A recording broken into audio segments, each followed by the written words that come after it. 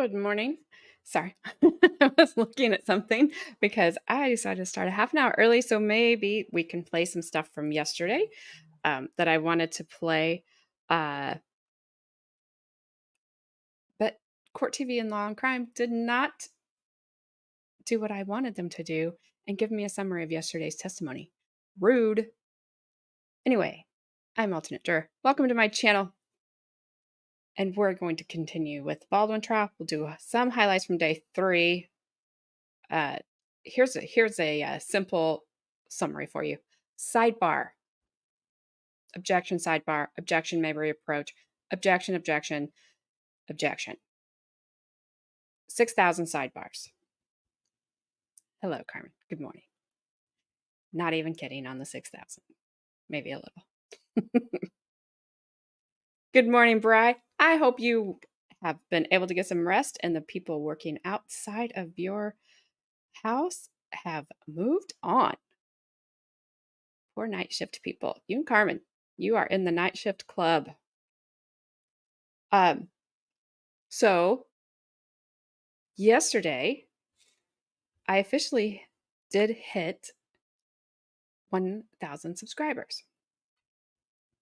And I got the emails, I got everything. So, yeah, we did it twice.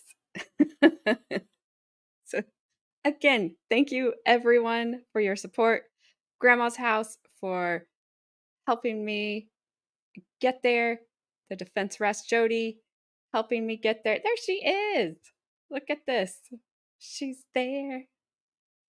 Good morning. Good evening, Jody. Thank you. Thank you, Bri. Thank you, Jody. Thank you, everyone. Seriously, for all your help and getting me there. I cannot do this without you. I said this the other day, and I mean it with all my heart. Absolutely, 100%. Funny thing is, I went to check this morning, and I'm at 993. I was like, forget it. Oh, in full transparency, not domestic violence, drug user, or anything else. This is what happens when they try to start IVs in my arm. My veins do not like needles and they run away. So, sorry. I didn't want anybody like catch that and be like, oh my gosh, what happened? My infusion happened yesterday and that's my normal when I leave my infusion. That's me. So nothing nefarious, nothing that you need to be worried about. It's just me. It's just that's my veins. That's actually pretty slight one compared to what I left with last time. The last one I left with, I wore jackets and long sleeves. I didn't show you guys, but it took almost 2 months for it to go away. So apparently the monetization is on, I guess. So I don't know. Good morning, Gabby. You got hit with an ad? Sorry. Oh no, George. I wish. But no. Just needles. Just needles. Yes, that is very, very mild, Carmen. The last one was on this arm and it like took up it and it also honestly looked like somebody had grabbed my arm. It was so bad. I think yesterday I only went through 2 nurses trying to start it. And the bad thing was when she got this in, she forgot to draw my labs. So she tried to, and that's what made this happen, I think. She was injecting saline and she kept pressing on it. And then when I left, I felt like I'd been stung by a bee. I've got a little knot there. So I'm like, is that saline just going in my arm there, lady? Well, I may have to try some. I don't have any of that though. But I may try some. But yeah, it's always an adventure. I think the most I've had is 5 nurses try to start my infusion. One nurse, after he got it started, he literally stepped back in the hallway and did a dance. He went I left there looking like a rainbow. I had every different colored gauze tape uh, all over the place. So, anyway, that's my story. I'm sticking to it. And anyway, everybody knows it's I walk in and I think the nurses scatter. They're like, "Nope. I don't want to touch her. Don't want her. She sucks." Good morning, Christine. How you doing? All right, you guys. So, yesterday was like 9 hours of not a lot. There was a lot. We're going to hit some highlights because the defense started the cross-examination of the CSI agent. Um what's her name? Popple? Popple. Um see, and that's what sorry, I got distracted. That's what this woman was trying not to do because she didn't want to have to worry about starting another IV. So she drew out of my hand, which is fine. I get IVs in my hands all the time because that's generally their go-to place. Um, but yeah, so she didn't want to blow it. But to me, I'm like, you kind of blew it. You kind of blew it. Good morning, Adair. How you doing? Oh, yeah. Jody, you, I've had them in my hands. I've had them. I hate them in my wrist. I don't like them here. They've done here. They just obviously here. They go wherever they can go. Like, and I don't even care. Like, just it takes a half an hour for my infusion to go through there. Just get it in. Carmen's like, highlights, shut up. Anyway, so highlights of yesterday morning. We're gonna play one because it was funny. Um, they were 45 minutes before they started uh Evercourt, and then it started with the sidebar. They had what I tell you. I said yesterday in Discord, like 6 sidebars right off the bat. Then the defense attorney starts going to he's cross-examining the CS. I don't. She's an agent. She's not. So she's a crime scene eh, technician. I think is her technical name. Um, so he starts cross-examining her. He, I believe, cross-examines her for like 5 hours. We are not watching all of that, but there were some important parts in there to me, maybe not to you. I was hoping that Court TV or Law and Crime would catch it and then just put it in a, you know, a little section there. Um, but they didn't. Thanks, Vinny. Uh, so I want to watch a little bit of this, and then that way we can um, fast forward. Like, sorry, my glasses are crooked. Fast forward through lunch, the breaks, whatever. Hopefully, they don't go that long today. There was just a ton of breaks. There's a thing on Court TV that said that Alec Baldwin got up and left when the prosecutor was accusing him of lying. I didn't. I watched it. I didn't see it that way. The jury wasn't in the room. They were doing some motion hearings. He leaned over and he talked to the bald attorney, for lack of a better way to put it, said something to him, and then he got up and walked out. The lead defense attorney looked around a little nervous, like, what is happening? They go up to the judge. He comes back in. I think the investigator on the state side went out. Um, and he, or she, sorry, she's a woman. She comes back in. He comes back in. He has a drink in his hand. I don't think there's anything wrong. Honestly, they came back from lunch, I believe, right before that. I'm thinking the dude had to go to the bathroom. If you want my honest opinion, I think lunch didn't set well with them and he just needed to use the restroom. I don't think there wasn't anything. And you all know I don't want to defend this guy. I don't.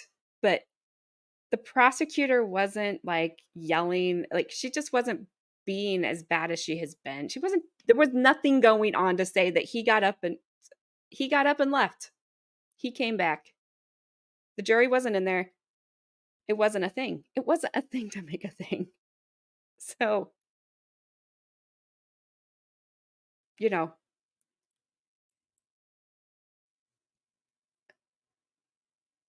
I don't know that there. I don't know. I mean, the not that I would want to, Adair, and I know that's going to make you upset. If he's convicted, he's facing a maximum of 18 months. He's facing the same thing as Hannah Gutierrez Reed is serving right now. It's not long prison sentence. I wouldn't want to do 18 months, but I'd rather do 18 months than 18 years. So, but that was one thing that happened yesterday. If we get caught up and need to fill a break in, there's the firearm expert from Italy testified. And the highlight that I saw from him basically was that he testified that you do have to pull the trigger for that firearm to go off. However, this the defense here, he may have changed. He changed my mind yesterday on if Alec Baldwin had checked that firearm, even if he had, with some of this testimony that he's going to get out of this this crime scene technician. I don't know that it would have mattered. I don't know. I I don't know that anybody would have been able to tell. So it absolutely. I thought about you, Adair, because I'm like, Adair's going to explode when he hears me say that. So don't explode, Adair. But it was important to me what she said. So we're going to listen to quite a not 5 hours worth. I think it's like don't worry, it won't be 2 hours or 3 hours worth because there's a gazillion sidebars in here. But so we're just going to listen to him start his cross examination, and we'll see if you got. I'm not going to tell you what part made me kind of go, We'll see what you guys think because I don't want to taint your. And I can't believe I just said that with this crowd.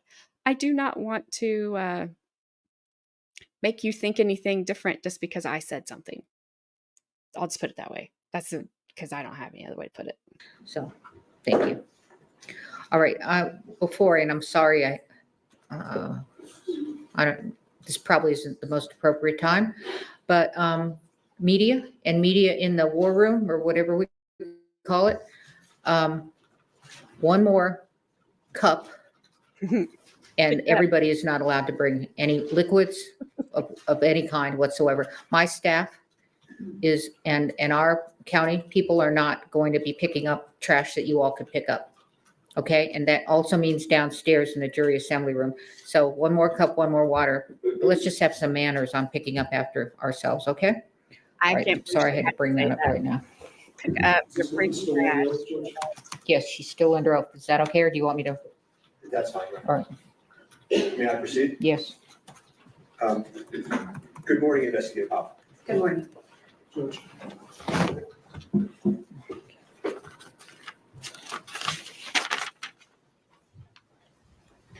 All right, why don't we look at these now? Okay. Sidebar. Take it. I thought I went past them all. Are you keeping track? Yep. Sorry. This is what I've been doing all morning. And yesterday I was like trying to get past all these stupid sidebars. Oh, woman here in the back, sister. That she's a Baldwin. So I don't know if she's older sister, younger sister. Also, the Court TV chat is quite thirsty for Mrs. Baldwin there, and him, and Mr. Baldwin. I was reading their chat yesterday. I was like, get a freaking drink of water.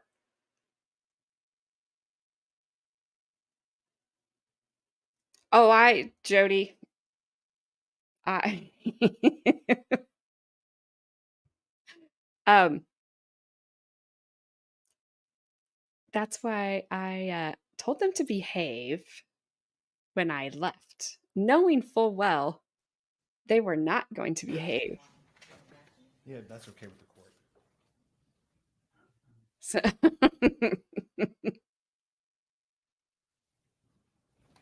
so I knew. I knew they weren't going to behave. Yep, Good morning they again. don't know who that is.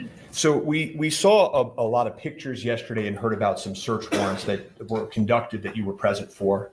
And I'd like to sort of divide what we do this morning into sort of two categories, the firearm and the ammunition. Does that make sense? Yes. Okay. As to the firearm, I think where you left off yesterday is ultimately that firearm was destroyed in the test pit. Fair?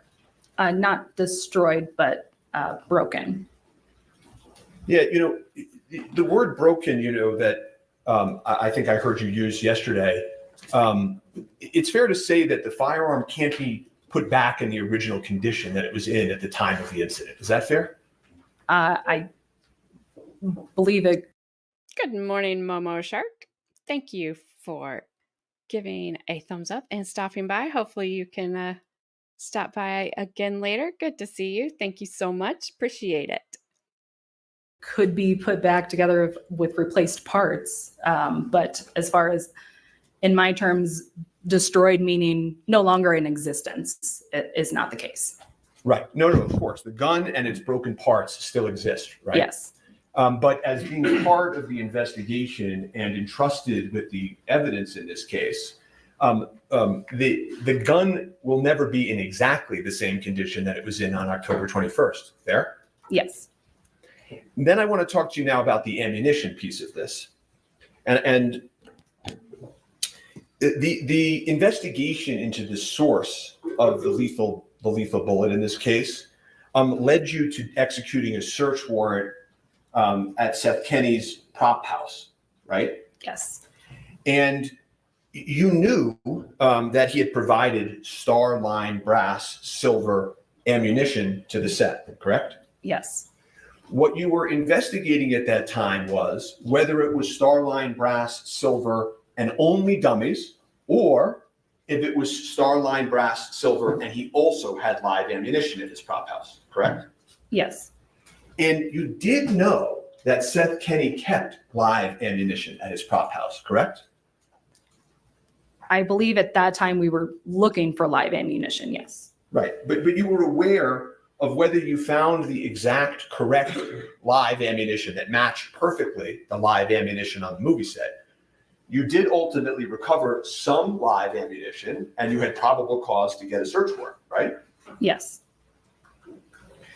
And did that concern you that at a prop house that's sending out ammunition for movie sets, that there was both live ammunition and dummy rounds? Yes. So I want to take a step back for a second. When you go out to collect evidence on a day like October 21st, 2021, you bring with you your Nikon camera, right? Yes. You have gloves with you, right? Yes. And in a perfect world, you're trying to get to the evidence and the state of the evidence as quickly as possible. Fair? Yes. And so you did respond to this scene, and the first item that you collected that ended up broken was the prop gun, right? Yes. And when you got there, you knew that someone had touched it without gloves on, right? Yes. You knew that when somebody collected it, they didn't take a photo, right? Yes.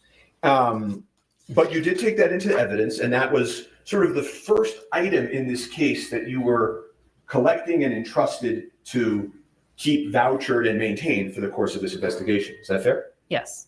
And it was a critical piece of evidence. Isn't that true? Yes. And so as you continue after that moment into the scene, you're looking for additional evidence. Fair? Yes. And physical evidence is critical evidence in an investigation, right?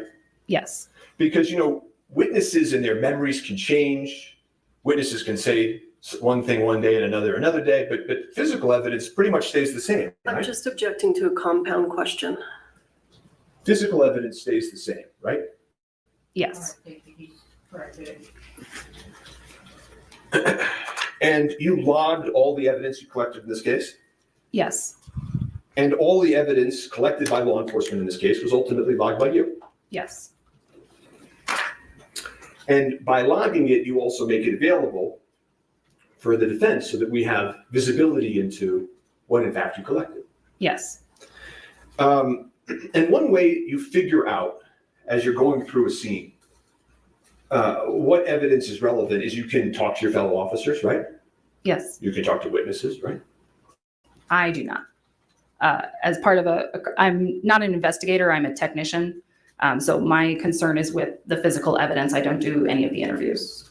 No, I know you don't do formal interviews, but in this case, you did talk to Seth Kennedy, right? You're not forbidden to speak to somebody who's at a scene. No, I do believe we had some casual conversations, yes. Well, but there are times where a witness could say in your presence, hey, that glove is very important. And they would say it to you and Corporal Hancock, and you I would know. object to the hypothetical. Overruled. As I was saying, you and Corporal Hancock could be at a scene, Every time I and hear somebody could say, hey, that glove was used.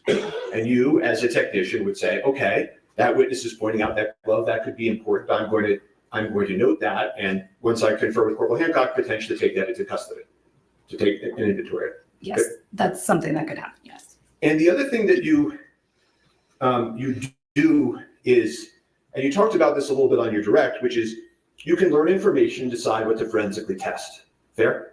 Yes. So in this case, for example, Mr. Baldwin's clothes had red on them and you tested it for blood, right? Yes. And it turned out it was movie set blood, right? Yes. Meaning it wasn't actually blood. Correct. Right?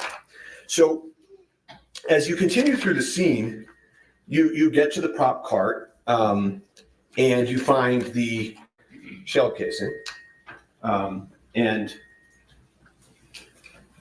I thought this was on just a moment ago. All right, Joe, come on, we need to fix something.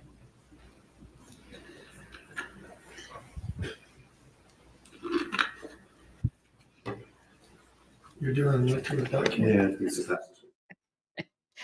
yes. And she's still asking questions. We're not watching her redirect. I'm just saying that right now.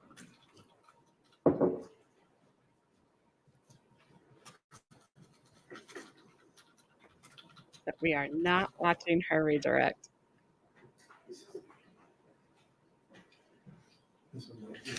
This in the way.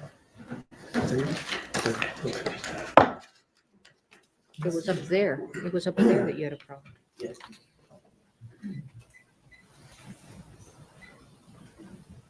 And I'm putting State's Exhibit 29. I'm just a minute, Mr. Spiro. I'm wondering if Oh. you're trying to figure this out right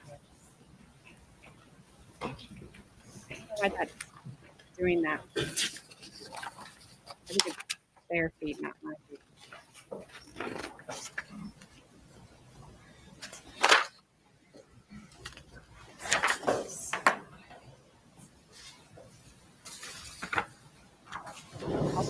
Being the prosecutor color coordinate, his yellow tie, her yellow jacket. Doubt it. I think there's a love lost between those two.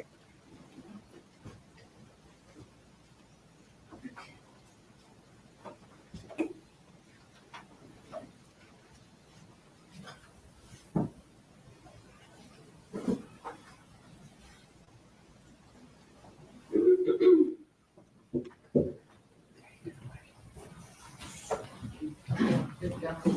Thank you very much. Thank you both. Thanks, Ronnie. Appreciate it. It's great to see And you. I'm showing you Exhibit 29. And I'll, in a moment, I'll show you Exhibit 28. And this is the shell casing that you recovered in this case that housed the lethal projectile, correct? Yes. And so, and in fact, you were able to then recover the actual bullet piece of the ammunition because you learned from Mr. Baldwin that it was at the hospital with Mr. Souza, right? Yes. And so you were then able to go to the hospital, and we heard from that officer, and collect the other piece of the ammunition, correct? Yes. And that's an example, right, of learning something from a witness and making a decision based on it, right? Yes. Okay. And as to the prop gun, because you learned from Mr. Baldwin that he just manipulated the hammer, you didn't test the trigger of the firearm, correct? I'm sorry. You're asking if I myself tested the. Trigger, yeah. I'm not qualified to do that, so it was not completed by myself. Well, fair to say that because you learned that from Mr. Baldwin, it impacted the way that you evaluated the evidence in this I case. object to the form of question. Can we approach? Sure. Because we've not had enough sidebars. I was like, what is that? It's my ear thing. There's a really long sidebar in here somewhere. It's ridiculous.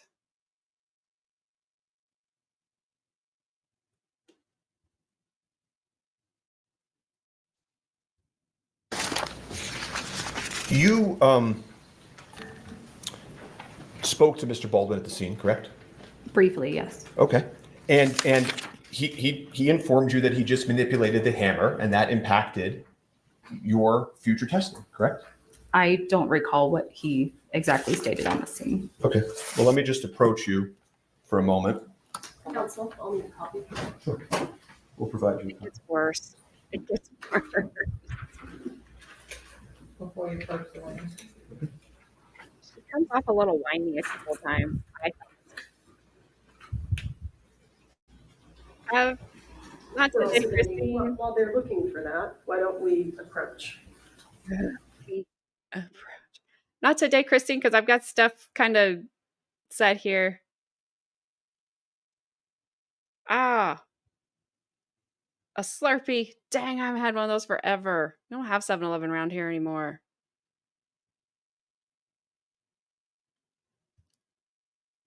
Thank you, Christine, for being a member for 2 months. If you guys don't know where to find that, it's on the $sign. So if you've been a member for 2 months or more, then you can, if you hit the $sign, that will let you put up a banner like that. It took me forever to find it. That's why I'm telling you.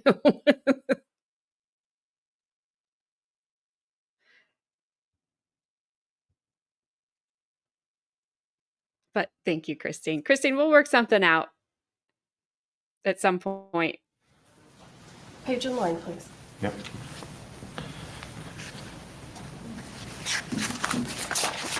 Hello, Bob.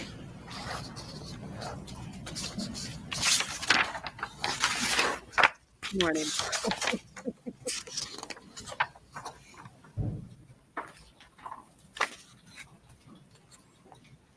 I'm glad your power is still on because you weren't sure how long it was going to stay on last night. Excellent.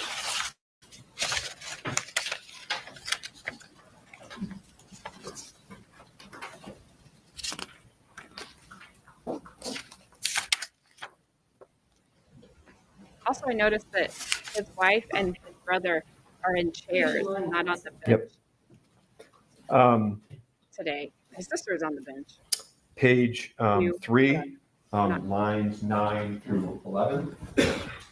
And I'm showing the witness. Does this, and as you can see from up here, this is a lapel camera from 1021, a lapel recording from. And do you see this answer here? Hey, she's in chat, Ronnie. She's I guess I see it. And so, does that refresh your recollection that Mr. Baldwin told you that he cocked the gun? I don't recall that conversation. Okay. But you don't dispute that it happened? No, I don't dispute it. I just don't recall it. So did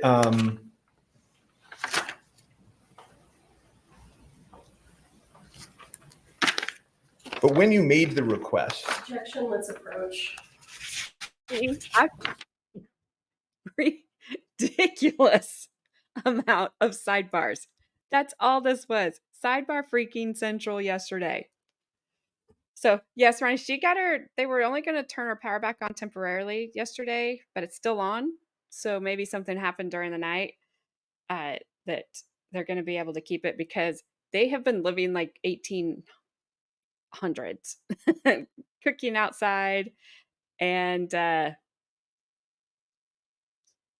hot. I know you know it's hot there, dangerously hot. So they got their water back. Everything is good as of right now. So it's like don't anybody move. Don't touch anything. So, yes, thank you for asking. I appreciate it. I wonder if this is the long one. Don't even say, nope.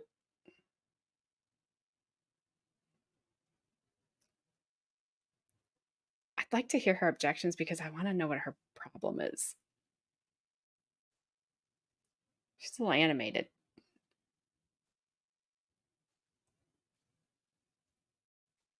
I think the judge gets a little irritated with all their stuff, but I think the irritation went Just to go back and to the spent shell casing for a moment, was the spent shell casing collected from inside of the church or on the cart?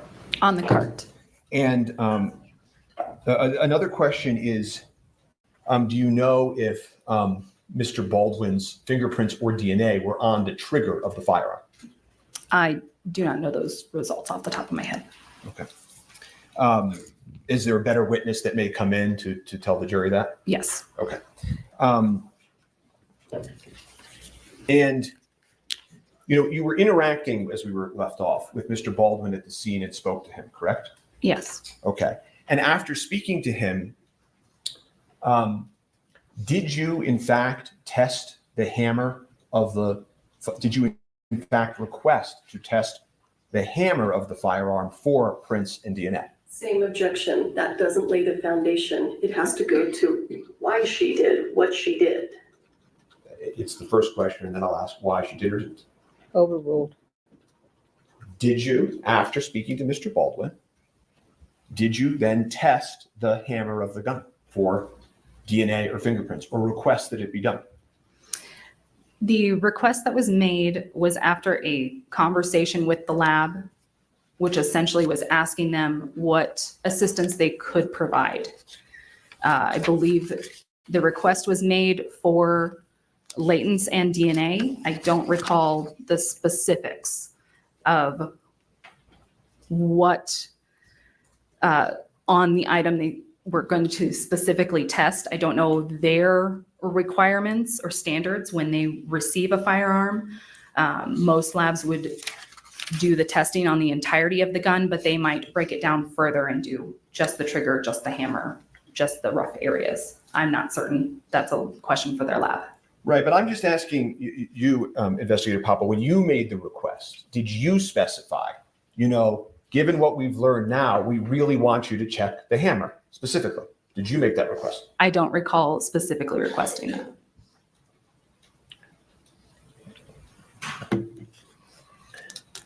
And when you got to the prop cart,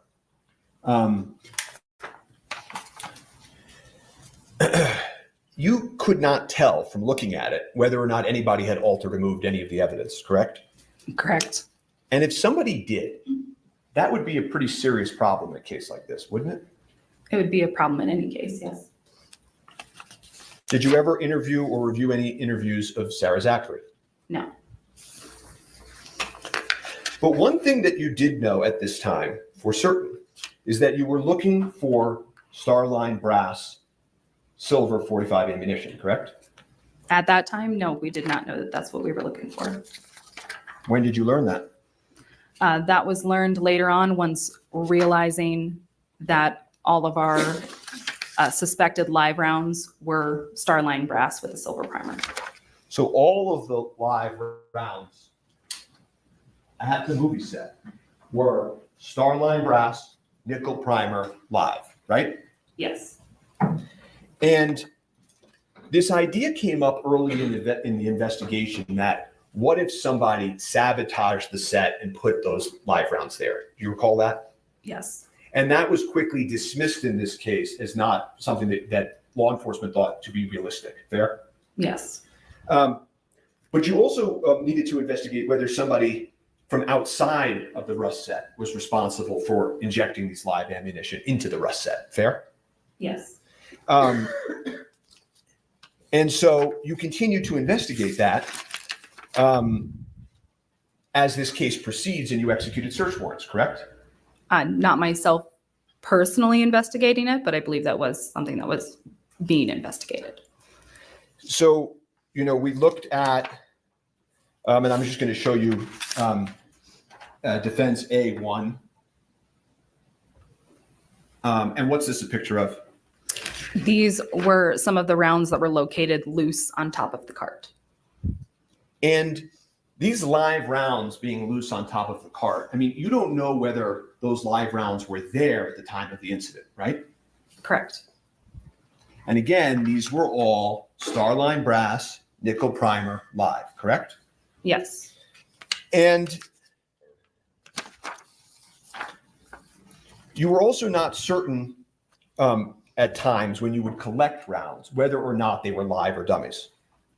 correct. Some rounds you submitted to the FBI to process to figure that out. Yes. And if we could look at State's Exhibit 27, can you tell me what that is? This is a photograph of the silver primers on the 2 rounds that were later discovered to be live that were on the top of the cart.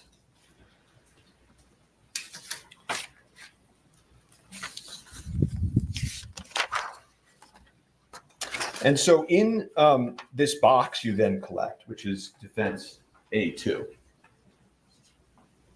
Right, what was your understanding of this box?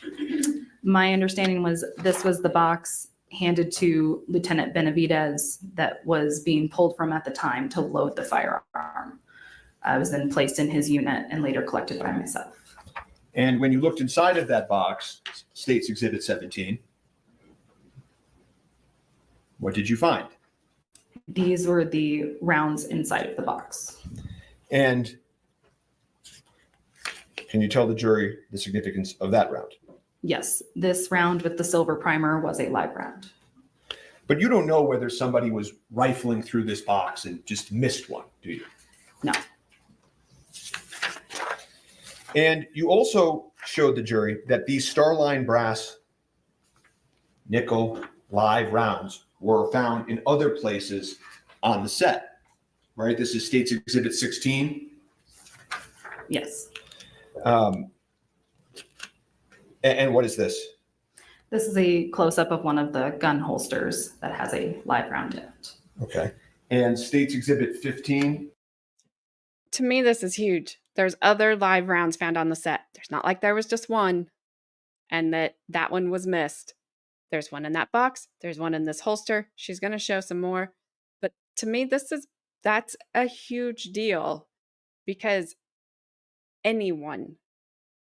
obviously nobody caught it. And he's going somewhere with this. Trust me on it. I know it's a little dry right at the moment, but he is going somewhere with this. He's going to get us there. I promise.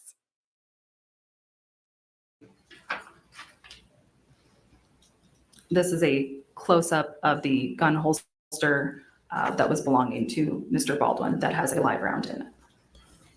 And was then 15 this is 15. Was 16 the one that was the other actor, Jason Eccles? Yes. Okay.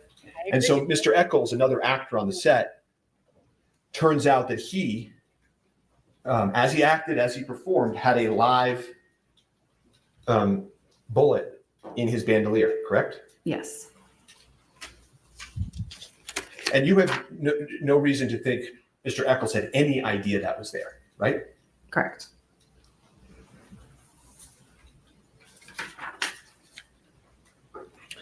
Your working theory, as you evaluated the ammunition and looked at the similarity between the Starline nickel live and the Starline nickel dummies, is that they could have been easily commingled. Fair?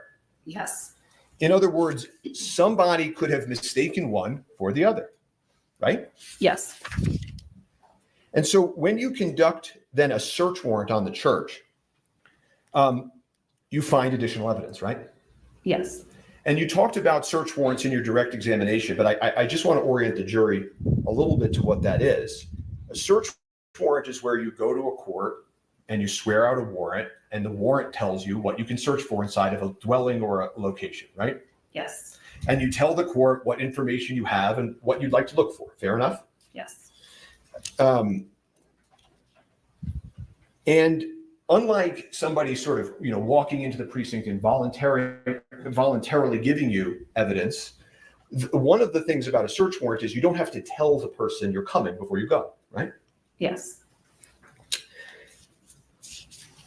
So as you're going into execute the search warrant on the church, and the warrants in this case, you did discuss that with Corporal Hancock, correct?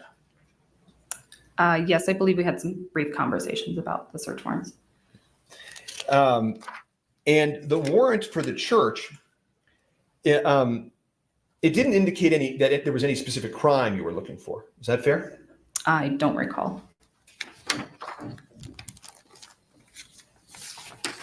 And so when you went inside of the church, you were looking for evidence, right?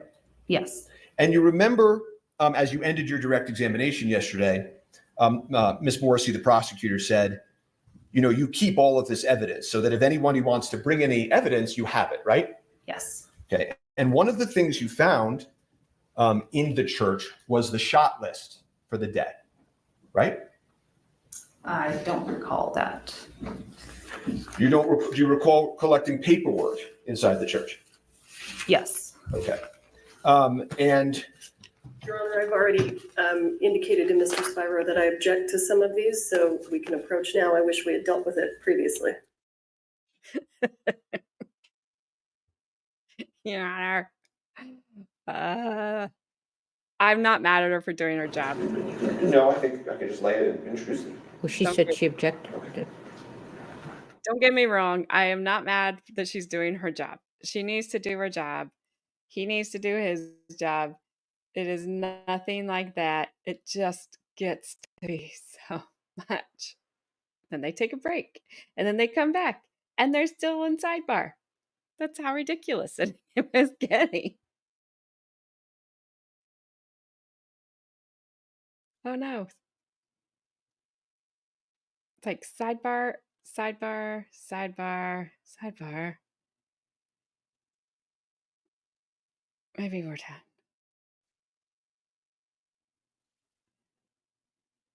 Why his wife is intense. She's making a list. She's like, who's on my list? Is it going to be an unalive list? Torture list? Make you watch our new reality show list?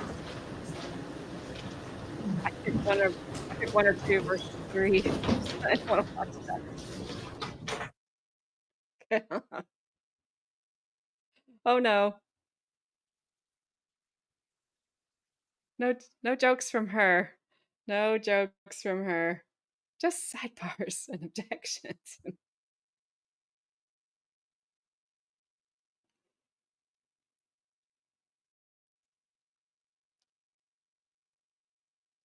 Yeah, they're just not going to know that ever, Adair.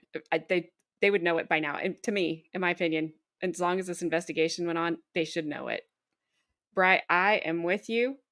It makes me wonder too, why are they objecting so much? And it just continues. It's like, just, what are you hiding? What don't you want to see? And again, I know they need to do their jobs. Zero issue with doing their jobs. Sorry, I thought I got us past this. Maybe there was another one I didn't know about.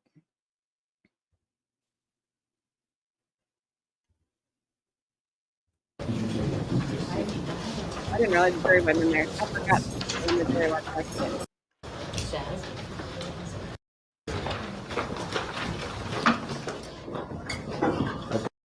Still good morning.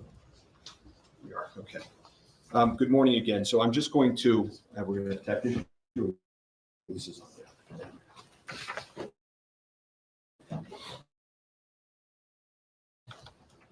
Okay. We left off, So he's not publishing it. I'm just telling him he's gonna publish it. Right. Well, you have to get permission. okay, so I'm now moving for admission for A3 and A11. I think he needs to, I'm sorry, I think he needs to go ahead and lay the foundation. I'm waiting for the foundation. As you stated on direct, and we're just going to put up states 21. If I can publish that, it's an evidence.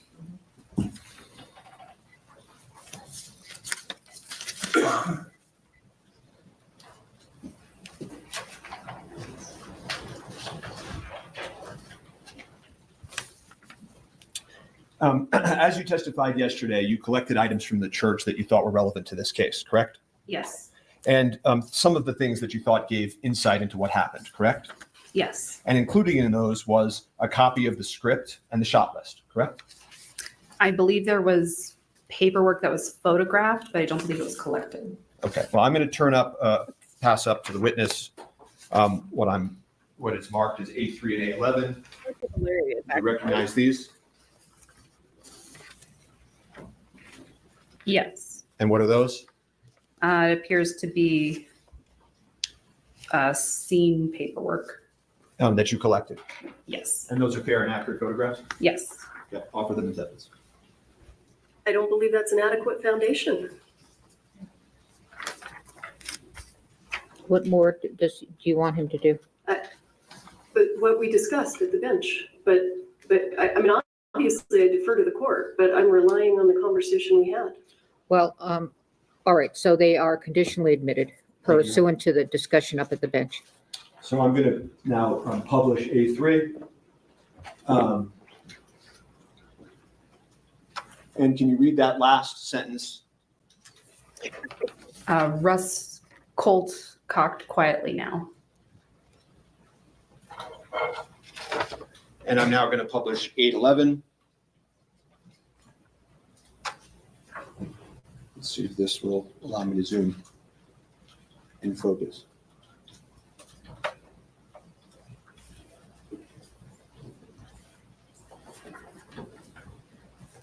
Can you read that, or does it not focus right? I cannot read that. Okay, I apologize.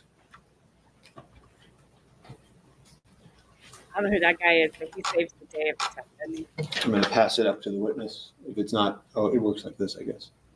No, it doesn't. So it's supposed to focus on its own. It's supposed to autofocus, so this is not my fault. Just investigate. Okay, permission to approach.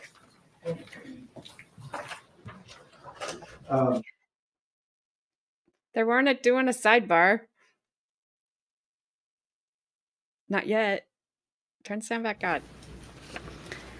Macro on hammer as thumb cocks it. And then line 6 is frontal slow push in on rust, his hat down, motionless. Thank you. And you found and photographed these documents in the church in the vicinity of where Ms. Hutchins fell, correct? I believe the first photograph, the first paper was, I don't recall where the second paper was located. And if we look at states 21,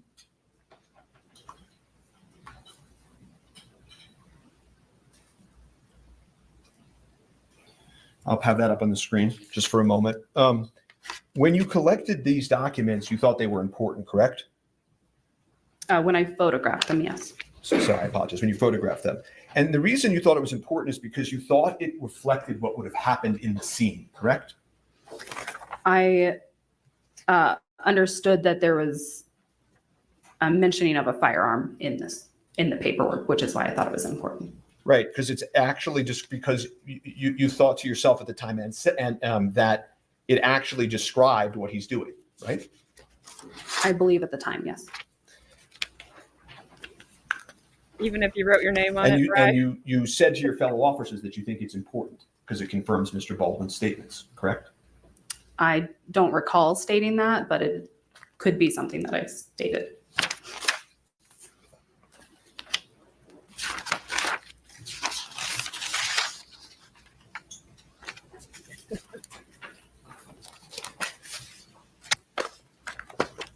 And you indicated that you thought it was hers, meaning Ms. Hutchins' paperwork, correct? I believe that one of those papers does have her name on it, which is why I thought it was hers. Right. And the other paper that you already testified to, A3, was found around where she fell, correct? Yes. And it contains the shot list and the script for that day, correct? I don't know Objection, exactly. Foundation, sorry. You're proud. So you have laid Did the you- foundation? Yeah. Did you believe at the time that what you were looking at may have reflected things that were supposed to occur in the church? Yes. You also recovered Ms. Hutchins' cell phone, correct? At a later date, I believe. And that was sent to Byron French and the investigation division to extract the cell phone results eventually, correct? I believe so, yes. Now, you tried to find video recording in the church, correct? Yes. But the video cameras for the scene in question did not record that day, so you were not able to find that. Fair? They recorded a portion of that day. There was a recording that was recovered. And you didn't find any live ammunition in the church? Yes, there was one live round located inside the church. There was, okay. And where was that found? That was in Mr. Baldwin's holster. Right, so, right, the bandolier that we were talking about before? Yes. Okay. And you have no reason to think that Mr. Baldwin had any idea that was there, right? Correct. At that scene, and at this time in the investigation, Detective Kano was in charge, correct? Yes, I believe so. So while you're now then leaving the church, and we're going to move on, okay, you have to figure out how ammunition works on a movie set, right? Yes. That wasn't something that you were familiar with before the incident in question, right? Correct. And you sort of became the subject matter expert on that topic, right? Yes, I'd say so. Right. I mean, you were For the called sheriff's into, office. for the sheriff's office, right? But also you'd be called into meetings with Corporal Hancock and the prosecutors and try to educate them on those topics. Isn't that fair? Yes. Okay. I mean, you weren't running the case, were you? No. But you were there to assist not only with the evidence, but to be a specialist on this sort of unique topic. Fair? Yes. And again, you said this on direct, but I think it got a little confusing perhaps. But there are never supposed to be live ammunition on a movie set. That is, You need to report that. I think, what are we thinking? Do you think that was picking up? sorry if you have your, but Okay, go ahead. Yours is on though, right? Yes. Okay. Thank you. You understood that there should never be live ammunition on a movie set, right? Yes. And the one type of ammunition that occurs on movie sets is blanks, and those are the ones that just go poof, right? Correct. Okay, and I'm just showing you 812 that's in evidence, right? And those have a crimped top, right? Yes. Okay, as opposed to dummy rounds, right? I'm showing you 811 that's in evidence, right? Which look like real bullets, right? Correct. And there were different types of dummy rounds, as I think you said on direct. But you can't tell necessarily that a dummy round is a dummy round just by looking at it. Not always, no. Some dummy rounds have. all right. This is where this, to me, is important testimony. I'm curious if you guys have heard it. Sorry. If you haven't, I'm curious. Well, even if you have, I'm curious what your thoughts are on it once he gets through it. But this was important testimony to me. I'll back it up just that 10 seconds. Types of dummy rounds, as I think you said on direct. But you can't tell necessarily that a dummy round is a dummy round just by looking at it. Not always, no. Some dummy rounds have holes in them, right? Yes. Others have their primers removed. Yes. Some of them do not have holes in the side or their primers removed. Correct. Some of them don't make a noise when they're shaken, called Denex rounds, Yes. And some dummy rounds look exactly like live rounds, correct? Yes. And those look exactly like live ammunition, fair? Yes. And those type of exact replica dummy rounds were on the set of Rust, right? Yes. That's not good. And those were Seth Kenny's dummy rounds, right? Yes. And in terms of identifying dummy rounds by shaking them, right, which is something you talked about on direct, some of them are louder than others, right? Yes. Some of them have one BB, two BBs in them, or three BBs in them, right? Yes. Sometimes if you shake a bullet, you can hear the powder, or because of oxidation, you can hear things inside of a bullet when you shake it, right? Yes. And depending on the setting of something would impact the person's ability to hear it. Isn't that fair? Yes. So, right, if I shook a dummy round right now in a courtroom in front of a microphone, right, it would probably be, you would be able to hear it. Would you agree? Yes. But if people are all moving around in a movie set, you don't know that everybody would be able to hear it. Isn't that fair? Not everyone, no. And some dummy rounds don't shake at all. Isn't that also true? Yes. The only way to determine definitively is to send them to the FBI and to take apart the dummy round to figure out what the powder is inside of it, right? The powder inside of a dummy round? Yeah, Or the moving ball on. bearings? Well, the ball bearings versus the powder that could be in a live ammunition. Yes, Right? that would be the comparison, yes. And so one of the questions that I'm going to ask you is there different grades of gunpowder used in blanks versus live rounds? I do not know the answer to that question. Okay. And so as you proceed in this case, you are then executing the prop truck search at the scene of Rust, right? Yes. So about a week after the incident, approximately, you go back to the setting of Rust and you execute a search warrant on the truck that housed the prop cart that you found the shell casing on, right? Yes. And when you went to do that search warrant, it was light outside, right? Correct. And you were with your fellow officers, Hancock, Kano, Sergeant Zook was there, correct? Yes. And you had a good working relationship with all of these people, right? Yes. And Detective Hancock and Kano, signed off on what you collected as detectives involved in this, right? Yes. And Sergeant Zook, who was their supervisor, signed off as well. Fair? Yes.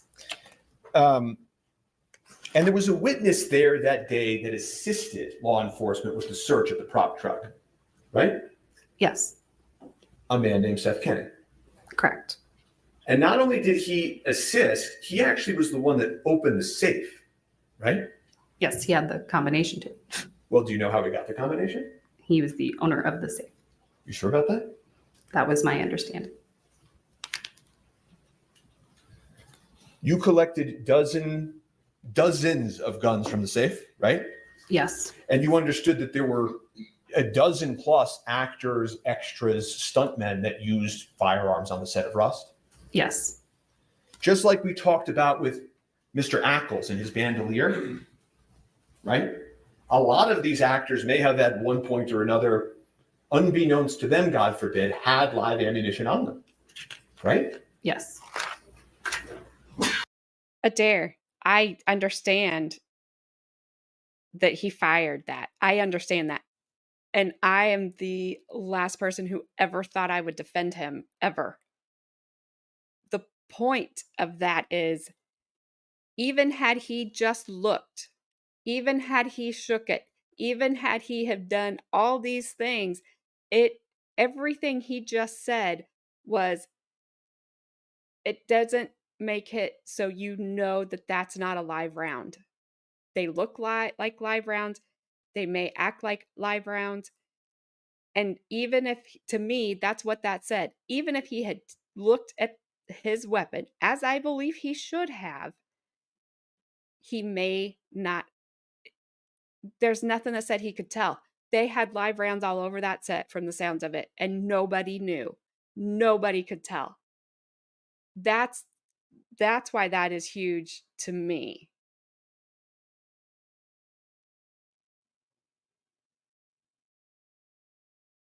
I don't hang on, Bob. So, because if he looks at it, if nobody knows, if this dude's got him in his holster or his bandolier or whatever that is, this guy and several people, like he just said, were on the set with live rounds in their weapons or holsters or whatever's, and nobody knew. Who is responsible? If you can't tell by looking at them, if you can't tell all the time by shaking them, if you can't tell, he just went through all the things that says, this is why. To me, he was saying, even if he had looked, he wouldn't have been able to tell. It puts doubt in there of, was he just the unlucky one? And she was the unlucky one. And again, I'm the last person to defend him. But if it wasn't him, and if it wasn't somebody that is like him that has this huge ego and can be such a not nice person, to put it nicely, would we even know the story? Or would have just been an accident on a movie set? So I don't know. I get it. I understand where you're at. I'm telling you, that shifted me a little because I can't just go, he should have checked and he would have seen that there was a live round in there, because that's not what happened. That's not what happened with anyone else that was on the set that had live rounds in their possession. That's why that shifted me. I'm more with you on who got those there, why were they there, and they're never gonna know. That person, whoever made that screw up, intentional, not intentional, whatever, never gonna know. Never gonna know. Yeah, Bob, I don't know what is going on. I get subs, I lose subs. I mean, my numbers, you guys can all be chatting over here and I can have 0 viewers registered. I don't know. I don't know.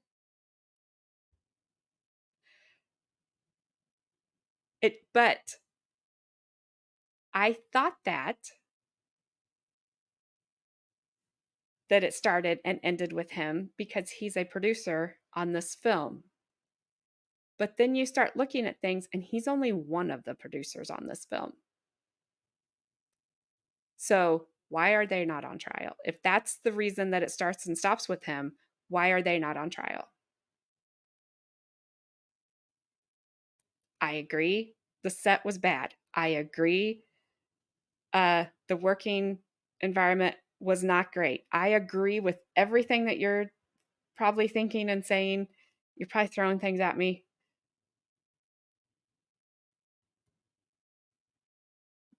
But I don't know. I don't know that I can just, where I started and where I am at this point, are not the same place. They're not the same. So if I'm already been shifted and it's the states, they're presenting the case, I don't know. I don't know where the jury is. I mean, everybody's doing their own, thinking about this. The state, if I was a juror, the state would be in trouble because he's already shifted my thinking.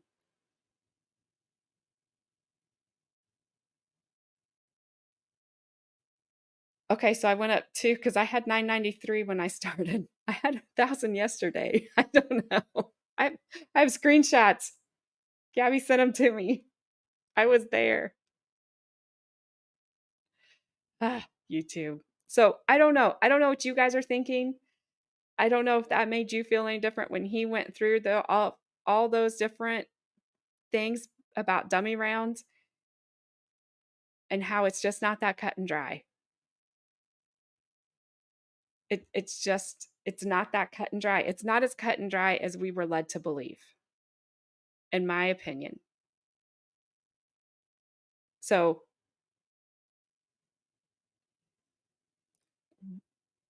I, does it lie with the Seth Kenny dude? I don't know. Like I don't know. We'll see how it all shakes out. Absolutely, George. Absolutely. They're one of my favorite part because I love cross-examination. And yes, got to be open to the evidence. You have to be. And I'll tell you, I didn't start that way. When we started this Monday, I did not. I was ready to hang him out to dry. And like I said, I struggle. I'm struggling because I'm not a fan of his, but that doesn't mean I can convict him because I'm not a fan. But I'm not a fan. He's a jerk. He knows he's a jerk. I mean, most jerks know they're jerks. So I don't know, but that's why I wanted you guys to hear this part because it changed me, shifted me to where I would not, at this point, if it stopped right here, I wouldn't convict him. Now, if the state can bring it back around, great. Just don't know that they can. This guy's good. This guy is a good attorney. And the prop truck, we can look at A13, was a little disorganized. I don't know if it's quite at the level of the cart, but it was a little disorganized, right? Yes. Okay, and we'll just show A14 for completeness.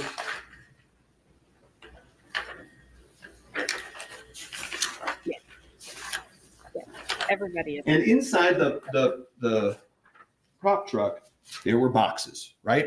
Yes. Boxes of ammunition. Correct. And these boxes are sort of, a lot of them are the same shape, make, model, white box, right? Yes. And I'm just going to show you 816, which is a close-up. And do you notice one box that looks a little different than the other boxes? Yes, there is. And which box is that? So you got this box, this right here, handwritten dummy rounds. All the rest of the other boxes are printed, stamped, whatever. Then this one sitting here, I think that's going to be a big deal. And Bri, I am with you absolutely 100%. This is the argument I had with my husband. It's in your hands. You are responsible to check it before you use it. Absolutely. However, yes, George, agree 100%. However, if what the defense attorney just got through doing, if he checked it, would he have been able to tell? That's where I'm at. Even if he had checked it, which I believe he should have 100%, would he have been able to tell? Because that defense attorney just got her, in my opinion, to admit, maybe not. And there's a high probability not. He would not have seen anything different. Because of this Starline brand, whatever, he's gonna keep going through. He's like I said, he is on a trail. That was a big part of the trail there. But he's not done with her. The box in the center, instead of it being stamped, it has handwritten in blue marker, dummy rounds 45 LC. Right, and I'll just blow up that, which is in State's Exhibit 19, right? Yes. And you don't know who wrote that writing on it, do you? Seth Kenny. And if we could look at A22, Can you tell us what that is? Out of context, no, I can't. Okay, well then we're going to look at A23. 100%. Can you move it up? Thank you. Sure. Okay. This is the rounds that were inside of that box with the styrofoam insert that were removed. Okay. And you see that they are Starline brass, nickel dummy rounds, right? Yes. And again, the difference between a Starline brass nickel-plated dummy round and a live round is effectively that one has powder inside and the other does not, right? Yes. And do you know where all the ones in this box went, the ones that are missing? I do not. So George, I would have agreed with that too, except for what he just went through and got her to admit. You can't shake him and tell all the time. You can't look at him and tell all the time. It was, he said, like, just even a visual of them is not always enough because live rounds never should be on the set ever. And he did get her to agree to that as well. So I don't know. I don't know how you clear him. Yeah, I don't. Is he guilty of not doing things right? Yep. Had he have done it right, would he have known? I don't know.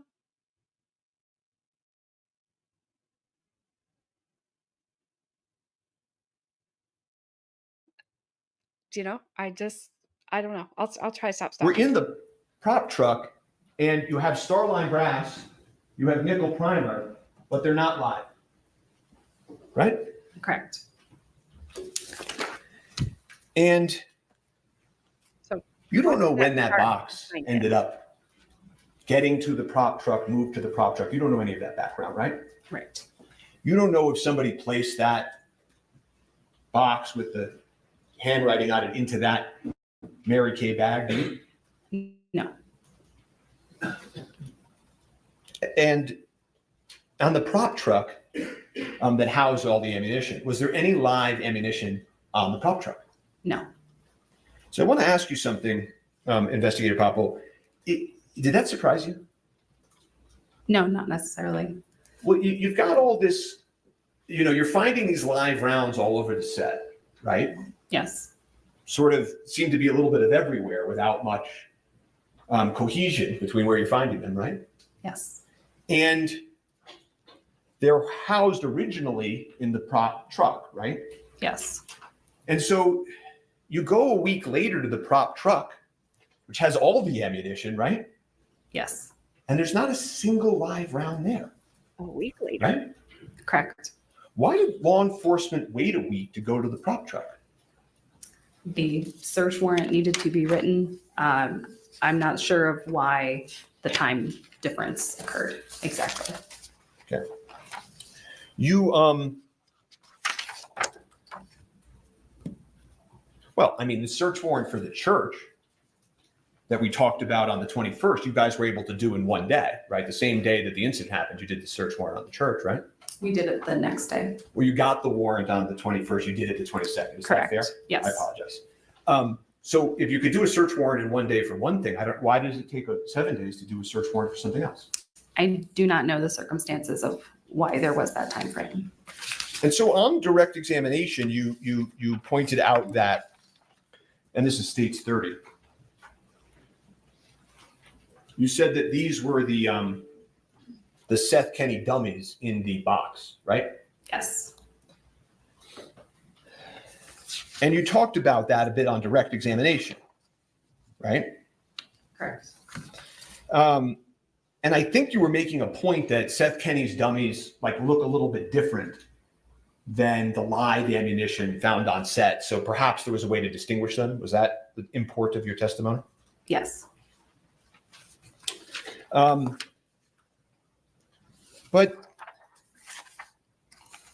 if you look at the picture of the Seth Kenny box as it's being opened, right? How many rounds are in there? So there are 17. So then how do you explain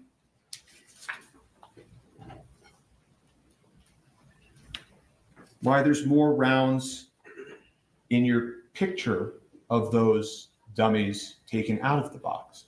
Oops. If I can refer to my report to refresh my memory. It's fine with me, Your Honor. Yes.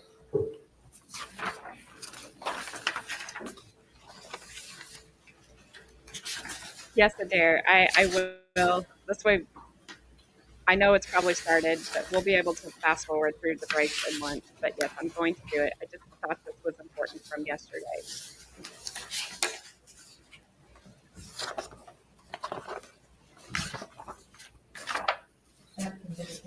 It is, Your Honor.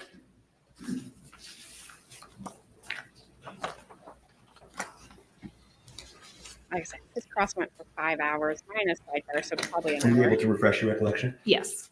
And do you have an explanation for that? Yes. So I apologize. The photo that was just up of the 22 rounds were actually removed from a bandolier that was located inside of the prop truck. Defense A26, right? Yes. And it has the exact number as the picture you showed the jury, right? Yes. Okay. And in fact, the real picture of the ammunition that comes out of Seth Kenny's box is this one, A27, right? Yes. And I saw you counting. I just wanted to make sure the number of rounds. Fair enough. No. I think that's a good way to. That's how I figured it out. That's the right one, though, right? Yes. And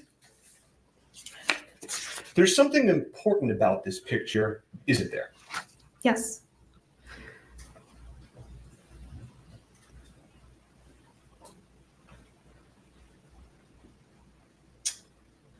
Doesn't that Seth Kenny round look exactly like the live round?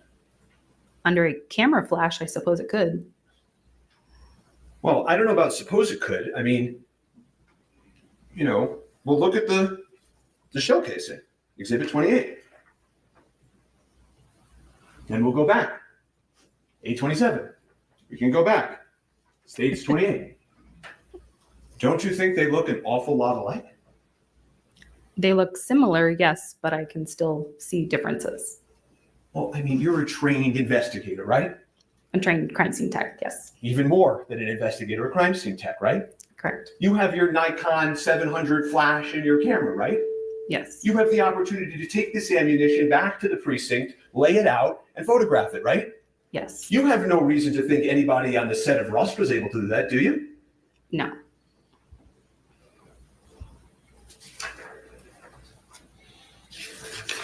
You turned in your report. In this investigation, Hancock signed off on it, correct? My supervisor signed off on my report. Sergeant Zook? At the time, yes. So we're still on the topic of the ammunition, and you and law enforcement were trying to figure out the source of the live ammunition, correct? Yes. In fact, it was incumbent upon you to try to find the source, because if there were people sending live ammunition to movie sets, that would be very dangerous condition, wouldn't it be? Yes. And as you were going about your search, Seth Kenny actually walked into the precinct one day and gave you ammunition, right? Yes. Okay, you remember that, right? I do. That was Did you think Mr. Kenny was being helpful? I believe so, yes. I mean, were you suspicious of all of that? That was not my place to be suspicious of him. I hadn't had much interaction with him. Yeah, I mean, it may not have been your place to, but I'm just asking you if after this point, Seth Kenny, comes knocking on the precinct and shows you all some rounds, whether or not that Asked and answered. I don't believe it was. Overruled. I'm just asking whether it's your place to be or not. I'm just asking, when the man showed up and just presented ammunition to the precinct, did that make you suspicious at all? No. Well, let me ask you this. I bet it didn't surprise you that he didn't turn in the exact matching lethal ammunition, did it? No, I wasn't surprised by that. Okay. And so what he turned in, and now you have your report there if you need to refresh, but he walks into the precinct, and this is Seth Kenny.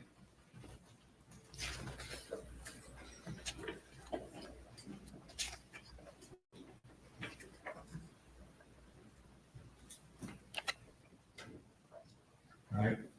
And he gives you two different types of shell casings or ammunition, right? He gives you Starline brass,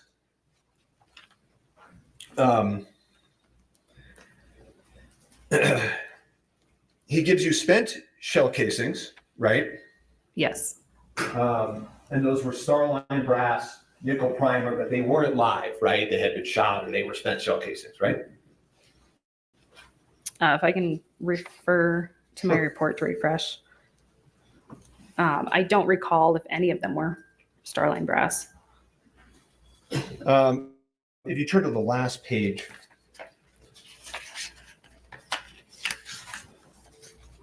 Is there a specific item number that you're referring to? Item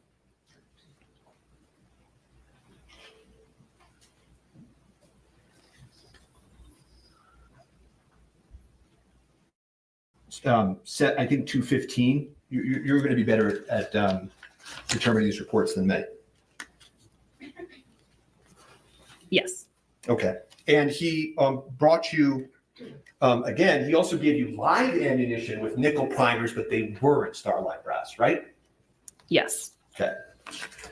So he just seems to have, he just missed sort of on what you were looking for, right? Yes. Because you were, Yeah, objection to the form of question. She doesn't know what Seth Kinney's motives are. No, I don't, I don't What he's, overruled.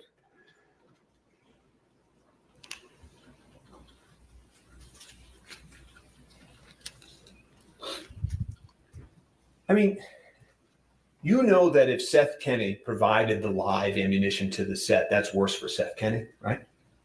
It's worse for whoever provided it. Yes. I agree. So, but as members of law enforcement, you all know that the person who provided that would have a motive to not be found. True? Yes.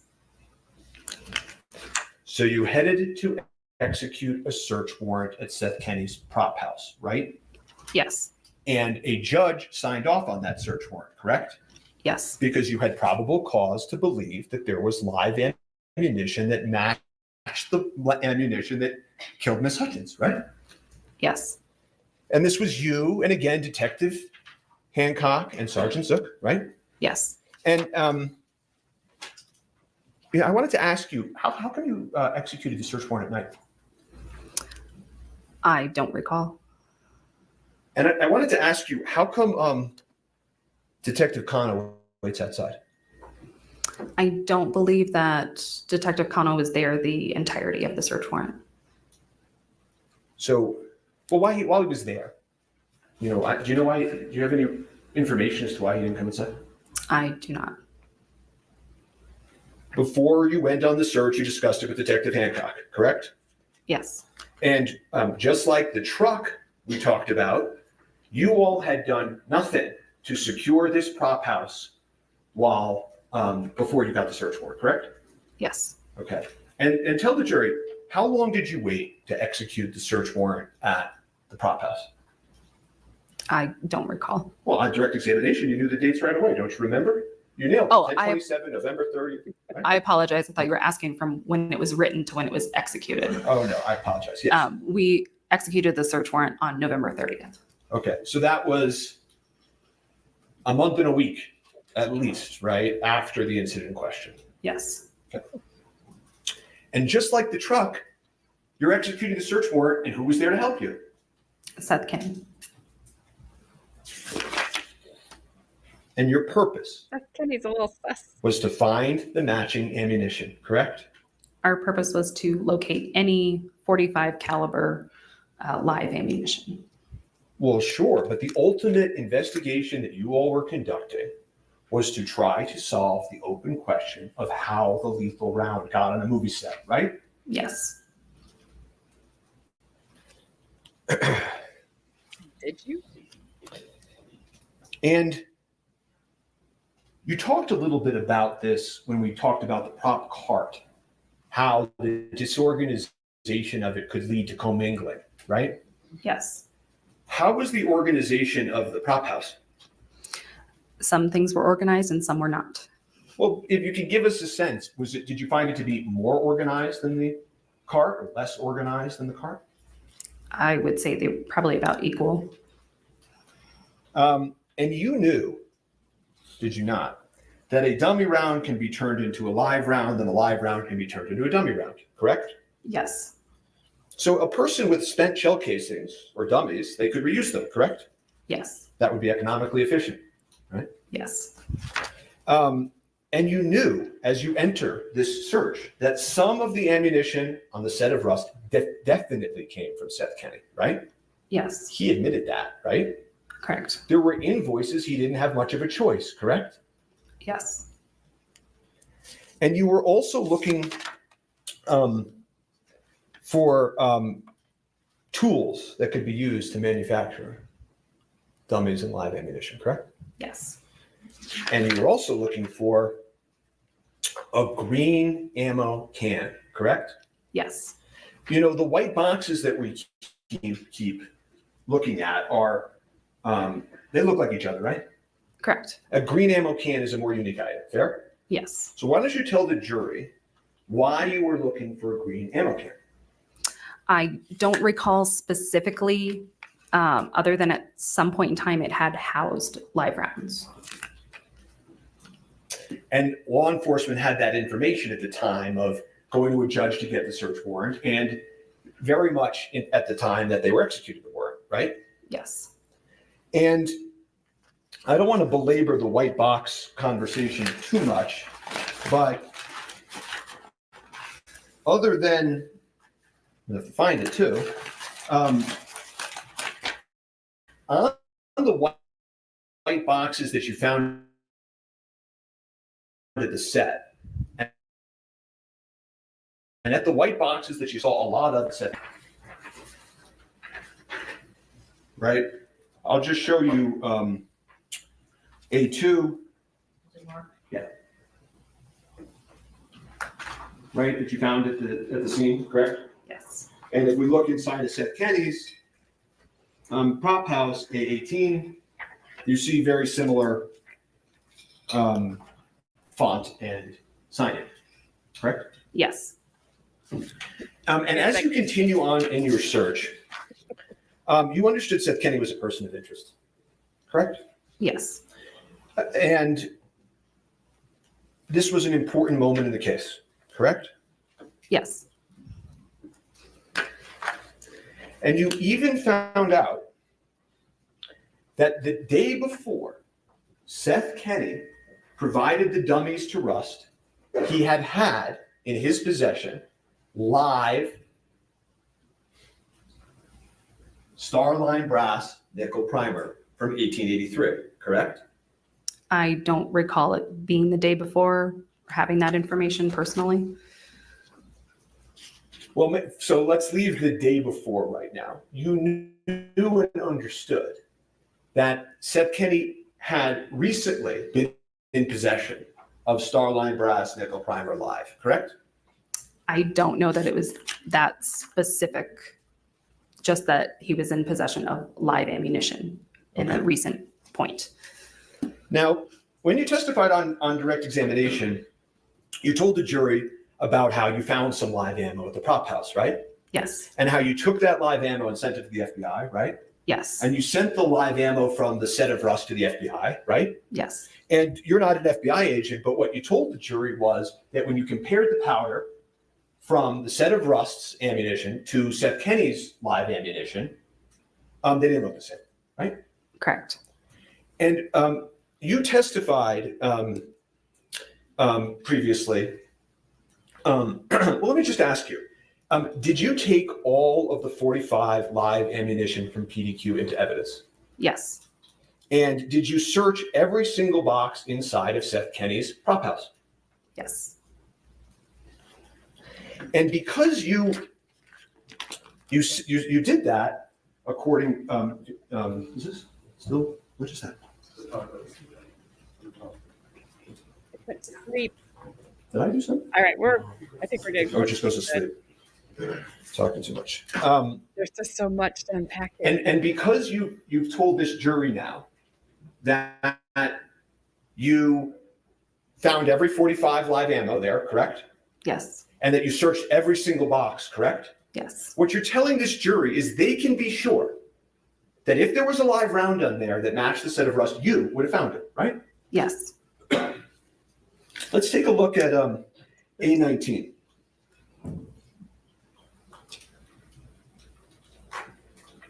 Is that one of the rooms inside of the prop house? Yes. You see those boxes packed all the way to the ceiling? Yes.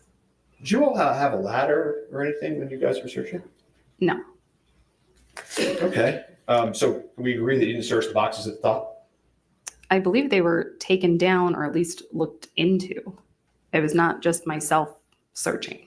Right. Well, we talked about it. It was Kana was outside. It was you and Hancock and Zook, right? Yes. Okay. So, I mean, tell the jury. I mean, did you or did you not search every single one of those boxes? We searched the entirety of the property. Yes. But what do you mean when you say that you searched the entirety of the property? I mean, if a box is opened and it is clear that there's no ammunition in it, meaning if I open a box and it's all clothing and I look at the bottom of the box and it's all clothing, then we're not going to dump the box out on the floor and continue to shake it until rounds that aren't in there fall out. But okay, sure. Were there any boxes like that? There were a multitude of boxes. Got it. So, are you telling this jury that you're on your oath that you searched every single box in this room? That's just all I want to know. Not me personally. Our team reasonably searched the warehouse. Okay, and I think we're getting closer to, when you say reasonably searched, what do you mean by that? I mean, how would you approach searching this kind of area? Well, I can tell you that law enforcement, I know from the movies. Okay. I'll move on. Just like, let's not argue. Well, why don't you tell me, what's a grid search? A grid search is usually conducted outside, where you would reasonably set up in a way that you could grid an area and then search each section. Okay, so yes. I see what oh yeah, I see what she did there. Also, if you need to hide ammo in New Mexico, put it in clothes.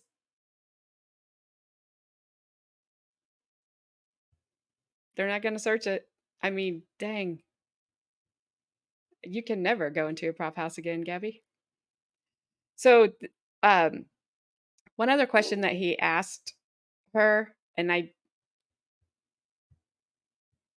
was trying to find, I was trying to listen and find just where they had taken clips from this, and they have a couple, but they didn't catch the ones where he was going through about how you can't tell dummy rounds from the live rounds. Um, he was talking about shaking the boxes of rounds and to tell if there were live rounds or dummy rounds, if they were all live rounds or dummy rounds in the box. And that's how they told on some of those, was by shaking the box and not by looking at the rounds. And he's already got her to say, you can't do that because you can't tell. That is not a, for a lack of a better word, surefire way to tell that you don't have a live round in there. So I don't know that they ever got all the live rounds. Seth Kenny is very not sure, obviously he's not on trial anywhere that I've heard of.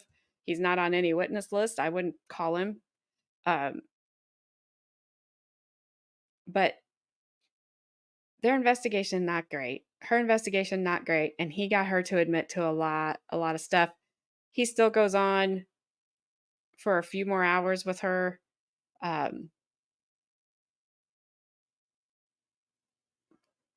that was the main thing.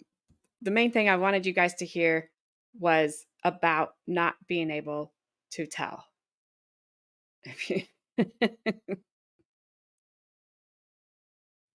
Yes.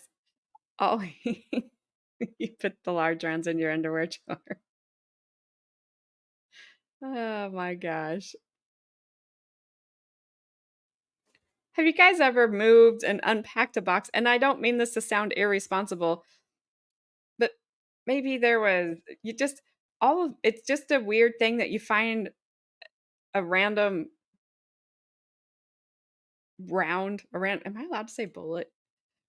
In a box somewhere. Like, I've been going through stuff at my mom and dad since my mom passed away, and it's like, why is there this random bullet in a box? But you wouldn't have, that would not have been a box that she would have checked just in what she just said, because it wasn't anything that would have led you to believe there was any rounds in there, because it was a ton of other miscellaneous stuff. So there's fault in that whole reasoning of, well, it's just clothes, is it? So then she's like, we reasonably searched it. Did you? I think you gave the jury some reasonable doubt. Not great, lady. So here's we're not like that super far behind. I know some people left and went to watch today's. Whoops. Let me make sure I got this boosted. I don't.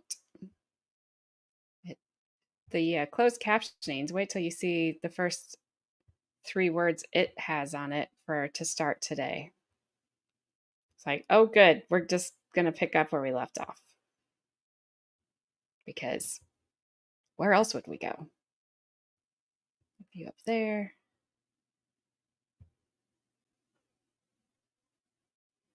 I don't know how you say his wife's name. Is it Hilaria? Can I just call her Hillary? But as George says, don't call her late for dinner. Let us argue. Do we have to?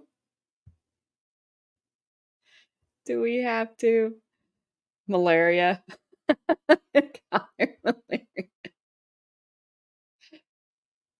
Yes, Bri. Great. Great point. Had no idea it was in there. Don't know why they didn't know it was in there, but they didn't know it was in there. They're in some huge trouble. Those countries don't put up with that crap. So if you're going, you better check every pocket in your suitcase. All right, so this is today, and I'm not sure what they're arguing about, but they need to argue, because why not? Let us argue. Your Honor, just very briefly, first, given the nature of this, can Corporal Hancock step out? Oh, yes, That's okay. I'm intending to take testimony from her. She can step out before you. sure.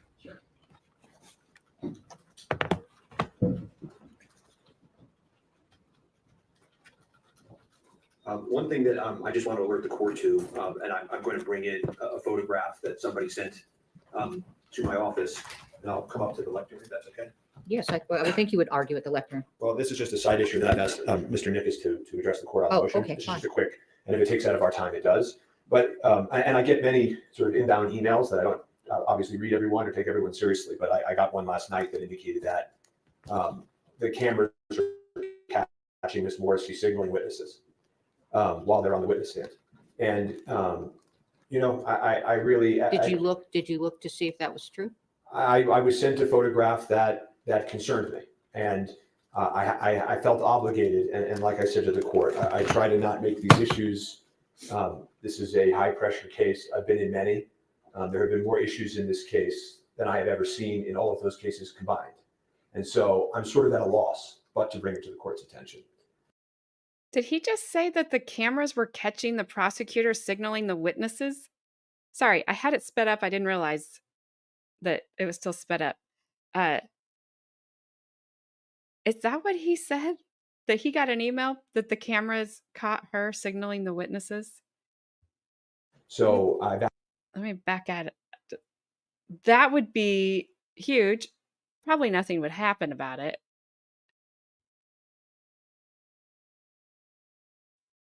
Oh, sorry, prosecutor or state defense dude. Mr. Nick is to address the court on the Oh, motion. okay, This is fine. just a quick, and if it takes out of our time, it does. But, and I get many sort of inbound emails that I don't obviously read everyone or take everyone seriously, but I got one last night that indicated that the cameras are catching Miss Morrissey signaling witnesses That's what he said. while they're on the witness stand. And, I really. Did you look to see if that was true? I was sent a photograph that concerned me, and I felt obligated. And like I said to the court, I try to not make these issues. This is a high pressure case. I've been in many. There have been more issues in this case than I have ever seen in all of those cases combined. And so I'm sort of at a loss, but to bring it to the court's attention. So I've asked them to print me the photograph that was sent to me. I can't just continue to give the benefit of the doubt on every single thing that's occurred in this case. I just can't. Wow. And so I'll be turning that into the court. And I would just say, at every turn of this, right, it's from the original case. It was, I understand and very much respect the court's rulings on everything, frankly. The grand jury, it survived, and there's no remedy. I get that. And, they destroyed the gun and we have that hearing and there's no remedy. And I get that. And it's just at a certain point, and the Brady just.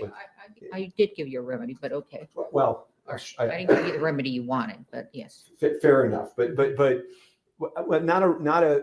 so one might say not a remedy given all of the circumstances that has a meaningful impact at this trial. And so, and then we had the Brady disclosures, and I could keep going, and I'm not going to because we have limited time. But there's just never been any. It's just, I don't know how much of it can happen with it. Okay, let's do this. Where's the picture? I'm having somebody print it. Okay, all right. I am aware of what you're saying, but look, first I have to see the picture, okay? Now, let's go to the arguments of this. Yes, sir. Okay, and then you can, show me what you're talking about. I don't know that she'd do anything. I mean, will she do anything? And I did get it, so thank you. You're welcome, Your Honor. Since we did submit the written briefing, I will try to be brief, but I think it'd be helpful to build out some of the facts so Your Honor has the chronology of how this happened and has the factual pieces to understand the severity of what's happened. Okay. So on November 1st, 2021, shortly after the Rust incident, Seth Kenny's on the... Just one moment. I need Faith to get me my notebook. Of course. My notebook. I brought it up yesterday. Might even be in my computer bag. Okay, I'm gonna go ahead. I'll take notes on this. All right, go ahead. I feel you, May I Judge. proceed, Your Honor? Yes. Thank you. So November 1st, 2021, Seth Kenny is on a phone call with Corporal Hancock.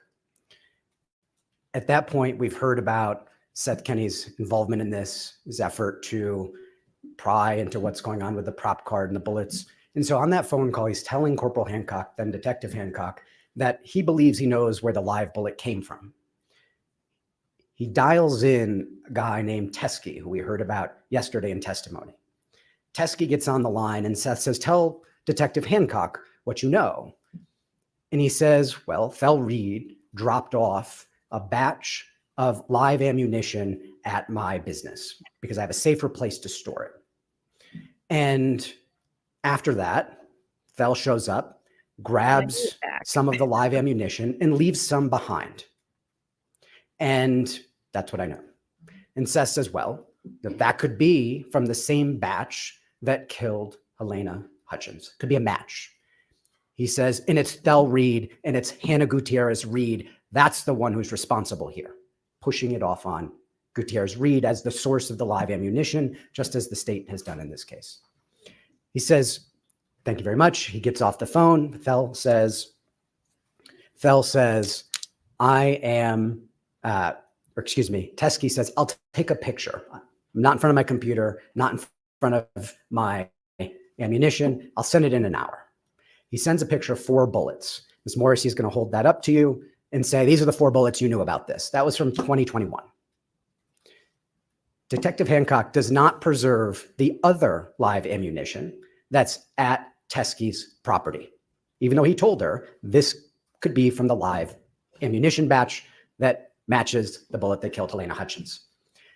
2 years later, November 2nd, 2023, there's a PTI of Teskey. Ms. Morrissey's asking questions, and she starts probing further into the live ammunition that Teskey had previously said was given to him by Thel Reed.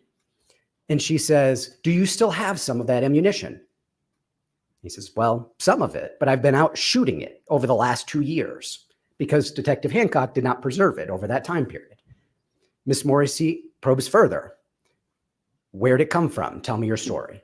He says, well, Thel dropped it off. He then picked some up, and he went with Seth Kenney to the 1883 Yellowstone movie, where he was teaching people how to shoot with that live ammunition. He then went to another movie with Seth Kenney, teaching people how to shoot with that live ammunition. And Seth Kenney then took a green ammo can with that live ammunition in it and brought it home with him. He says that could be the live ammunition from that green ammo can that killed Halyna Hutchins. Ms. Morrissey says, I want you to preserve that.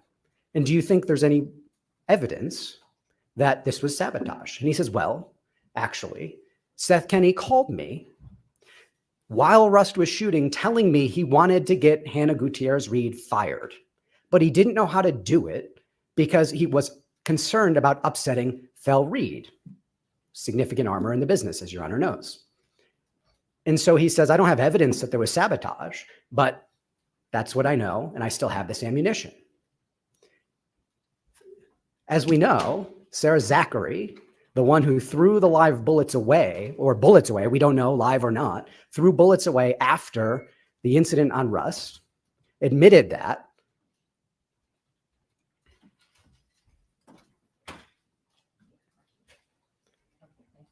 Was on set, texting with Seth Kenney, angry with Hannah, on the license, excuse me, the ATF report for the Pieta that was involved in this accident.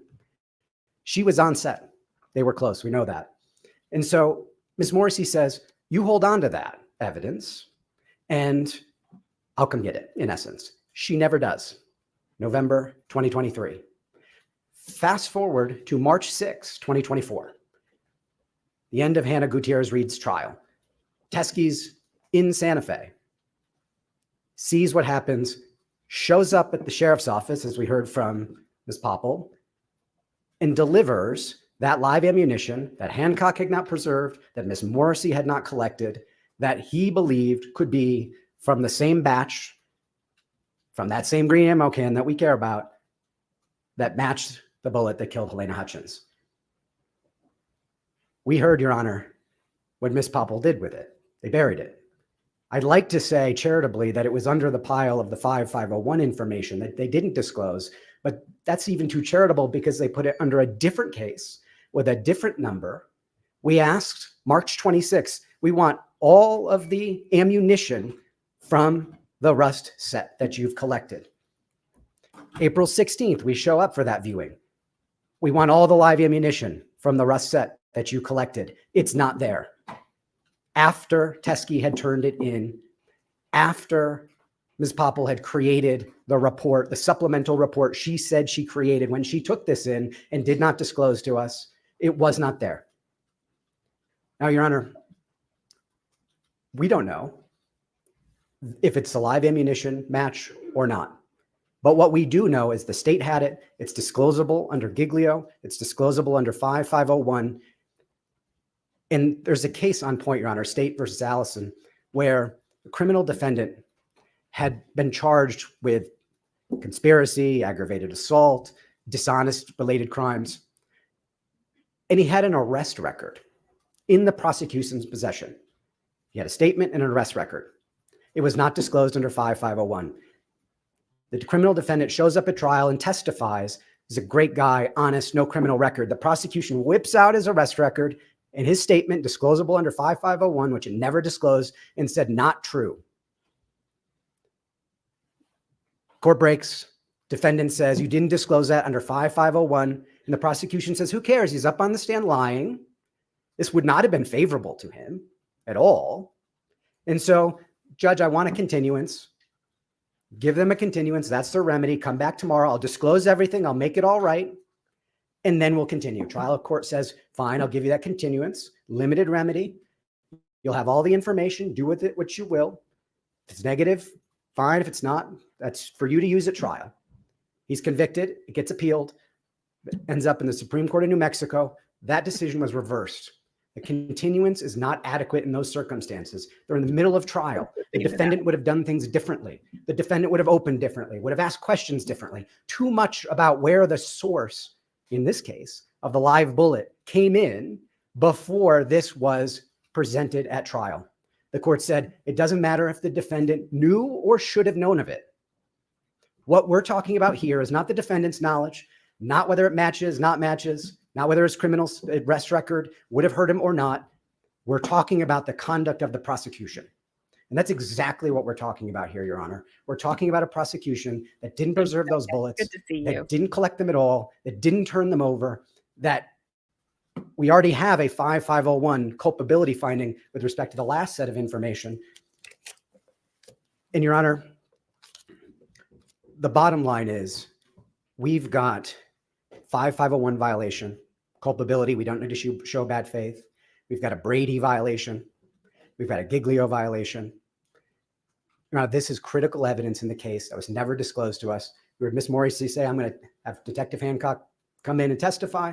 We could have Ms. Popple testify. They could say it doesn't match, et cetera, et cetera. It does not matter. It did not matter in Allison. We were entitled to it. The continuance is not a sufficient remedy. This case should be dismissed, Your Honor. This is over and over and over and over again. And Your Honor, you've given them a fair chance. You said, grand jury, as Mr. Spiro said, you said, I'm going to give you a remedy on Trumbetta. I'm going to limit it. I'm going to give you your remedy. You've given them more than enough opportunities, Your Honor. This is not the first time. It's not the second time. It's not even the third time. It's time for this case to be dismissed, Your Honor.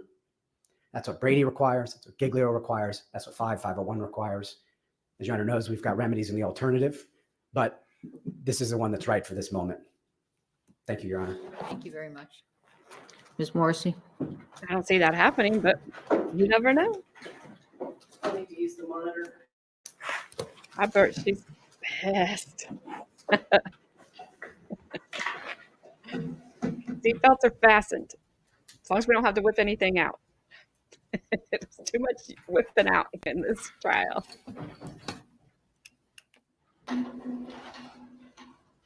Oops, sorry. Who knew? We are missing so much fun.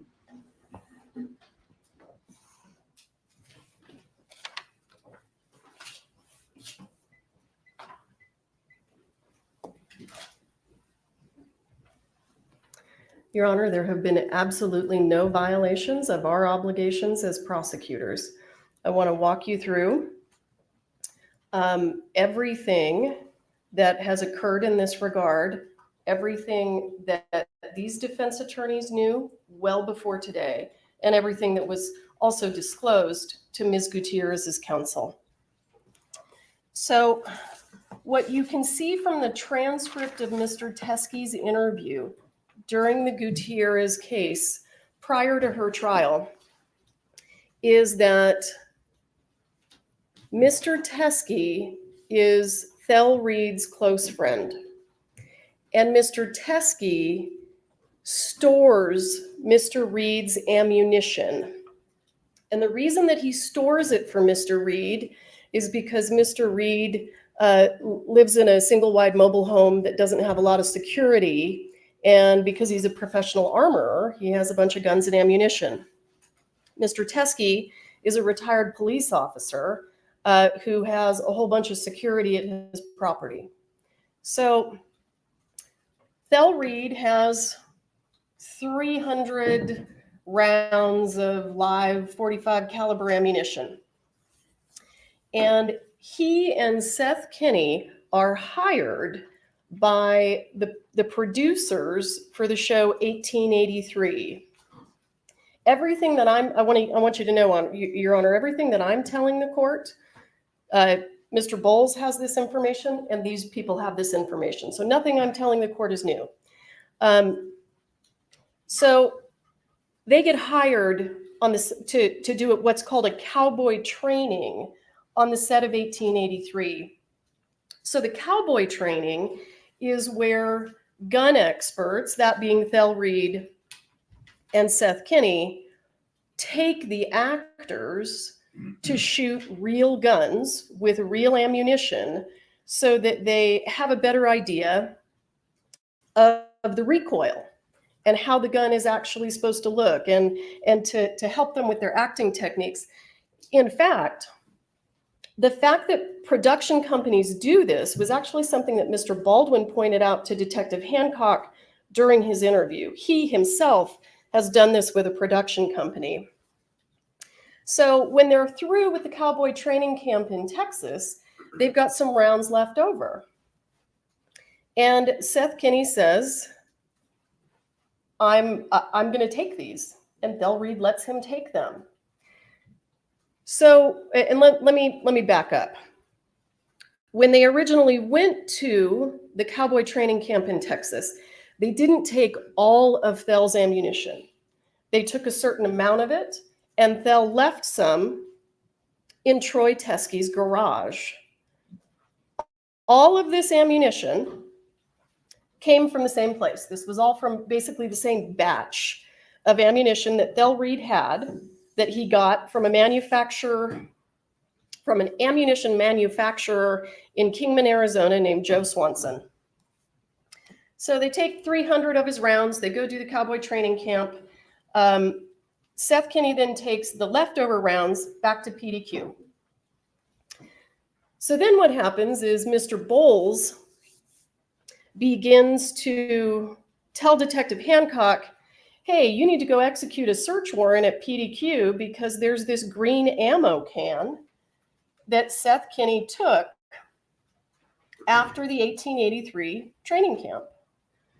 Hancock, to her credit, takes Mr. Bowles at his word. She gets a search warrant. She goes to PDQ.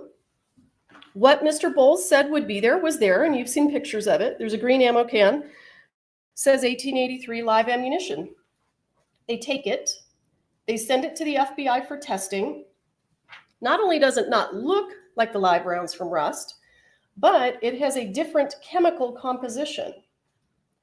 So at that point in time, Hancock has kind of realized, I think, that she's being led down this path by Mr. Bowles that's coming from Thel Reed. Thel Reed is trying to slough everything off on Seth Kinney. So I want to show you when Seth Kinney is with Detective Hancock, what Mr. Nickus was referring to, he reaches out to Teskey because he's there with Hancock, and he says, hey, send me a photo of the live rounds that you have left over, because I'm giving her the live rounds from my green can. I think he just gave her some of them. They hadn't executed the search warrant at that point in time. Teskey says, okay. And he sends to Seth Kinney, you can see November 1st, he sends him that photograph of the live rounds that are in his possession.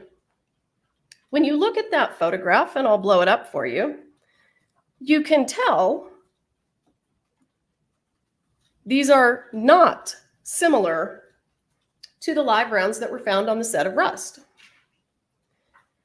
Detective Hancock gets this information from Mr. Kinney.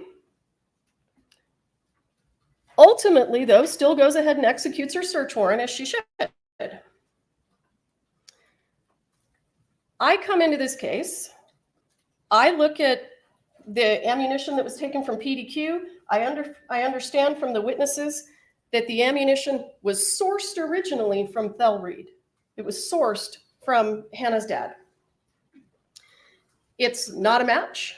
Not only is it not a match when you look at it, it's not a match when you send it to the FBI and you ask them to conduct chemical testing. So this is a wild goose chase. This has no evidentiary value whatsoever. This is simply a man trying to protect his daughter, and he's doing it by providing information that doesn't even match. He's trying to provide evidence that doesn't even match the evidence that was found at the scene. So then let's cut to November of 2023. We do a pretrial interview of Mr. Teskey. Let me back up. Detective Hancock reached out when she got this photograph. She reached out to Mr. Teskey, and she'll testify to this. If you want her to testify under oath, I'm happy to have her do it. She reached out to Mr. Teskey and she said, hey,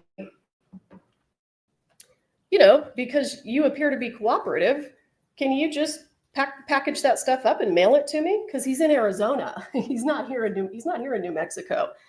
And he never does. He never sends it to her. She doesn't pursue it because on its face, it's not the same ammunition. Let's cut to November 2023. We're doing the pretrial interview of Troy Teskey, where he talks about the ammunition and he talks about what he knows, what information he has about the relevance of this ammunition. What's also very important, and I can have under oath testimony to this fact also, this pretrial interview that was done over Zoom was, well, Mr. Bowles was there. So this was never kept from Gutierrez's lawyers. It was her lawyers that were bringing it to us. So there was no issue there. The jury was completely misled yesterday. Dear Lord, the So this pretrial interview that takes place in November of 2023 is uploaded to our Discovery server.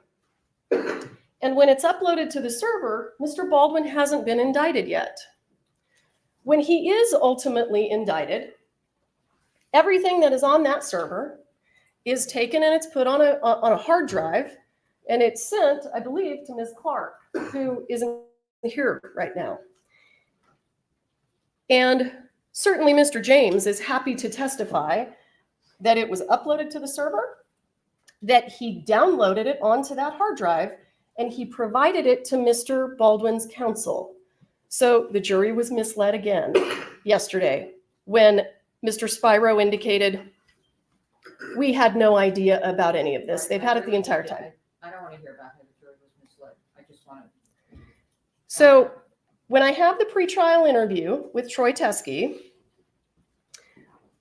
if the court wants to know the reason that we didn't actually get the ammunition from him is because I said, since he's out of state and we'd have to get another law enforcement agency basically to go pick it up and take it and send it to us, I said, have him send me a picture of it so that I can determine whether it has any evidentiary value and I can speak to my case agent about it.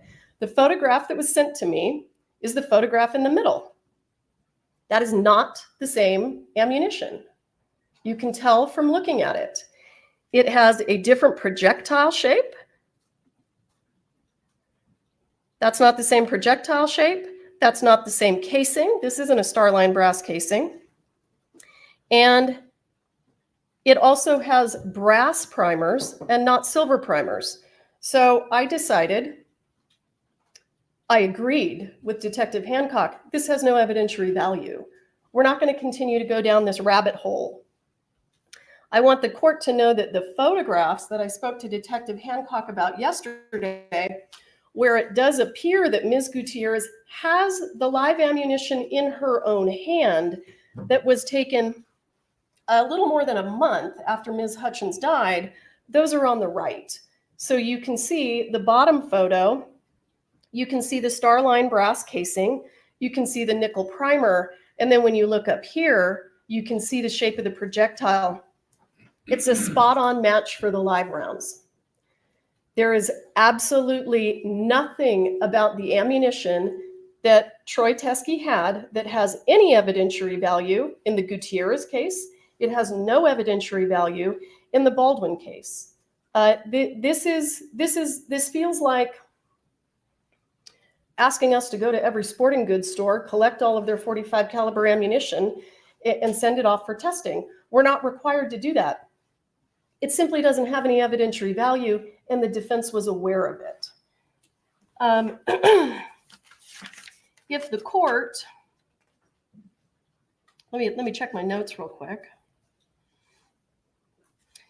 And another thing that's really important about the transcript of Mr. Teskey's pretrial interview is he does not say, this is the same ammunition that killed Halyna Hutchins. He says, that's what Seth Kenney told me. Well, we've interviewed Seth Kenney countless times, and he's testified before Your Honor, and that is not what he says. He does not support that. So Mr. Teskey indicated during his pretrial interview that he had no personal knowledge of whether or not this ammunition had anything to do with what was happening on the set of Rust. That all came from Seth. We investigated Seth. We talked to Seth.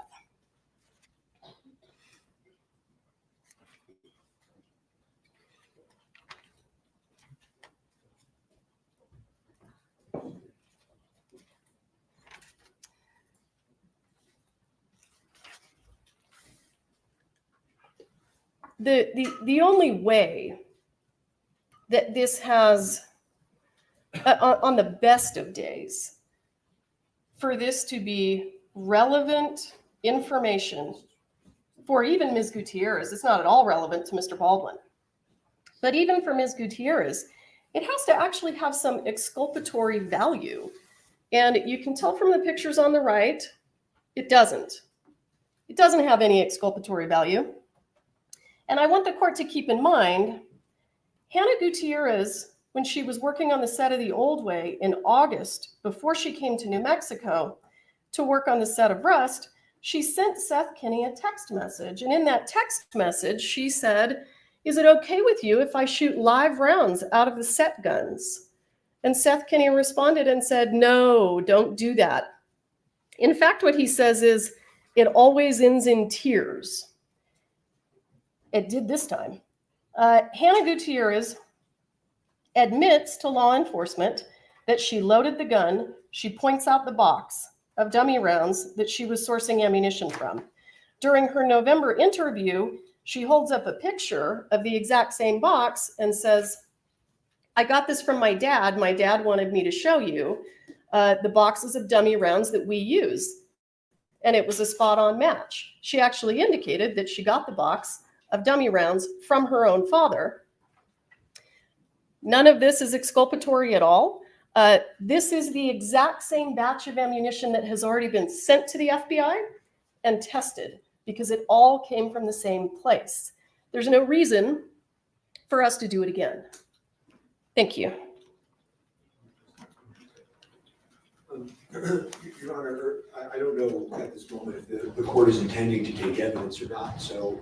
She didn't call anybody. Okay. I can, if the court. It is your presentation. I'm not going to tell you what to do Yeah, on your so- presentation. I'll do it then. We'll take evidence. If my offer of proof isn't enough, I'm happy to put witnesses up. I just wanted to say one thing to the court, which is just simply that Ms. Morrissey, in her presentation, didn't say one word. Not one word. Isn't this properly for Mr.? Well, I don't even say that. Well, he was making a legal argument. If we're going to do an evidentiary hearing, there won't be multiple lawyers involved. But so I would just simply point out that there wasn't one word about what was actually turned in. I don't know if the court realizes that. That was all about stuff that happened that. All right, this is, thank you. All right, go ahead, Mr. Nikas. I'll be very brief, Your Honor. If this evidence wasn't as important as we say it is, they would have turned it over. The fact that they concealed it, the fact that they put it under a separate document number, didn't disclose the supplemental report, didn't disclose the bullets, didn't bring them to the April 6th evidentiary viewing, If it was that irrelevant, it had no evidentiary value, it would have been there, Your Honor, number one. Number two, Ms. Morrissey does not get to determine what has evidentiary value and what doesn't. 5501 says it's required to be disclosed, period, full stop. And in fact, in the Allison case, it was not exculpatory. It was inculpatory. It was the defendant's own arrest record and his own lies to the state. And yet the fact that it was required to be disclosed under 5501 and the fact that it was not meant, period, full stop. We're not going to have a mini trial about this in the middle of the trial. That's exactly what the Supreme Court reversed the lower court for doing, what Ms. Moore is asking you to do. It didn't matter. It was inculpatory, but the trial would have been conducted differently. And because it would have been conducted differently, and that's exactly the truth here, this goes to credibility. It goes to the government's bias, improper motivation, and incompetence. I'm taking those exact words from the motion in limine ruling that Your Honor made. That goes into evidence. It's relevant to Popple's credibility, to Hancock's credibility. It relates to every single thing we've planned in this entire case, Your Honor. And right in the middle of it, Ms. Morrissey doesn't tell you what was actually turned in. She shows you a picture from 2021, a subset of the rounds that were turned in by Teskey, a subset. He said he shot a bunch of rounds in those 2 years. The picture was only of 4. This is critical evidence, Your Honor. And whether Seth Kenney is right or wrong, or how we debate whether he was involved or not involved, that's completely irrelevant. Because what we know is we don't have those bullets, and they were required to be disclosed so we could put on the case that's fair. And that's exactly what Brady says, Your Honor. Brady says that the administration of justice requires fairness. That was the entire premise of the decision. Fairness. And that's all we've wanted from the beginning, Your Honor. And you've given them chance after chance after chance. And there are no more chances, Your Honor. Brady says it. Giglio says it. 5501 requires it. Thank you. All right, thank you. Before I, and we can take testimony later if you all want, but I'm going to require that the state, in fact, I'm going to order that the state by 11:30 this morning produce the supplemental report, the file itself and anything in it, and also the rounds. May I that- respond real I'm quick? not finished. Okay. And the rounds that Ms. Popple took from Mr. Teskey. I want the court to understand that last night, the defense reached out to Ms. Popple and said, we want you to bring the rounds to court tomorrow. And she got their message. And then they reached out to her again and said, no, never mind. We don't want you to bring the rounds to Thank you, court Ms. tomorrow. Morrissey. I Thank got you, them. Ms. I Morrissey. have them. I don't, okay, where are they? They're here. I'll go get them. All right.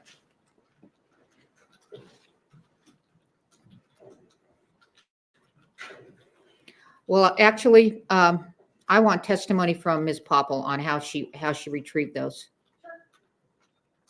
And we're going to see who we just So I lost. don't need the box, tell Again. her. I need Popple. Just bring me Popple. She's like, and I'm glad I put something more than coffee in here today. Well, his brother's not there today, and his sister's not there today. His poor wife's sitting there alone.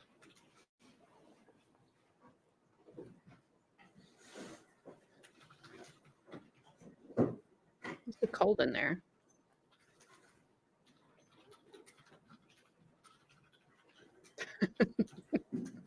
Popple better pop in real quick. Did you ever have a Popple? Remember those stuffed animals that you could roll back in a ball? I had one. It was blue. Had it for a long time. I gave it to Carmen, then it lost its tail somehow. Carmen. I had it when I was a kid. I have tendered the supplemental report to the defense. All right, don't spoil raise your it for us, Bob. Do you swear affirm under penalty of law that the testimony you'll give in this case will be the truth, the whole truth, and nothing but the truth? Yes. All right, thank you. Have a seat, talking to the microphone. I would like to read the report. May I see the report? Yes.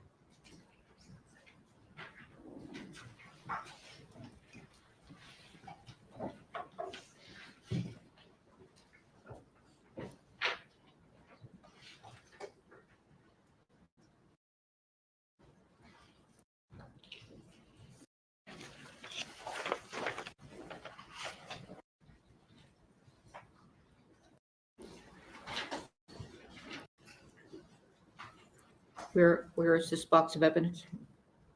In the other room. I'd like to see it. Do you need to do it, Martine? I need the box of evidence.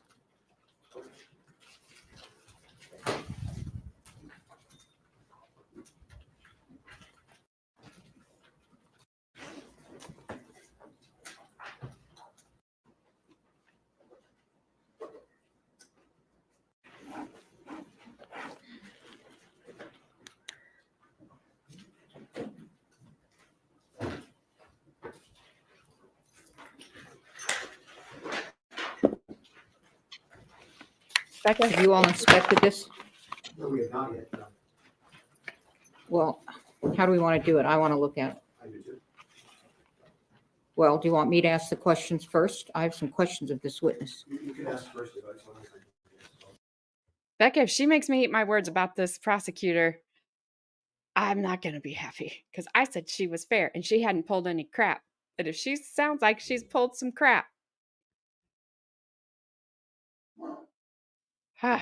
prosecutors, I think she was a defense attorney. Just do it right. Dang it. Sorry, I'll mute so you don't hear the click.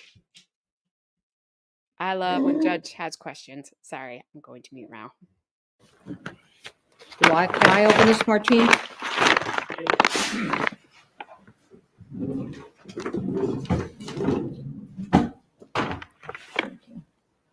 Anywhere? Like not in the middle. I mean, up at the top? Oh. Anywhere's fine.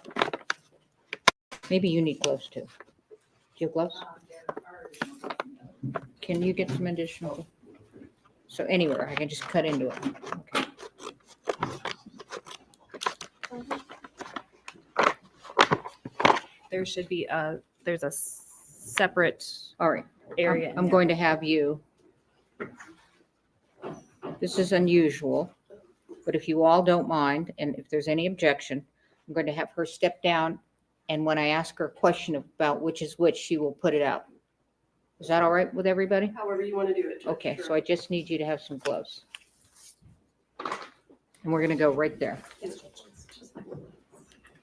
And you all can approach too, so you don't have to, I don't want you asking questions yet, but I do. Can you move that thing? I will say, I appreciate this judge taking this seriously and not All making right, this please dismissive. pull out the 3 Starline Brass 45 Colt. This silver color. You need to report it? You have your report. I have my report. Sorry for rudeness. But some judges would have just been dismissive of all this. Pair of scissors.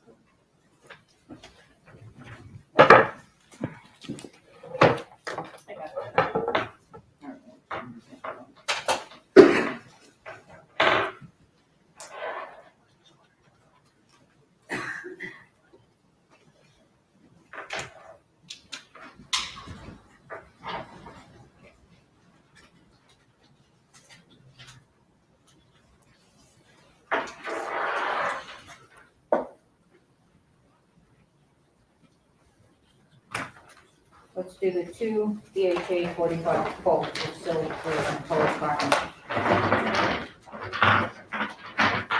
He's the first with the tea waffle this morning.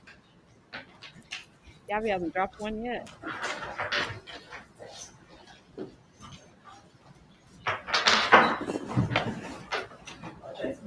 Take your time. I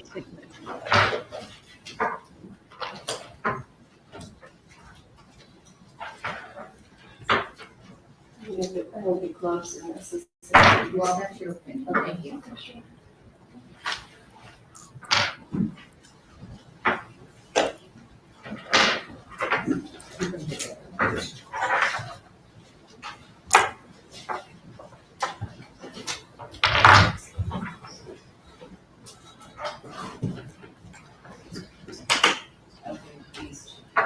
Those will be 2 BHA 45 Colt with silver and color primer. Yes, Judge.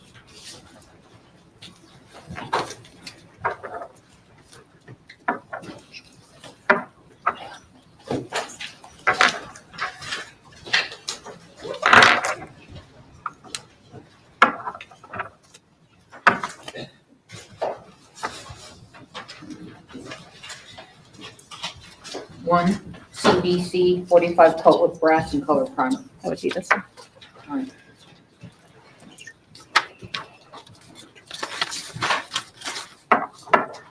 Three BHA 45 Colt with brass and color primer. Watch this part. For those of you that are in the community.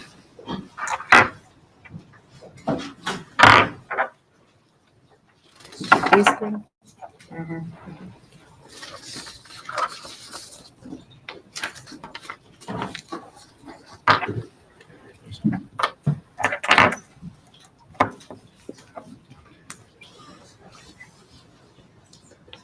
One Winchester 45 Colt. I don't know if you need the Winchester. That one. 2 Winchester 45 Colt. It's silver primer with brass primer, silver casing. Okay, got that. Okay, 1 SIG 45 Colt. All right, and then 10 Starline brass 45 Colt. All right, so do we have the microphone close by?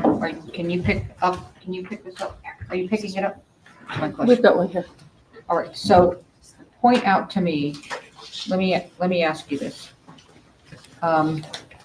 Did Ziegler tested the rounds in the Hannah Gutierrez case, correct? Yes. He didn't test any further rounds after the Hannah Gutierrez case? No. Okay. In the Hannah Gutierrez case, can you point out what types he did test from here? I'm uncertain what types he tested. This is a witness testifying, Ms. Morrissey. Please stop. We sent all of the. All right, let me ask it a different way. Do you recognize any of these types of bullets to have been gathered on the Hannah Gutierrez, on the rust set? The Starline brass with silver primer are similar to what was collected on set. And everything that was collected on set went to Ziegler? Yes. All right, thank you. I don't have any further questions, but I'll certainly allow some cross-examination. I don't know if you want to be there with her or what. If she could take the witness chair.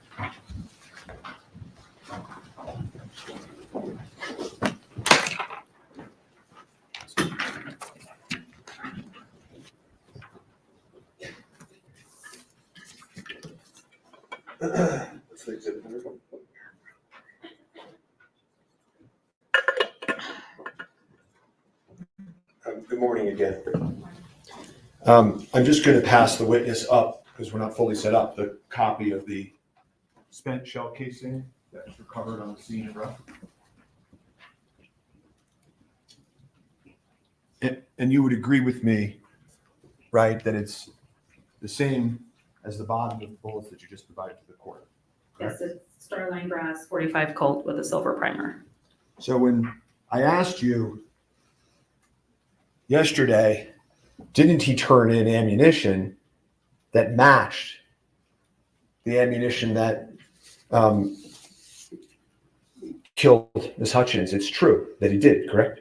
And I did not recall at that time. I understand that that's your position, but that's what in fact happened. Would you agree? I would not use the word match without there being an additional analysis. Well, who got to decide whether there would be additional analysis? That was not myself. It wasn't the defense, though, right? We didn't know about it. I don't know what you were aware of. Okay. Well, you know that we came to have an evidence viewing where we asked to see every single round that could be related to the Rust set, and this was hidden from us. You do know that. This was not hidden. This was not hidden? This was under a case number. It was documented. I was instructed to document it under this case number. Okay, so in this case that's under the Rust investigation case number, you would agree with me there's hundreds of things that you inventoried, right? Yes. There are hundreds of police reports that all relate to the same case number, right? Yes. The one thing that seems to have been put under a different case number is just this one discovery of the actual ammunition that matches the ammunition from the set of Rust. This was put under a doc information of someone coming in claiming to have rounds that were not utilized in a case. Okay, well, let's examine that for a second. When Seth Kenny comes into the precinct and he gives you ammunition, you vouchered it, right? I was instructed to collect the ammunition from Seth Kenny. Well, let me take a step back for a second just to make something clear. Investigator Popple, you're following orders, right, when you're doing these things, correct? Can you please stop referring to me as investigator because it's creating a misnomer? Okay, well, how would you? I apologize. I'm a not doing crime that. scene technician. I'm not an investigator. Okay, I'm only doing that because it's shorter than crime scene technician. CST works. Perfect. Okay, CST Popple. When you took the, you're effectively following orders when you're deciding whether to voucher this or voucher the Seth Kenny evidence, right? You keep using the word voucher, and I'm not sure what context you're using it. Yeah, I apologize for that word choice also. When you inventory and make a report, I think your testimony is you're doing it at the direction of supervisors. Is that fair? Most of the time, yes. Okay. So when Seth Kenny walks into the precinct and gives you ammunition and says it's from the Rust case, you all inventoried it, right? Yes. You took photos of it, right? Yes. You put it under the Rust case number, right? Yes. You turned it over to the defense, right? According to my knowledge, yes. Okay. Somebody else comes in to the precinct, okay? A man named Troy Teskey, right? Yes. Who was a former police officer, right? I believe he stated that, yes. Okay. And I assume you all have the diligence to be able to confirm that, right? I do not know if it was confirmed or not. Okay. And he comes in and he also tells you he has evidence, right? He told us 3 years later after a trial that he had evidence that the defense wanted him to use that he no longer wanted to hold on to. Okay, let's break that down for a second, right? Mr. Teskey isn't involved in your meetings with the prosecutors and Corporal Hancock's meetings with the prosecutors up until the trial, was it? Not that I know of. Okay, so doesn't it make sense that he would have seen the trial on television, been completely outraged at what he was watching, not trusted law enforcement, and then walked it into the precinct? Doesn't that make sense? I do not know what would make sense to Mr. Teskey. Okay, didn't he in fact tell you, I don't trust Miss Morrissey and the prosecutors? He did not state that to me. He didn't on your oath? You're sure about that? I do not recall him stating that.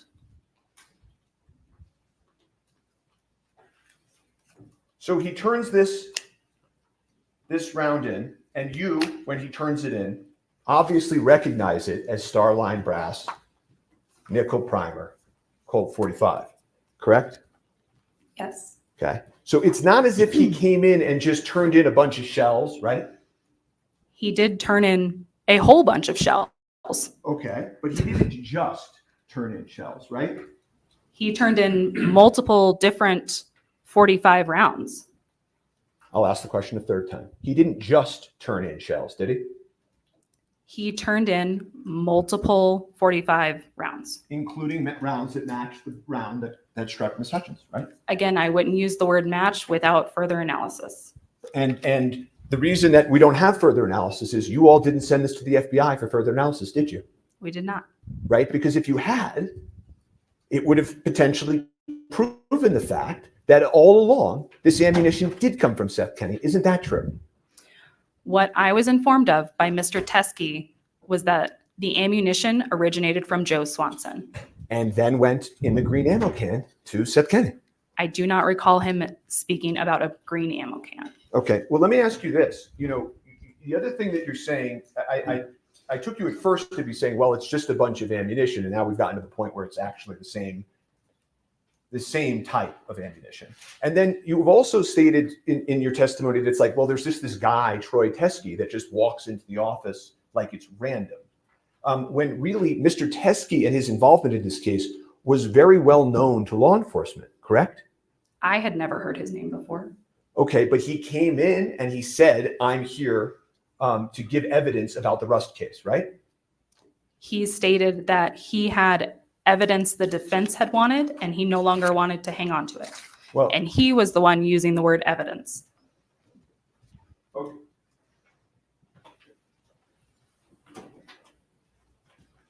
You said to him when you met him down at the first floor of the precinct, you were called because you were the person in charge of the evidence, the CST, right? Yes. Okay. And he said, thank goodness it's you. You're the perfect person to take this because you know all about the Rust case. And you said, I know all about the Rust case, right? I don't recall that. Do you deny that? No. Okay. And then he said to you, Go sit down. this ammunition was in Seth Kenny's possession. And you said Seth Kenny's law enforcement is well aware of Mr. Kenny, right? I don't recall that.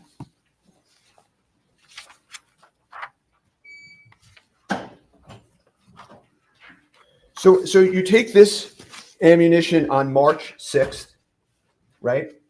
Yes. The standard operating procedure for the Santa Fe Police Department says you're supposed to make your report within 24 hours, right? Correct. Okay. So tell the court, did you make your report within 24 hours? I'm fairly certain that our SOP is that evidence should be submitted within 24 hours.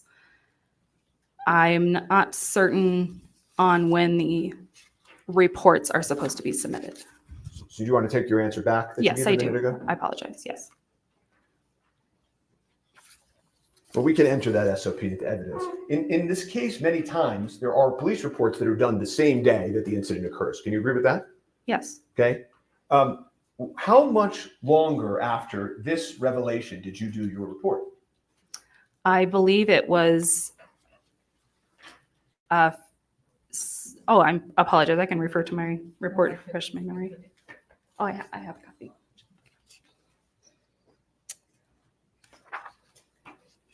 I believe it was the following month that the report was made. Yeah, it was approximately a month later, right? Yes. Okay. What happened during that month? CST Popple. To be fairly honest, I went out of town to visit my dying mother. Okay. I'm sorry about that. I'm sorry to hear that. Were you out of town that entire month? I don't believe it was the entire month, no. Okay. Who was involved in the word choice in this report? Myself? You didn't have any input? Because this doesn't look like the same language you use in the other reports. Well, on a normal basis, I don't have conversations with people involved in cases. Uh-huh.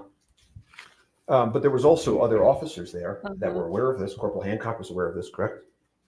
She was notified about it, yes. Okay, and so was your supervisor who was there with you, correct? Yes. So you're not telling me and this court that you had no input at all in the drafting of this document, are you? It was reviewed by my supervisor. I don't believe any corrections were made to it or requested by him. You know, it's just, there's a funny sentence in it. It says, it's a sentence I've never seen in a police report. You tell me if you've ever seen this in a police report in your entire career. It says, it should be noted that this is not actual evidence from the death investigation collected by SO detectives. You are not reading my section of the report. You are reading what was written by Lieutenant Brian Brandel. I was going to say, it doesn't look like you're writing. So the lieutenant writes in, thank you for clarifying that. I just got this report, as you know, right? The lieutenant writes in, it should be noted that this is not actual evidence from the death investigation collected by SFSO detectives. Did I read that right? I believe so, yes. Okay. In your career, going back to when you were at CST in Florida, all the way through the present, have you ever seen such a sentence in a police report in your entire career? Not that exact sentence, no. Yeah, me neither.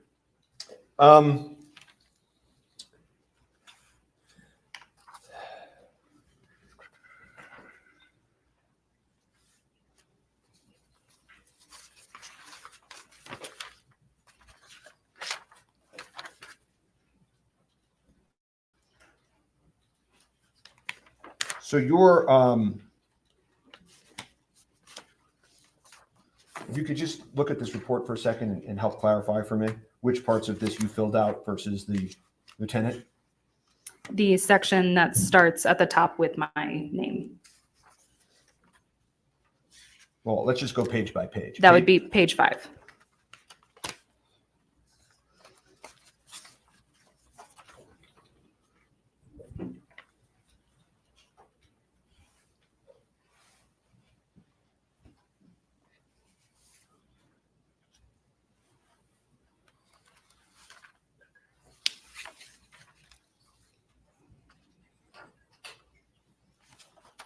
After this occurred, did this cause you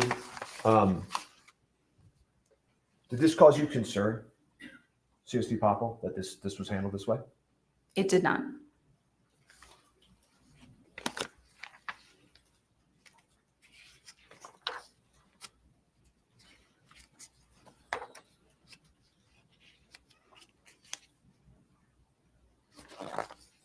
And as I asked you yesterday, you actually said when you were meeting with Mr. Teske, this is the ammunition that we've been looking for from the Rust set, didn't you?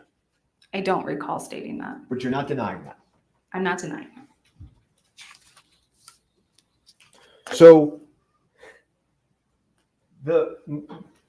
I don't know whether the most critical evidence in this case is the gun that was sent off to be destroyed or the round that killed Miss Hutchins. It probably is the round that killed Miss Hutchins.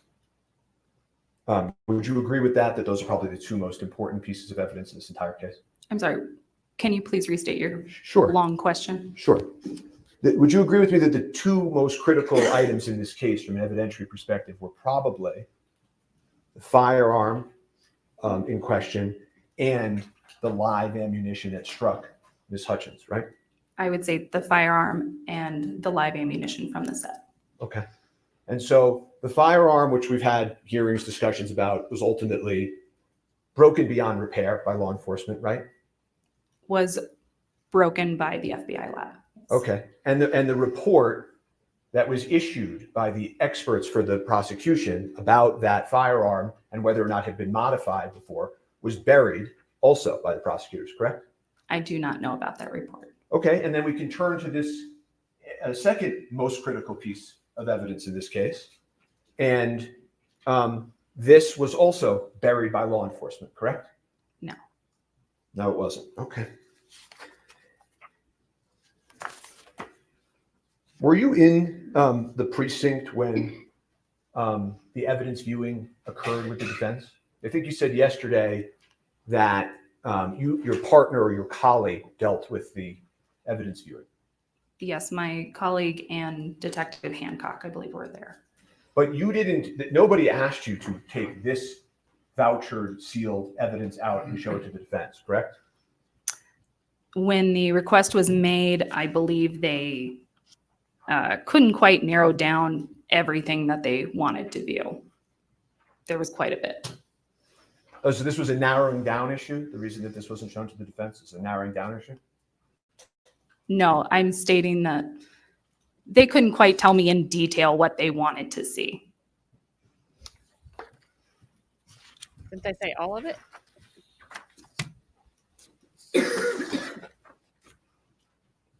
The request from the defense of all ammunition was taken by law enforcement to not mean the ammunition that you recovered that matched the ammunition that struck Miss Hutchins? I don't believe they looked at all the ammunition that day. Well, no, but the request was all ammunition. So I'm asking you, did law enforcement interpret that request to not include this critical evidence? All of the items that were pulled for the case were under the Rust case number. Which was a perfect plan. Whew. You're asking me if there was a plan? Well, I'm saying whether there was or there wasn't, it worked out pretty well, right? I'm not sure what you're getting at. There was a request to view the evidence from Rust. That is the evidence that was pulled. Well, your report says this is evidence from Rust, and then it just puts it under a different case number, and the lieutenant then writes that sentence in saying this isn't evidence from Rust, right? My report states that Mr. Teskey believed that it was related to Rust, and then I listed the case number next to that. Do you remember when we started my examination of you yesterday, how I sort of said to you, the way you know what evidence to find is by what people tell you? Do you remember that? Yes. And that when you're at a burglary and somebody says, oh, you better pick up that glove, you don't know that that person's telling the truth or not, but you pick up the glove, right? Depending on the circumstances of the case, possibly. And here, a retired member of law enforcement walks into the precinct who's known to law enforcement, who turns in the matching ammunition, who tells you it's involved in the case, where there's tons of corroboration, both by what he provides and the history that law enforcement knows about this man. And you put it under a different case number, right? I'm sorry, what was your question in that long statement? You put it under a different case number. Yes, as I was instructed to do so. Okay, so you need to finish up so that Ms. Morrissey can cross-examine. Yeah, I'm trying to review this in real time. So I will pass the witness. Her answers are like me saying, no, I don't have my hair up in a bun today. I have it up in a circle.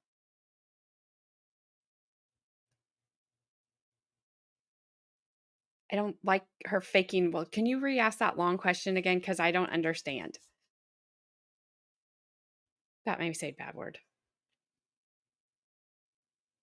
It's pathetic. Pathetic.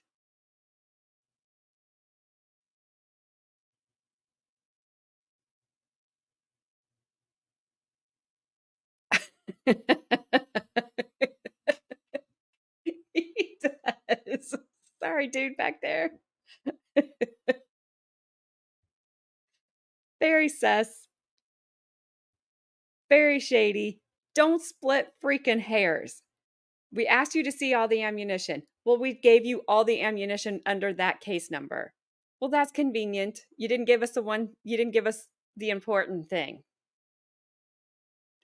I gave you all the ammunition, and I don't understand your questions, and I'm going to get quite snarky with you. And then when I think I got you, I'm going to sit back and smile. Ugh. Never mind. It has things to do with Stephen Baldwin's hearing aid things can go around her neck, figuratively speaking, of course, because I would never advocate for violence. But my goodness, lady, just answer the freaking question. Can't wait to see what Miss Morrissey has to say to try to rehabilitate her about how this is not your fault.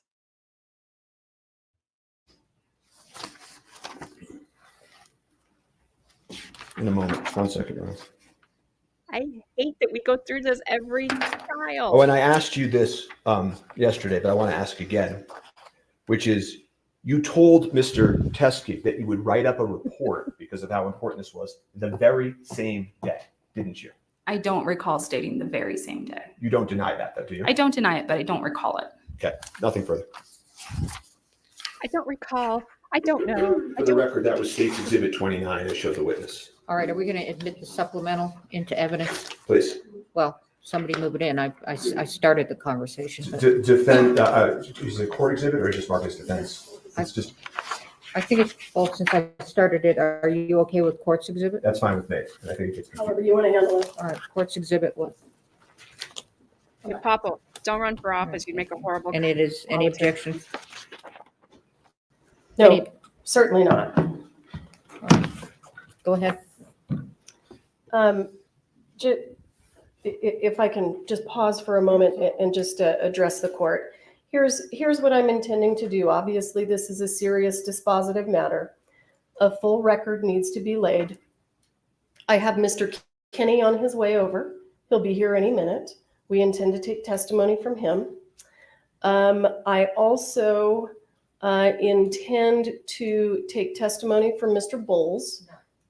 Here's what we're gonna Judge, I have to make a record, though. Well, just a minute. Okay. Not what the judge says you don't.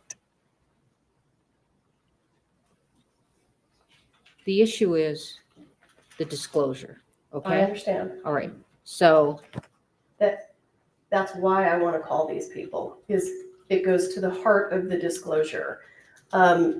So all I'm asking the court for, well, we don't have time for this. So I'm going to do, for example, like with Hancock, I'm going to have her get up on the stand and continue testifying about the case. And then this portion, just like you did with Popple yesterday, we will ask. You can call, move Seth Kenny up. You can move Seth Kenny up, but he's going to do all of his testimony if you're going to do that. so but here's the only thing I'm trying to do, and I don't mean to be frustrating. The only thing I'm trying to do I'll try harder. is make sure that if this court grants this motion to dismiss, that I have made a full record, Exactly. and I am entitled to do that. So I am getting my witnesses over here so that I can make a full record on this issue. Well, what's interesting to me, to be quite honest, is that yesterday you didn't even want to do a written reply. You wanted to just give an oral response. I never saw these. I've never seen these, and I never saw the report. Shouldn't believe you. I have absolutely never seen these until this morning. All right. I've never seen the report until So this ask morning. questions of this witness, and then you can line up your witnesses, and I'll see. But we're going to go with Hancock after this. She doesn't believe her. Ms. I don't Popple, I just presented to the court that I've never seen these until this morning. Do you agree with that? Yes, You've never shown me these, or I've never come in to see them. Is that right? correct. Have you ever provided me that doc report? No, I have not. Okay. So, do you know who Troy Teskey is? No, I do not. I think we took some testimony from you yesterday that he is the friend of Thel Reed. I believe that was stated, but I did not know that information. Okay, so let me ask it this way.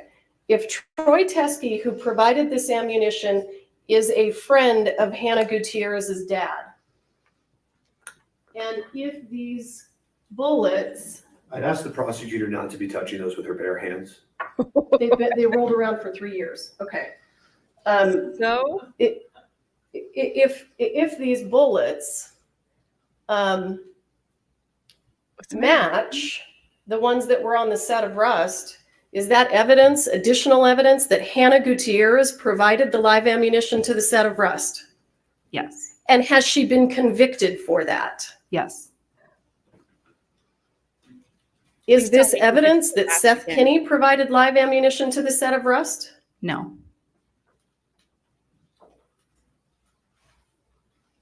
that attorney's about to explode. Please tell me he gets to So let read me it. ask you, Ms. Read Popple, if you buried it, how did the defense attorneys know to cross-examine you on it yesterday? I do not know.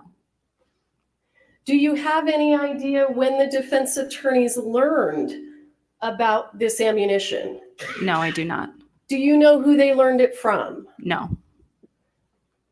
Those are some important inquiries. Those are all the questions I have for Ms. Popple, but we'd like to take additional testimony. All right. I thought I had one more question.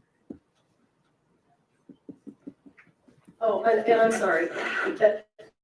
Would it refresh your memory about whether or not you're supposed to write a report within 24 hours if you I looked at- don't think that was in dispute. I think he, All right. all right, right? Never mind. Okay, so you're off the witness stand. Do we want to leave these out, or do we want to gather them up? I think they need to be vouchered and kept, obviously. Well, okay, so it'll be Court's Exhibit 12? Is that how you want to do it? Yes, I think it should be a court exhibit, since this is a hearing, yes. Okay, Court's 12. And my only question is, do you want them back in the, do you plan to examine anybody with these? They have to be at the courthouse so we can, yes. Well, she divided them all up is my only point. So is she gonna keep coming back and dividing them up, or what are we gonna do? I think yesterday there was some testimony that I think was frankly just misleading, that none of the, No, this is my question. Yes, You all, okay. What do you want to do with that? Because if you're asking a witness, then we're gonna have to pile them out of there, and somebody's gonna have to line them up and identify what's this, what's this, okay? So do you want them staying out like this, or do you want them in the bag? That's all, that's my question for the day. I think they should remain vouchered, and they are open like any voucher would be at a trial, when and if a witness is questioned about them. Okay, so here's my question. If I put them back in the bag, they're all gonna be commingled, and you may not recognize them, so you can cross-examine appropriately or examine appropriately, okay? You're lay people. You have knowledge. I don't need to go into it. That's my only question. Want it in the bag, or do you want it out? So what I would ask is, let us quickly just photograph it, and then we'll ask CST Popple to put it back in voucher, but remain at the courthouse. That's what I would ask. All right, is that okay? Absolutely. My question for the court is, are we going to complete this motion hearing? No, we're not gonna complete it yet, okay? I'm gonna, And can you just give us an idea so that we can be prepared for how you intend to proceed with regard to the motion hearing? I'm going to have Hancock come up. You're gonna call Seth Kenny, and I would like, I don't know why we can't do Seth Kenny's testimony if he's coming. Did you call him as a witness? Sure, he's being called as a Okay, well, witness. you should be prepared to call him. So we're gonna do both, and I'm going to hear both. So we're gonna hear from these witnesses outside the presence of the jury and then in front of the Oh, jury? you're right about that. Thank you. That's my issue. Thank you for pointing that out. Well, other than telling the jury to leave for the and come back at 3, which I'm not going to do to them, I'm going to continue the testimony, and he would. Well, you said actually. I'm now thinking, why can't the jury hear this? They heard Popple. I'm sorry? They heard Popple. Oh, absolutely. No, I'm not making a comment on whether or not the defense gets to bring this in front of the jury. I'm making a commentary on the jury doesn't hear our motion hearing, and I just want to They're not going to hear. motion Okay, hearing. I'm going to take evidence from each of these folks. Do you have? Is this a problem? So I don't know what I'm going to do yet. So this is why I want to do it this way. Okay. I want Hancock on the stand. You can question her about this issue, okay? Seth Kenny comes, you're gonna do all of his testimony, including this, okay? Bowles is separate, he wasn't going to be testifying, okay? And on Bowles' testimony, the jury will leave, okay? And anything further on this motion, the jury will leave. But I think that they can do Hancock and Kenny in front of the jury. Can Mr. Spiro and I approach? Sure. Because we haven't, and it's just been a while, and I just miss you so much, Judge. Mr. Baldwin, are you combing your hair like that? Because that's like you generally do in the movies, and it goes over better. I like this judge too. It's hard to read. Hard to read.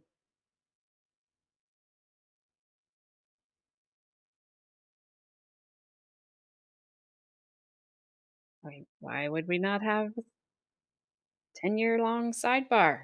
What else are we gonna do? Spinny circle.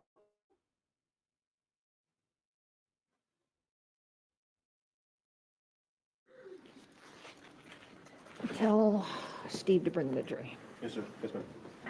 Tell Steve to bring the tree.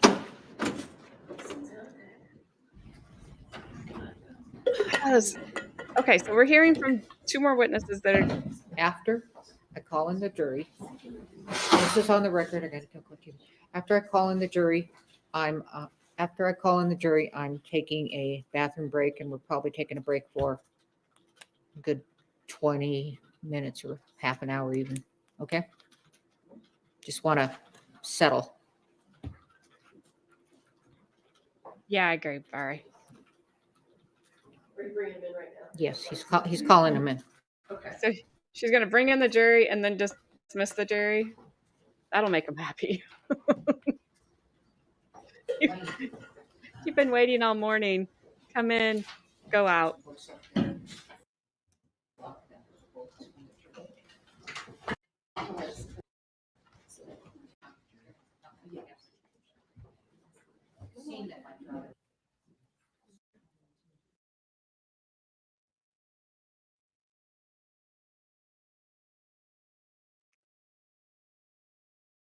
Huh, Court TV, we can't hear him.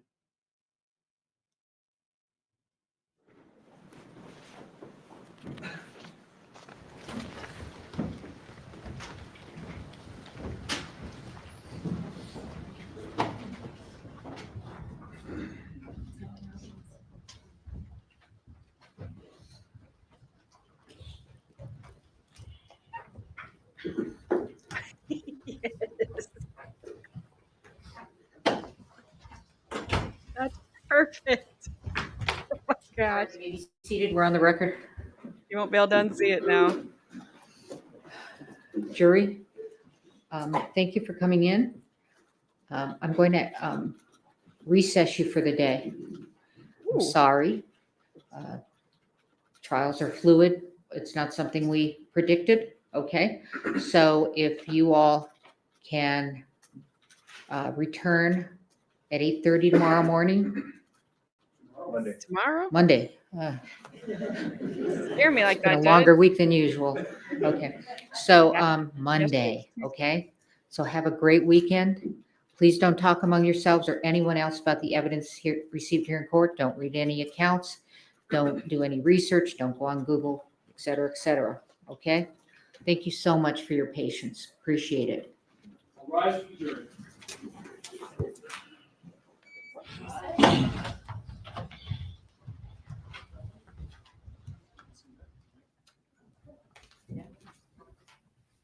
I thought she just said the jury could hear what they were doing. Did she just change her mind? Did I miss something?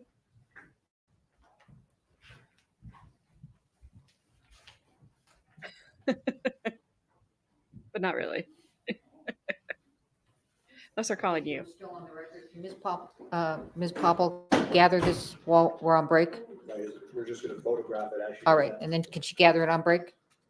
Sure. Is she where? Well, she needs to stay in the courthouse or be close by. Okay, thank you. We are in recess. Well, well, well. I feel like we've had a full day already.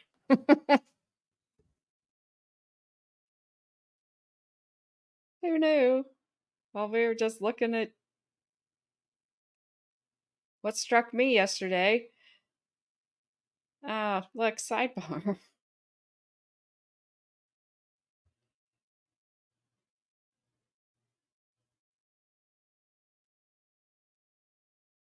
Well, okay, because Becca,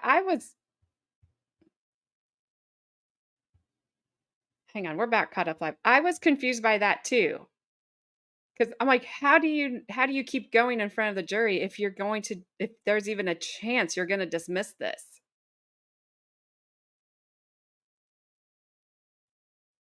Yeah, I'm like, we are through the break, and then it looks like there's a sidebar.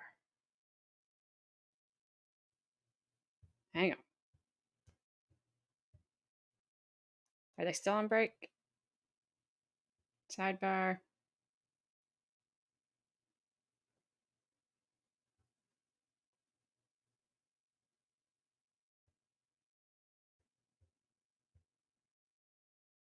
All right, we are live, folks. We are live.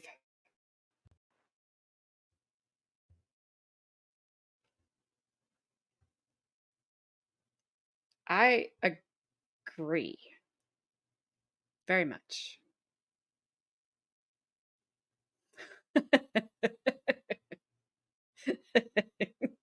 Yes. Hey, long haired lady. can't see around you.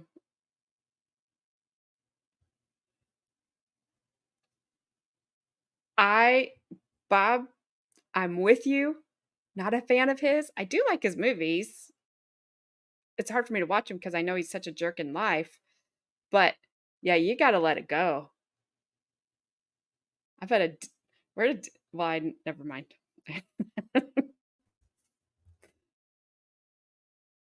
Ah,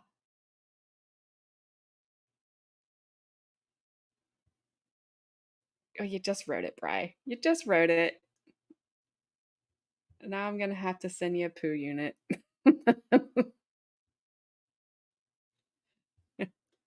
And if Carmen was here, I'd say it'd be a moist one.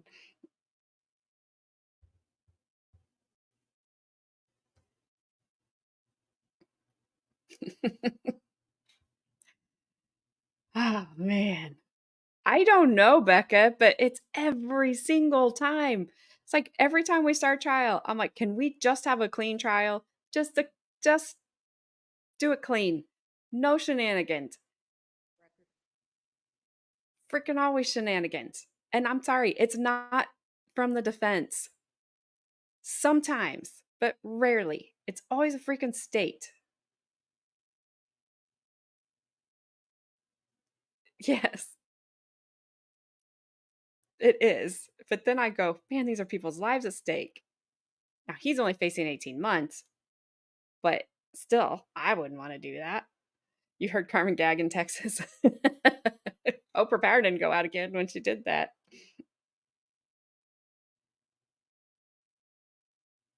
Wow, this is insane. And I was Monday was so boring. Like when we finished Monday stream, I walked downstairs. What did I do? Oh, I put my plate downstairs, put it in the dishwasher, walked back upstairs, and just fell into my bed. I was so tired. The dogs are like, "What are you doing?" Like, it's early.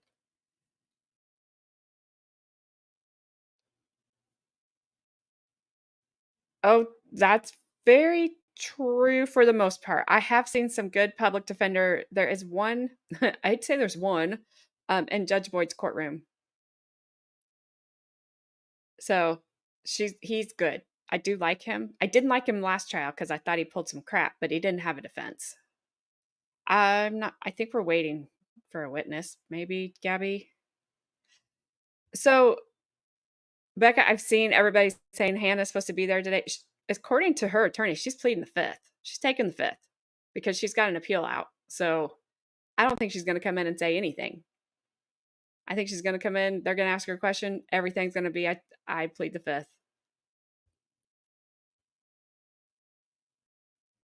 Could be wrong. Could have changed. Yeah, she ain't coming now. I don't think she'll be upset by that. She does not want to testify here. She's more worried about her appeal. Yeah, you're right. Right. No jury. So no jury, no Hannah.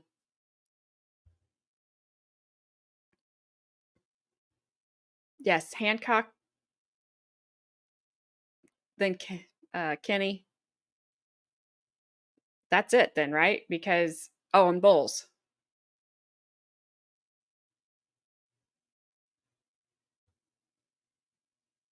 Right, that is what I read. There's a transport order for her, but that she will be pleading the fifth, taking the fifth, whatever.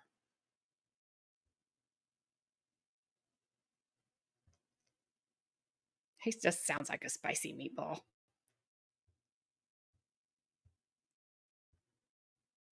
The prosecutor has just came off whiny, and Gabby, you said it right. Like, she's like a teenager,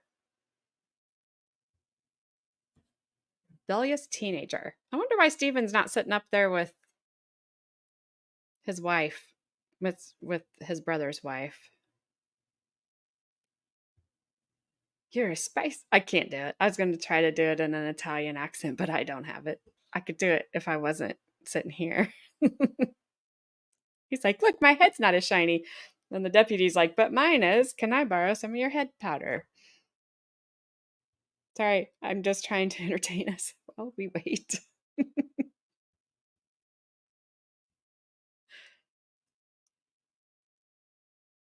Well, it is Friday, so there's no other choice except for the stream to go off the rails.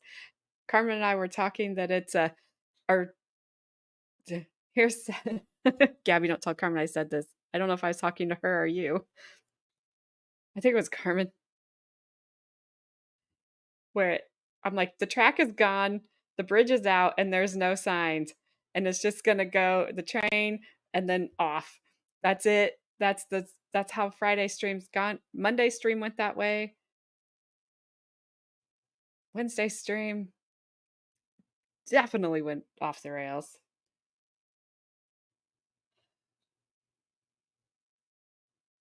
Oh, that's the sad thing, right? That's the sad thing.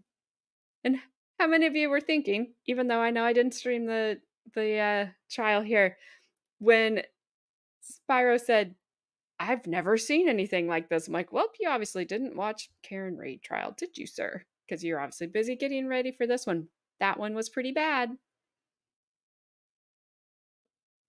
Oh, I'm ready. I'm ready.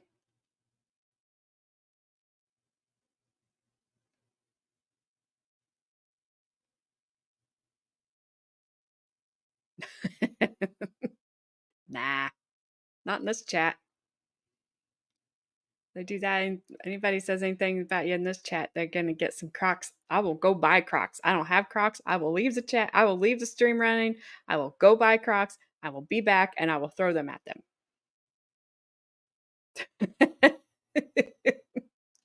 I was exhausted by the end of that day.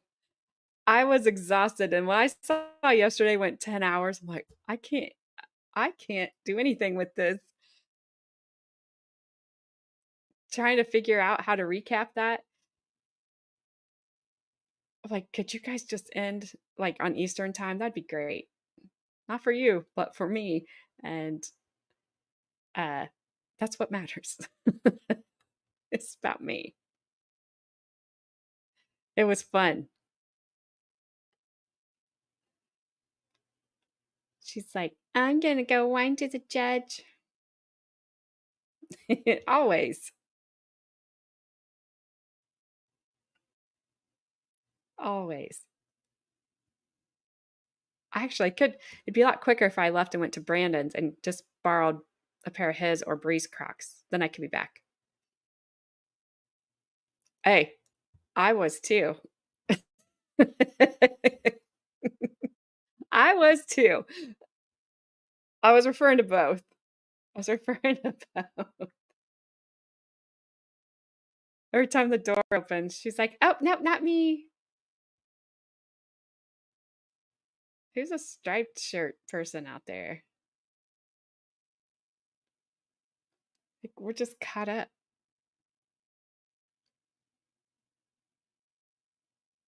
See, I told you guys, just a little, starting a little early, doing a little recap. I figured we'd get here. And just think, just a little bit, we watched changed some of our minds. And then this has probably changed our minds even more.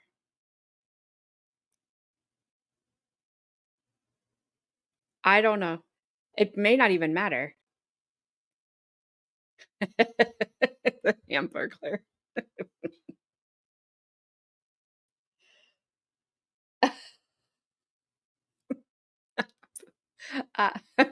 But not up.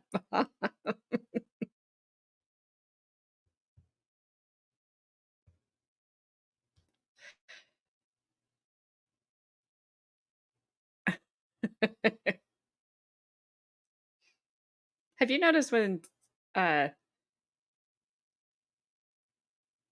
I saying his name right? Is it Spiro? When he's talking, asking questions, I think he probably does it unconsciously. He's looking over at the judge. Like, is this okay? Of course it's okay. You're a good lawyer, sir.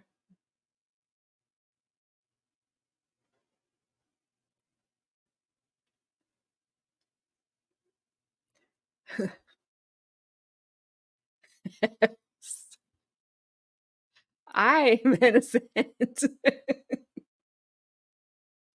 I sat here muted. I just read. I just read what you guys were saying Wednesday. I sat here muted.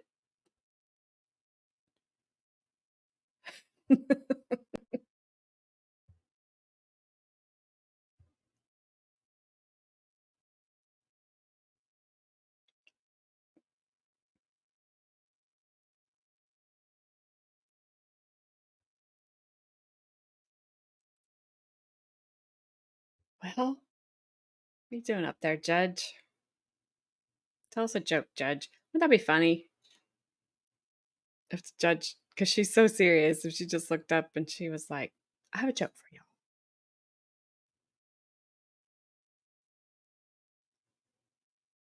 Oh, well, that might be the holdup. She's walking in like freaking model. Get it, Mrs. Baldwin? Because I can't say your name right. She's like, I did. She's like, sashayed all the way in. Oh, mwah, mwah. I love you. I love you too. Let's go make another baby. But we already have 6. And a reality show. Okay. Okay. All right. Love you too. Oh, she's in excellent freaking shape. She needs to eat a meal.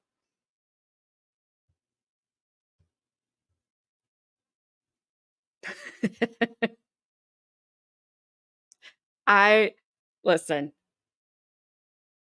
I'm sorry. I'm just passing the time. I'm just passing the time.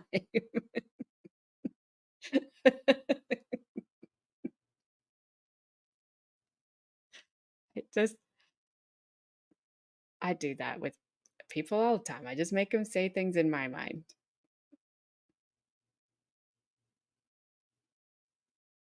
Linda in the voice.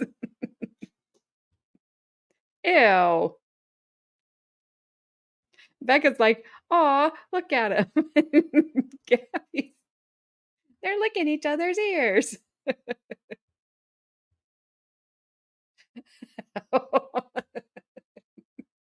Yeah, they have a 1-year-old. Hey, that's just my alter ego. Ego? Is that right? Alter. You guys, I'm lost.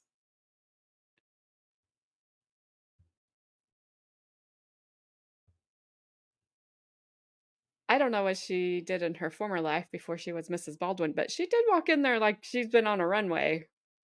Hands in her pockets. Did she leave?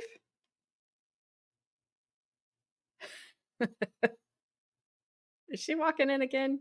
Where'd she go?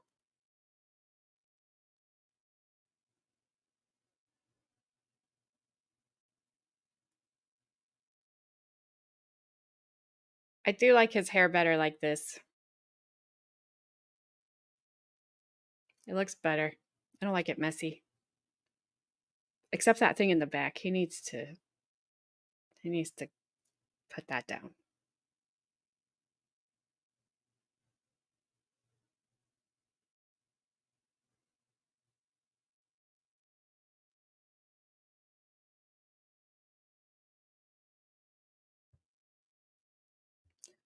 She probably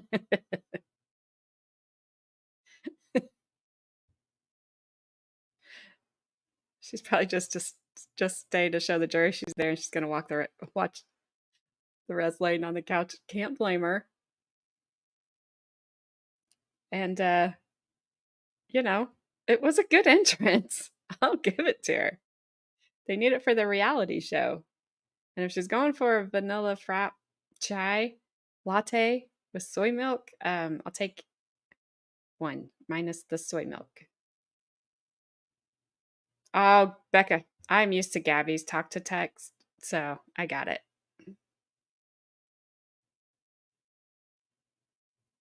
Oh, she didn't sashay. She didn't. That wasn't such the model walk. She is tiny.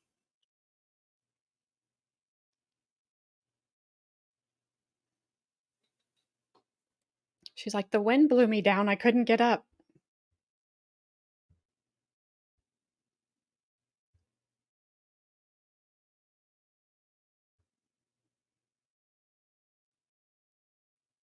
Oh my gosh, Becca.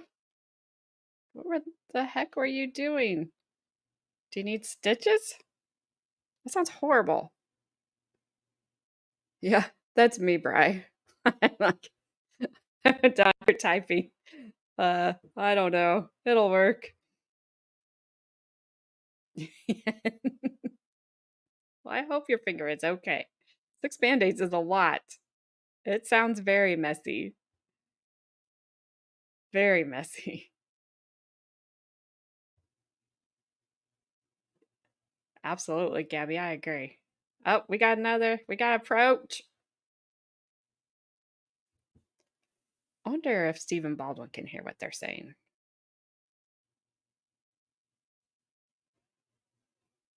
That guy's whispering in Alec's ear and he's saying, period, full stop, every other sentence. It's like he's sending a telegram and wow, earthquake.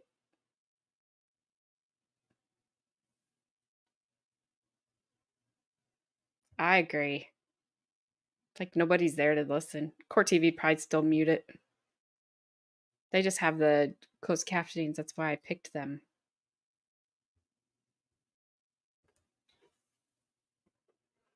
Well, come on. I wonder if somebody is not there. I wonder what would happen if Seth Kinney decided not to show up.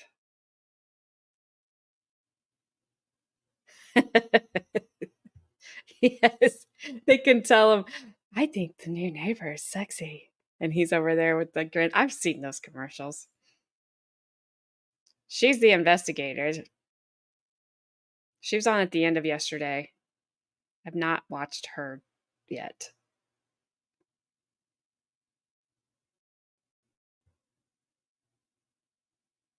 True, but we can't.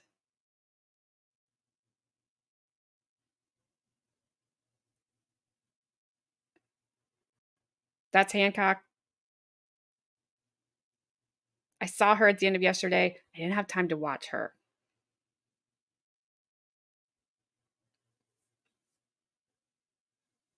She kind of looks like, all right, Gabby, you got the cod sitting over on Baldwin's side because she kind of looks like a fish too.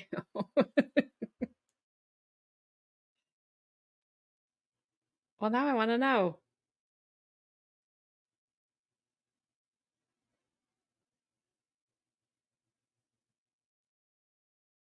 Ah, I'm trying to figure out who you would think she looks like. Probably somebody from a movie I haven't seen.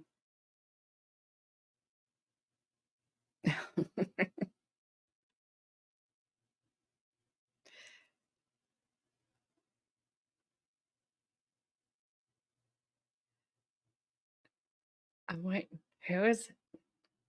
Oh, I have a text message. I'll tell you if I can tell you who it is.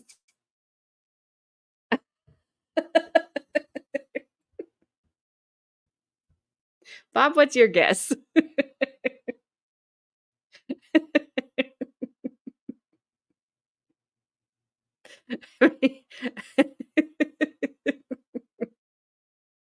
I'm really just curious to know if Bob is right. Because I have what she was going to say. Well, he could have. He could have.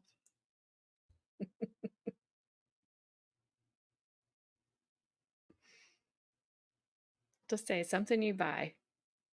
Yeah. That's a that's a very round face.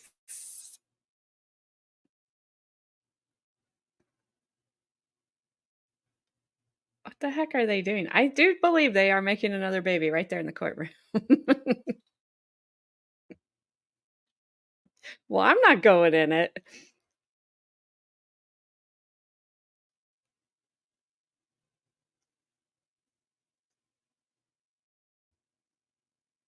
What is happening?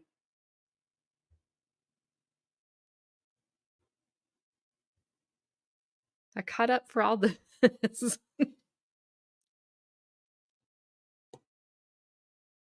Where are they going?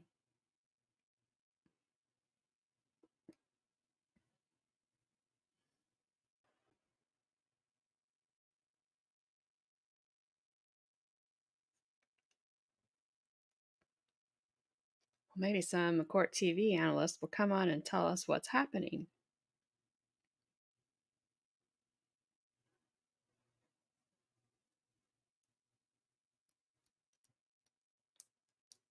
Well,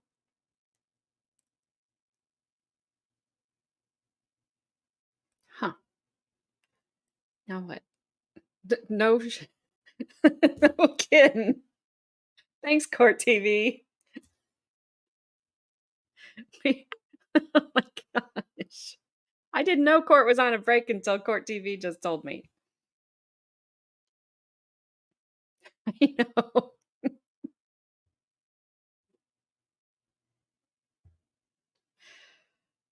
But I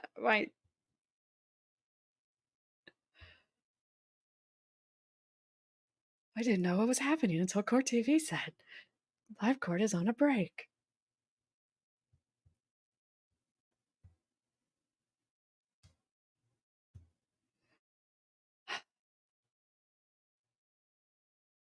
I know. Sucks. That's why I hit 1,000, I come down, hit 1,000, come down, hit 1,000, come down. Somebody's taking them, scooping me. Jerks.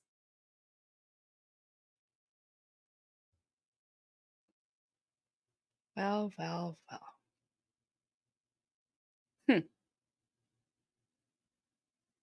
At least they could have let us hear how long the break is. I mean, is it an hour? Is it forever? Is it awesome? I don't know what keeps happening. I really, really don't.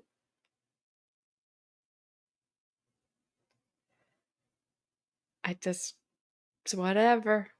It is what it is. I will not get mad about it.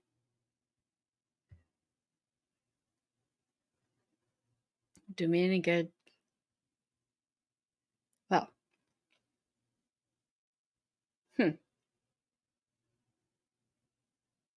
What shall we do? Oh, I would be so mad. Oh, I would be so mad. I mean, they were very huggy and happy. Oh, yes. I want to hear a story.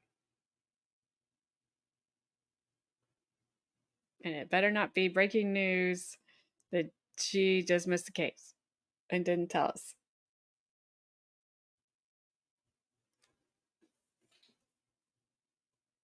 That'd be great because she's probably doing talk to text.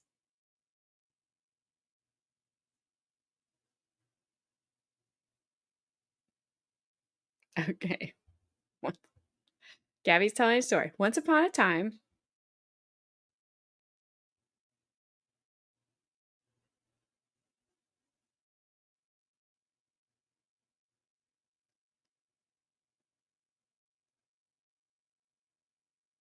the end. What? Really? Why would he take one now? Why is my phone doing things? Oh, yeah. No.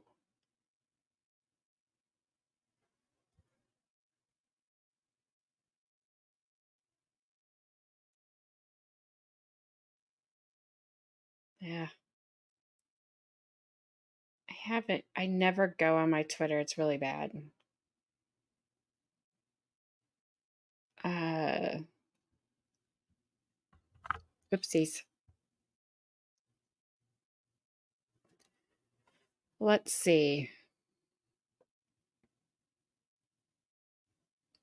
So, Turtle Boy said an hour ago that he can now report with confidence that the foreman of the Karen Reed jury, a former police officer and current physician's assistant for surgeons in a Boston hospital, was one of the guilty voters for manslaughter. Colleagues of his have reached out and said that he was stuck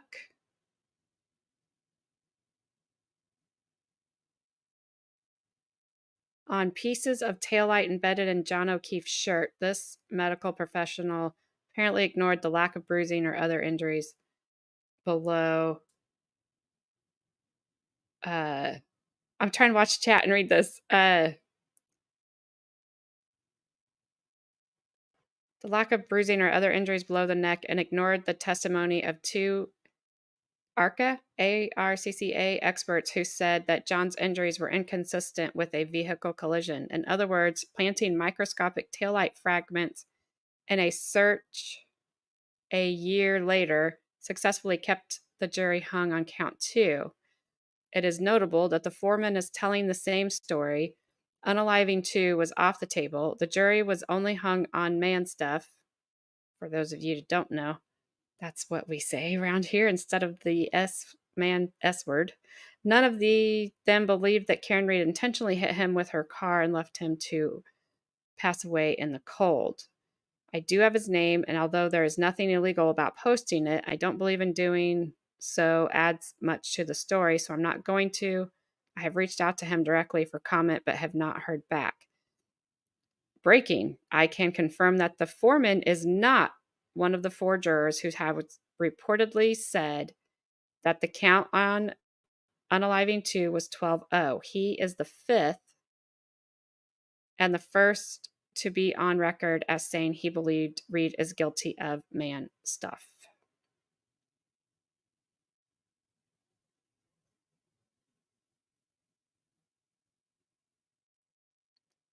So that's from Turtle Boy.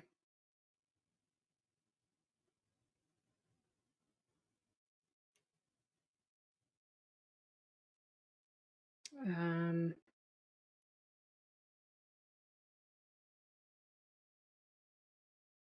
6 minutes ago, DUI guy says everyone is hugging and the atmosphere seems very lighthearted in court. Alec makes a joke and one of the court personnel laughs out loud. I am mansplaining man stuff.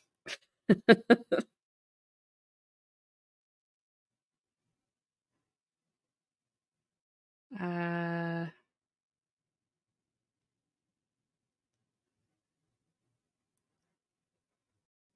Lawyer, says failure to disclose potentially exculpatory evidence is about as bad as it gets. Destroying the main piece of evidence in quote unquote testing is not great.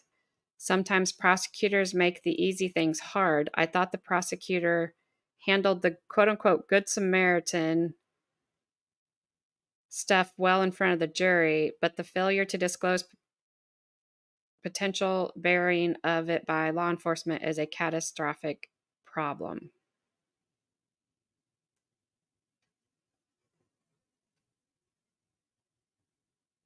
Yes. So we have 15 minutes.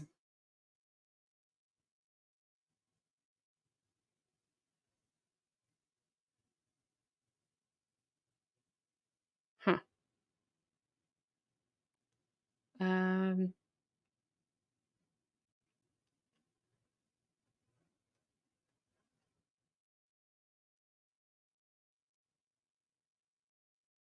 Apparently, meanwhile, in Karen Reed, the prosecution is alleging that the defense, quote unquote, consented to a mistrial. So now they have no right to object as they had an opportunity to do so in court and failed to do so. That Alan and David, quote unquote, remain silent, and that, I keep having to say quote unquote, removes any double jeopardy bars to a retrial. Messy, messy situation.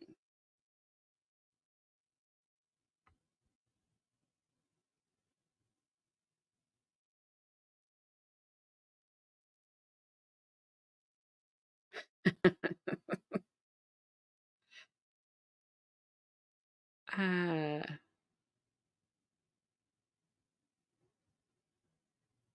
That's a day ago. Well, let's see.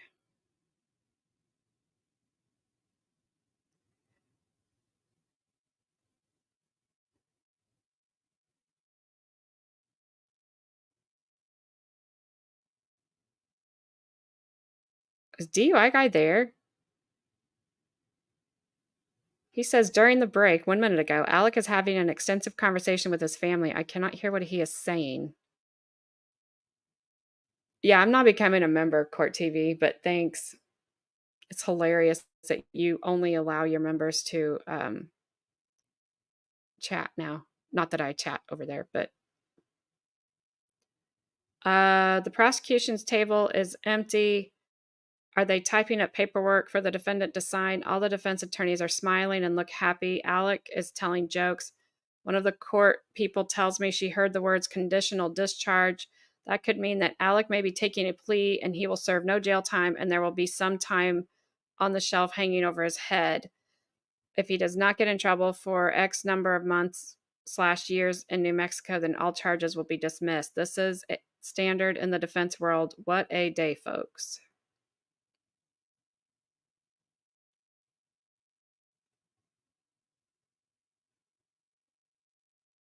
Maybe.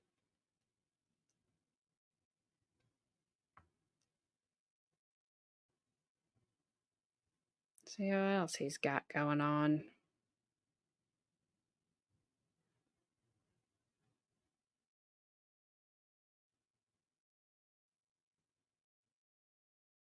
I don't know. He is there. That would make sense because he's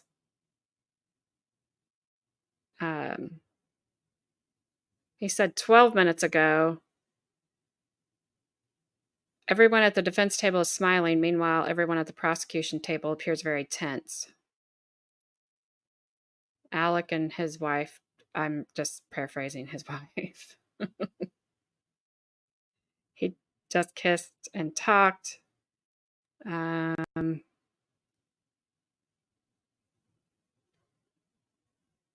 So it looks like the last time they approached the bench, Spyro asked to approach the bench again, and Morrissey looks flustered as she speaks with him and the judge.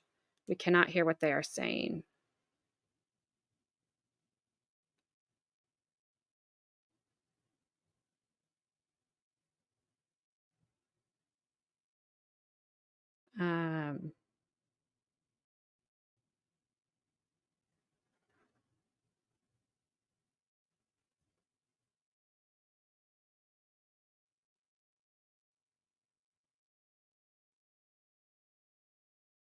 Yeah, I don't know.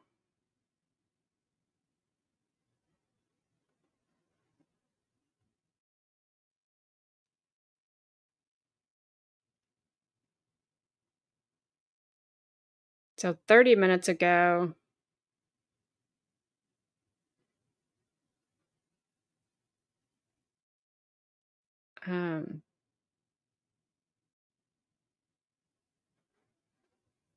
let's see, 27 minutes ago, Judge asked Spyro if he needs a break, and he says he will know in 5 minutes. He will know what? The whole defense team leaves the room. They are all talking. Are they all talking to Alec? The prosecution is seated in the court.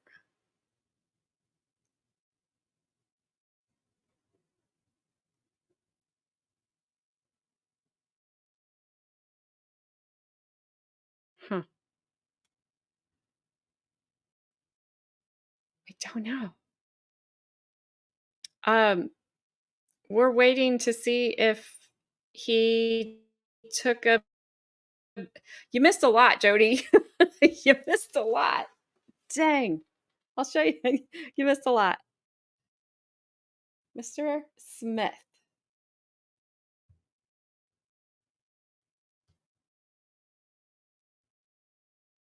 Welcome to Team Koala. Thank you very much for becoming a member. I appreciate it. You get a woohoo from Gabby. Whew. I don't do the homemade hot sauce. I don't do hot sauce. So, Jody,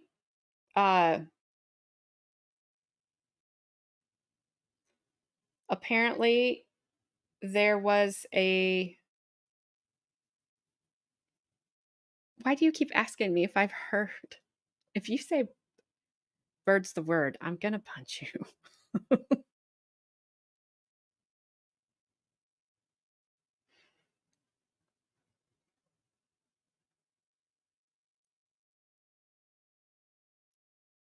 I knew see, I knew it. I knew it.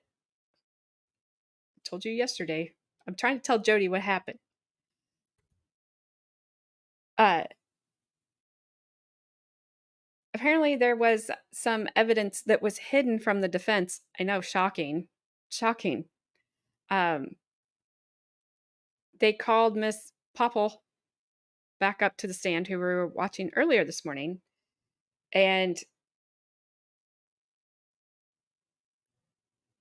that didn't I don't know, like, what really happened, because it was like these guys are probably going my mind's going 1,000 different directions. She had rounds that were given to her by, um,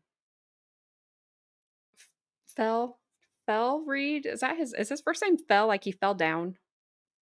Um,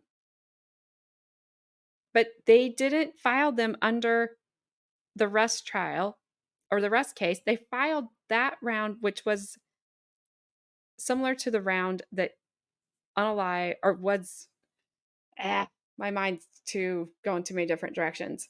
Help me, people.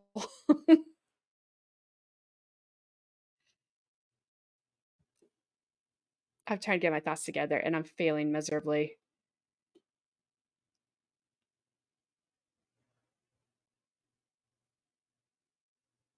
Was the round that they were hiding? Yes. That wasn't what the defense said some great stuff. The prosecutor said some crappy stuff. The judge said some stuff, and now we're on a break. It's a possible Brady violation of not disclosing the round that they had. And okay, so they did put that round under, I don't know if I can say bullet, under a different case number. So when the defense went in and asked to see all of the ammunition, that didn't get out. That wasn't presented to them. And so the defense has argued that this has and then before they even got to that point, in which we have not seen if they have the picture, um, Spyro, am I saying his name right? Is it Spyro or Spiro? Spyro? I don't know. Anyway, tall guy said that he had an email that said that Morrissey was signaling witnesses on the stand, and he had a picture, and he was supposed to print that picture out. But that all went by the wayside when they started arguing this motion about this possible Brady violation. The prosecutor was supposed to bring in, um, thank you, Becca. I think that's what I have heard too.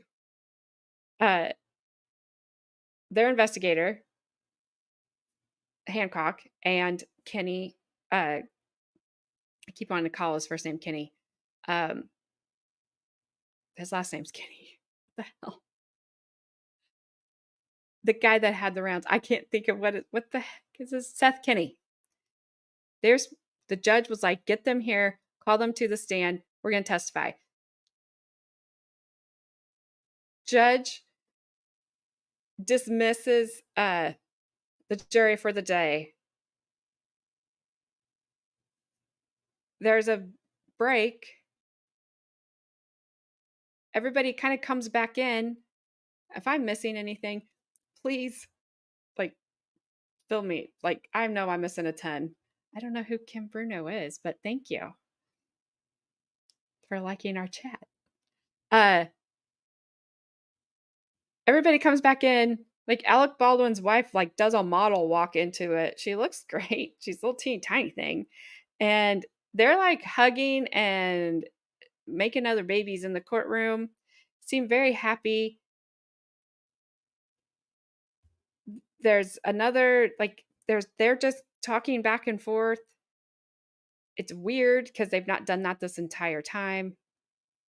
There's another, his wife was, or Kim Bruno. I don't know.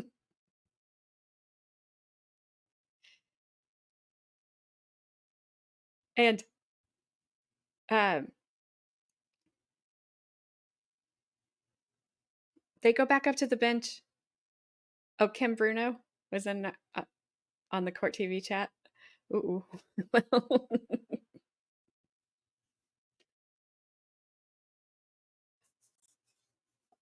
I'm not a member of Court TV. But they went up to the bench and they all stood up and they all left and they're supposed to be back in 3 minutes. And it is, they're saying maybe that he's taken a deal for no jail time because at this point, I don't know what else the prosecutors can do because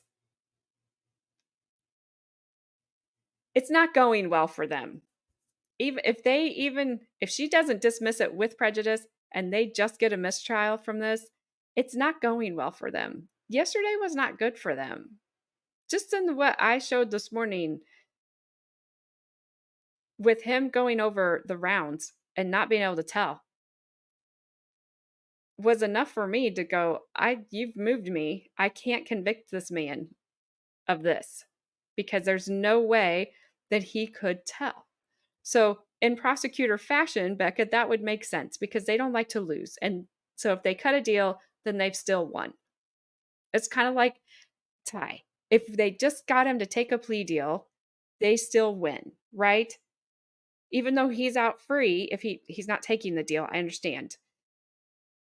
He would be walking free, but they would still be like, they get the win. They don't like to lose. But I get tired of this, like just. And I even said at the beginning of this, like, I liked this prosecutor. She didn't seem shady.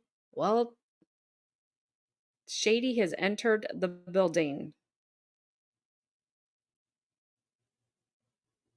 And I do apologize. I know I'm all over the place. Oh, let's see. I have to go. Ugh.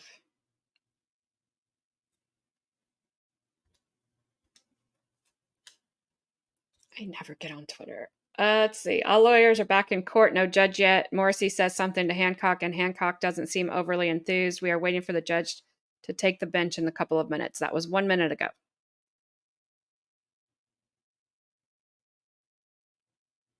Yeah, he could say that. Shady Brady.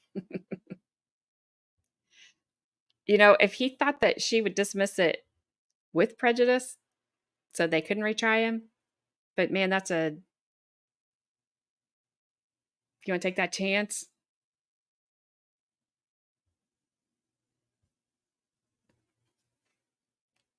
That was 2 hours ago.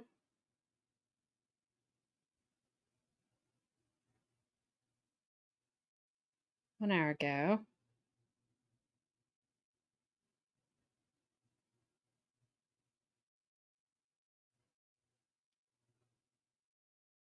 Lawyer No says it would be shocking if the charges against Baldwin are dismissed. A remedy we rarely see. If the judge goes that far, it's an indictment against the prosecution team. DUI guy says normally dismissal of all charges. Never mind. I shall shush. Come on, Court TV. Let's go. Turn to the jury. Caution them. Okay, all right, there you go, 1 o'clock, bye. What the hell? What's happening?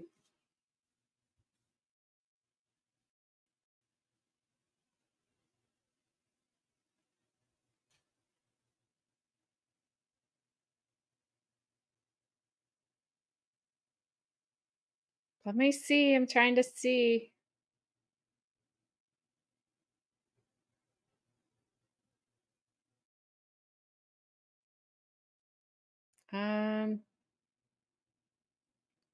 Judge comes back and orders a lunch break. She says 12:30 p.m. Morrissey asks for 1 p.m. She needs more time. Judge says we need to caution them talking about the jury. I don't think they are coming back, folks. I think there is a plea deal in play. I am convinced now.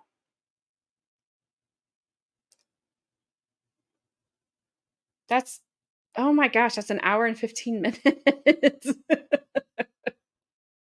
What? Yes, yes.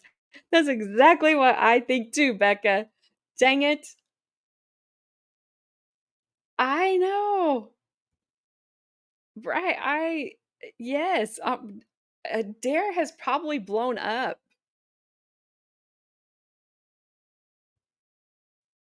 I don't know that you'll ever see a Dare again, Gabby. He probably is. Doesn't matter if you're AI or not, because Adair is gone. He's gone. He's gonna be so mad. The bastards. Jody, I don't know if you're still here or not. Well, she watched it, so she knows that when I sidebar is Jody saying sidebar. I'm gonna get to where I can't even say that word right. I'm gonna be Massachusetts, Australian, Midwestern accents. Nobody's gonna know where I'm from. You've got to be kidding me. I agree with you, person on Court TV. What else you got? Oh, you still got to be kidding me. Rolling on the floor at this trial. Hey, it's Kim Bruno. Wait, more breaks?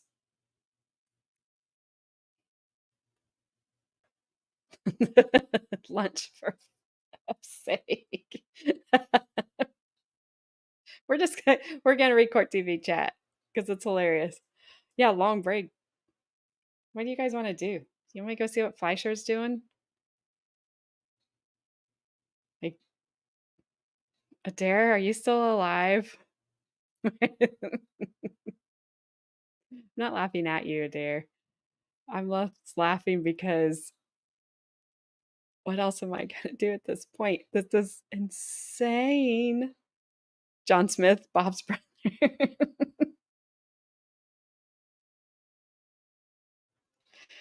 This is insane. What? That's like that what is like the what off of Christmas Story. After he tells his mom that his friend told him the F word instead of his dad, and she starts saying,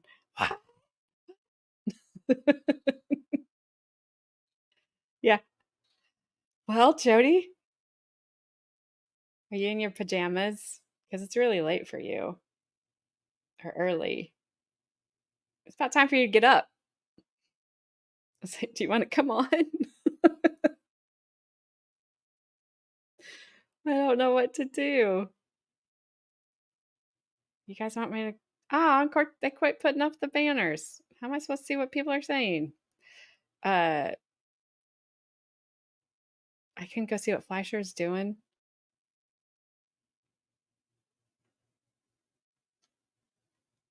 I don't know what else to do. We can watch more day 2, but I don't think we need to. I think it will be quite pointless.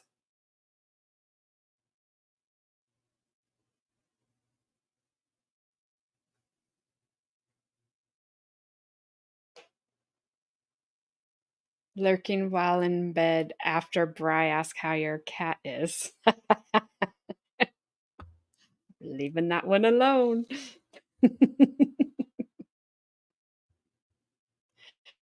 I'm not touching it. Yes, there's a that's what she said joke in there somewhere. Huh. Well. Oh, Court TV put on some music. I was like, what is that? I can never get that to work.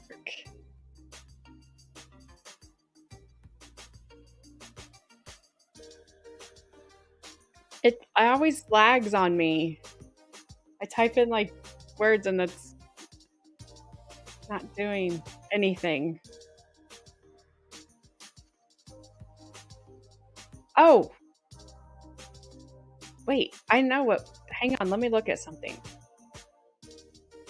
I gotta turn this music off. Oh, you guys can listen to it. Because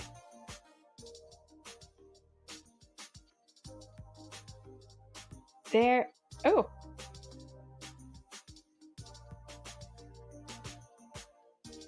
We could watch a. Becca, I don't know if you. Do you watch Law Talk with Mike, Becca? Does he care if you share his stuff? Because it looks funny. But Court TV has. They said it was starting today. Probably took a plea deal because why not?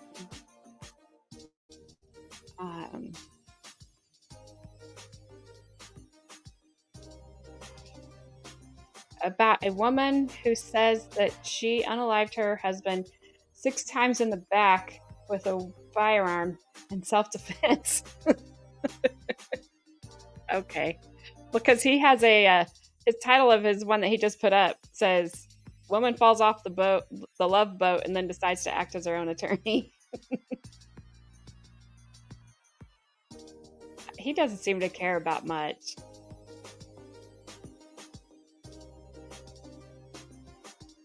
But, good heavens. What is this music? There it is. That's the top.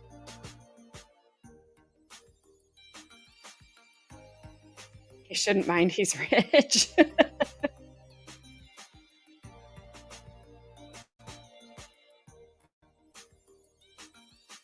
I feel like I should be like on something for this. Not that I would know.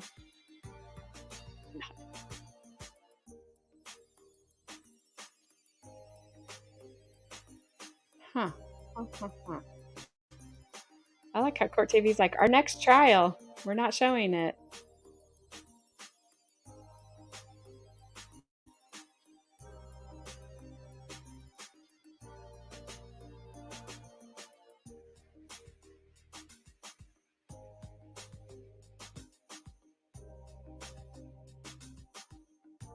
All right, well, they were kidding.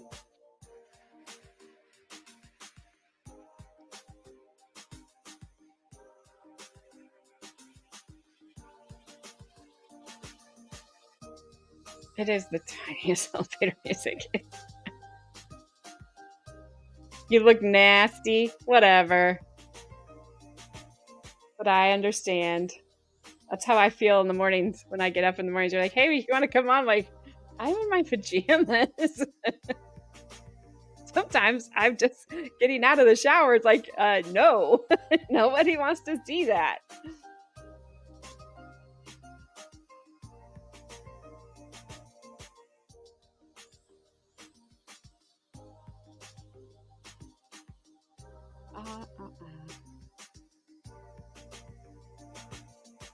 All right, we'll do Law Talk with Mike. If he strikes me, I guess it won't be the worst thing that's ever happened to me. I'll put a link in the description.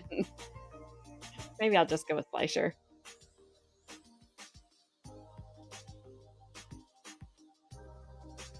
The glare is on. But he's been on for a while.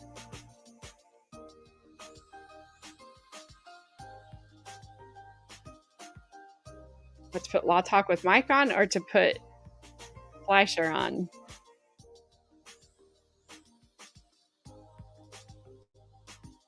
If I could figure out what court he's in, I would just go there.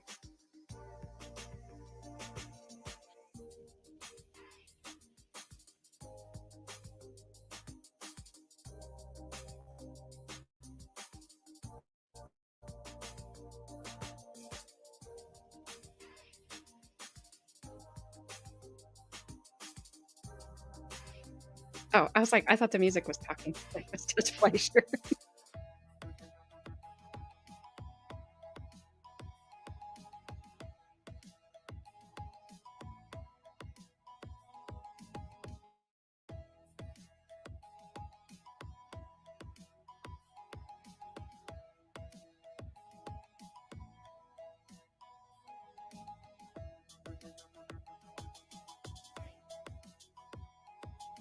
Oh, I am not doing that to boost my subs. I'd get Jody's stream taken down. I'd get my stream taken down. There'd be a lot of taking down of streams.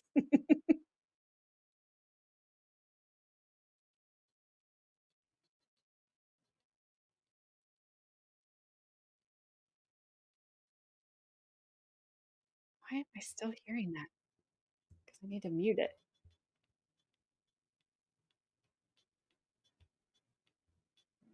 Whew, I cannot make that music stop.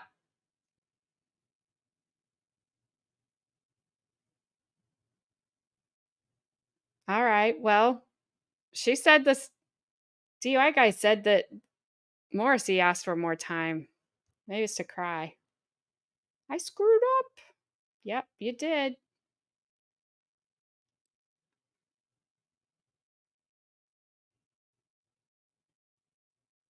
Morning. This is Manzano. Good morning, Mr. Manzano. Another bow tie. Sir, you're charged with driving while intoxicated, second offense. You're facing up to a year in jail and or a $4,000 fine. We're going to do probable cause. You have the right to remain silent. Anything you say can or will be used against you. You have the right to have an attorney if you cannot afford one. One will be appointed to you, sir. On July 6, 2024, officers conducted a traffic stop on a truck with a very low truck bed that was spraying heavy sparks towards other drivers, causing them to take precautionary matters by changing lanes. The driver was ID'd by his Mexican driver's license. Officers observed red glossy eyes and a strong odor of alcohol on the breath. Standard field sobriety test was conducted, 6 of 6 on the HGN, 3 of 8 on the walk and turn, Yes, 3 of 8 on the walk and turn and 3 of 4 on the one leg stand. DIC was red, breath was a 0.126 and a 0.134. Tell me about the prior DWI, please, and how many other ones does he have, if more than just one? He has one conviction on June 5th, 2024 in the court number 4 in Montgomery County, and then a third DWI out of county also in Montgomery County. That's the same one, Judge. It's your second. Okay. Mr. Manzano, you don't have a Texas driver license, do you? You are not allowed to drive. You will be signing an affidavit. This is a document that you're going to swear to me that you're not going to drive. I don't care what's going on in your life. I don't care what you have to do, where you have to go, who you have to haul. No driving. If I find that you drive, I will have a contempt hearing. I will find you in contempt, slap you with up to 180 days in jail and a $500 fine every time you drive, because it's an offense in and of itself. You drive 5 times, I'll have 5 different contempt hearings. Do you understand? Do not drive. There's no justification you can give. Because it's a second offense, I'm ordering you to obtain a handheld interlock device that you're going to take with you everywhere you go to prove to me that you're not consuming alcohol. Yes, sir. If I find that you consume alcohol, any kind of dope, you will go to jail. You will not get any more PR bonds. Do you understand? Yes, sir. Now, you've got Jesse representing you. Listen to him. He will take care of you. If he comes back to tell you that you're playing games, you're not responding to phone calls, text messages, I will issue a warrant. Do not pick up any new cases. All you have to do is stay out of trouble, don't drive, and don't drink. Yes, sir. I'm gonna have you come up here, swear to us that you're not gonna drive. I'll get you to Victoria, sign a reset. You'll get retraced for your bond conditions, and after that, you're free to go. Gabby, Okay, he was thank you, talking Judge. about that Thanks, guys. defense attorney because he had a bow tie on. Judge does not have a bow tie on. It was a very purpley jacket. Judge, did you want to start with the Spanish? So hard. Do you have one, Mike? Depending on which interpreter's there. Where's, I don't see Luis. He's hiding. Morning, I'm doing this Luis. for Herman. I'm appearing for Herman. Oh, this I'm here interpreter's for, good. yeah. Come on up. Page 12. Thanks. Right this way. Your Honor, the interns Wait, wait, arraignment, and this is Herman's case. I'm here Okay, for him that's it. because he's out of town. Got it. All right. Okay? Are you Mr. Juarez Chavez? Yes. Mr. Juarez Chavez, you're charged with driving while intoxicated. Class A misdemeanor because of the high blow. you are facing up to a year in jail and or a $4,000 fine. We're going to do probable cause. You have the right to remain silent. Anything you say can or will be used against you, sir. On July 6, 2024, at approximately 1:14 a.m., officers conducted a traffic stop on a truck crossing the lane divider. The defendant was ID'd by his Mexican consular card. Officers observed red bloodshot eyes, slurred speech, an odor of alcohol on the breath, unsteady on his feet, and the defendant was swaying. Standard field sobriety test was conducted. HGN was a 6 of 6. Walk and turn was an 8 of 8. One leg stand was a 3 of 4. Before securing the defendant in the backseat of the patrol vehicle, they discovered 0.35 grams of a white powdery substance, cocaine, in a small plastic baggie in his right front jeans pocket. So they have, DIs I don't see that they charged him yet with it, I guess, huh? And then, PCS and, This is what Jocelyn Juarez Hernandez, right? yes. Yeah, the PCS case. Angel Juarez, I got Angel Juarez Chavez. Oh, okay. Yes. Sorry, I'm looking at Juarez Hernandez. This is Juarez Chavez. Sorry, I see it. Okay. Yeah, please. DIC was read. The defendant consented to breath, and it was a 0.243 and a 0.237. Probably to be honest. Okay. Mr. Juarez Chavez, I'm going to find that there's probable cause to go forward with the case. Tell me, are you a United States citizen? No. Are you in this country with or without permission? Without. What happens if you go to jail?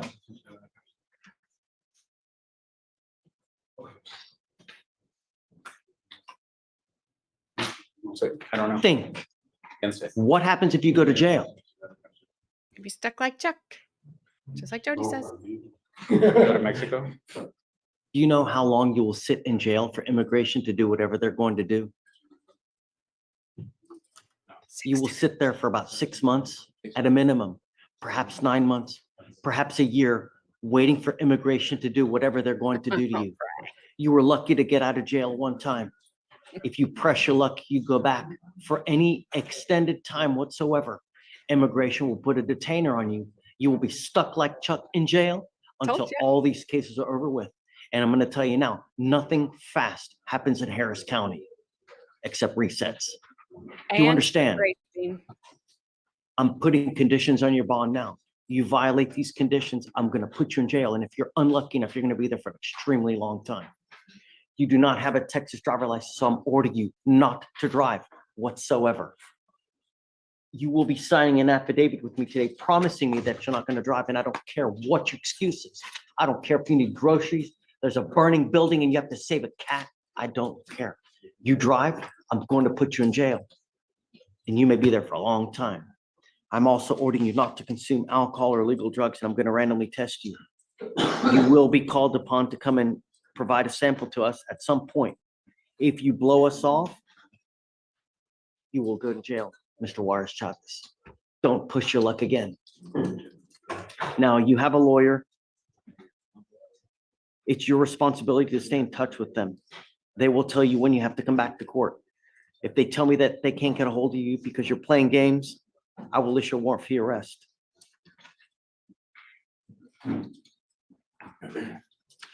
understand me? Good. Do not drive, do not consume alcohol, illegal drugs, and stay in contact with counsel. You will not get another warning from me. So take it how you will. We'll have you come up here, swear to us that you're not going to drive. I'll get you Victoria to sign a reset. After that, you'll get with Trace for your bond conditions, and after that, I you'll like be free to him. go. He's like, I don't care if Brother Teresa needs to go to How do you church. translate from English to Spanish, stuck like Chuck? Ask him. I don't know, but that's why he makes the big bucks. Thank you, Jan. I will. How do you translate stuck like Hey, Chuck? ready? Yeah, come on. Oh, It's not my client. Yes, it did. They will. Don't do them. They're let me, bad. and then I'll hit you next. Okay, come on, Ray. Coach Tambris. Gonna eat some. Coach Tambris. So probably see how it goes Or before. Judge. Mr. Gallegos, let's go. Just trying to make it. I feel your pain. Yeah.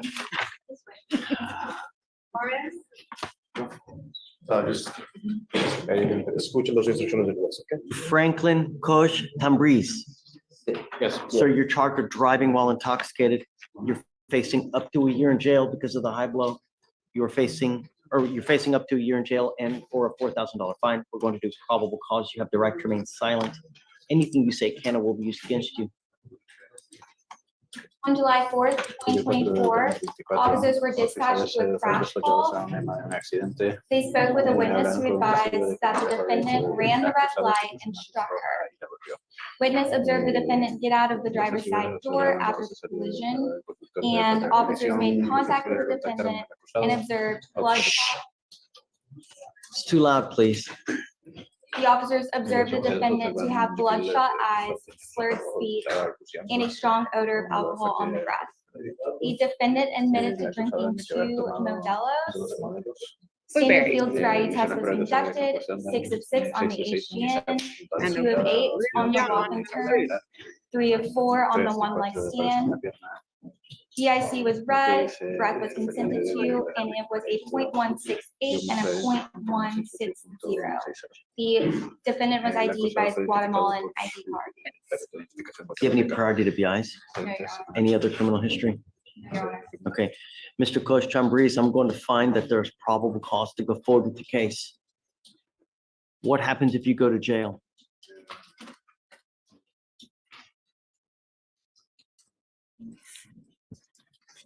I wouldn't like that. What do you say? I wouldn't like that. Don't tell him. I want him to think, Robert. What happens if you go to jail, Mr. Kosh Tambris? I have family. Look at me. What happens if you go to jail? Piense. What happens if you go to jail?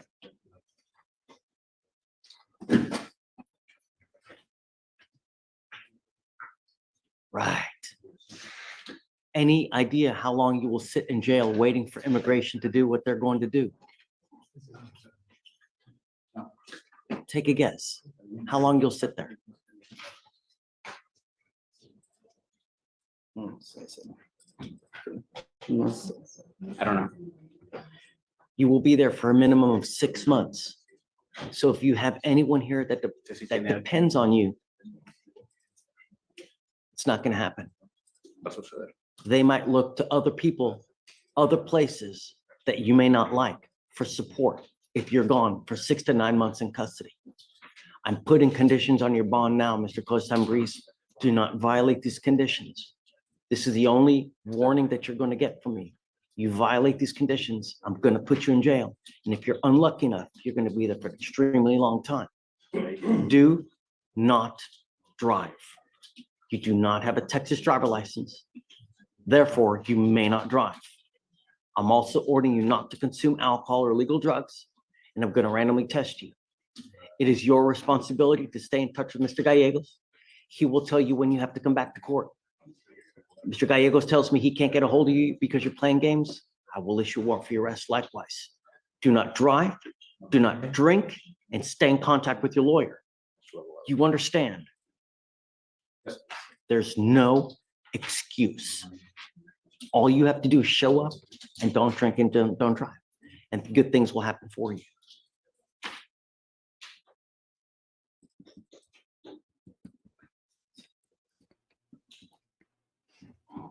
I'm going to have you come up here. You will swear to us that you're not going to drive. After that, I want to get you to Victoria to sign a reset. You will then go to Tracy, where we'll have you sign your bond conditions, and then you'll be on your way. This is the only friendly warning that you're going to get from me, sir. Take it how you will, but you will not get another one. Come on. Thank you, Judge. Thanks, Robert.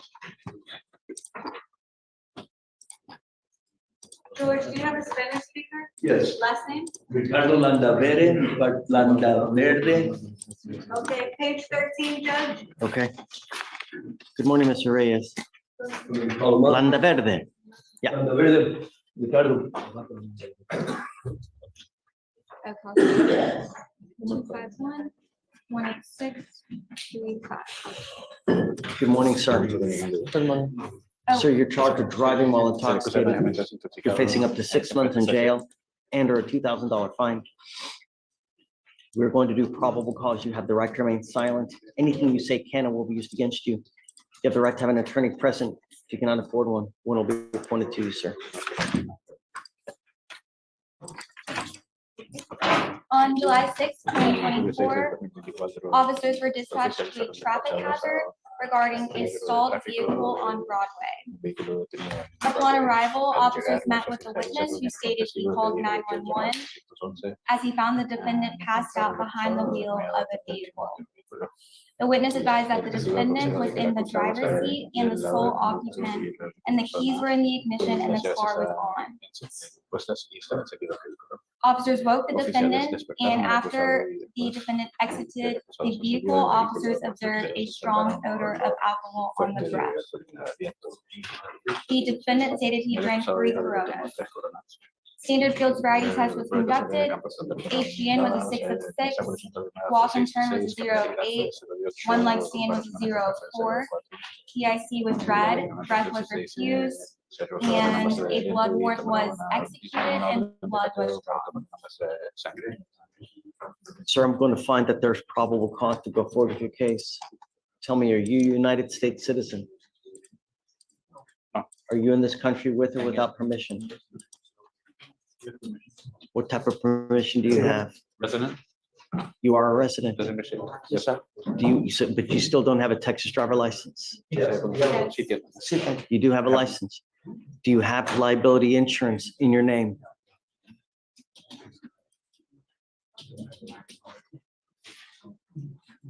My father. Okay. Before we allow you to drive, Mr. Landaverde, I want you to 100% be sure that you have insurance. Mr. Reyes, do you mind checking to make sure that he is covered? If you are covered under the insurance, I will allow you to drive. Understand, you are not a citizen. The more criminal cases you pick up, the higher likelihood you have of that residency being revoked. They can revoke it at any time. The more criminal cases, the more likelihood that's going to happen. I am ordering you as a condition of your bond not to consume alcohol, illegal drugs, or unprescribed controlled medication. You will be randomly tested. If I find that there are, or that you're consuming alcohol or doing anything you're not supposed to, I will put you in jail. You're not a United States citizen, and I don't know if you're a resident or not. But if there is any problem with your paperwork and you go to jail and immigration finds you, they will put a detainer on you, sir. So I would be very careful. I will waive your appearance, but you must stay in touch with Mr. Reyes, and he will tell you if and when you have to come back to court. You understand? If he tells me that you're playing games, that you're not responding to phone calls or text messages, I will issue a warrant for your arrest. Okay, I'll have you go to Victoria, sign a reset. After that, you'll get with Trace for your bond conditions, and then you're free to go. Thank you very much, Your Honor. Have a great day. You too. I tried. What happened to? That's page 11, another Spanish speaker. Juarez Hernandez.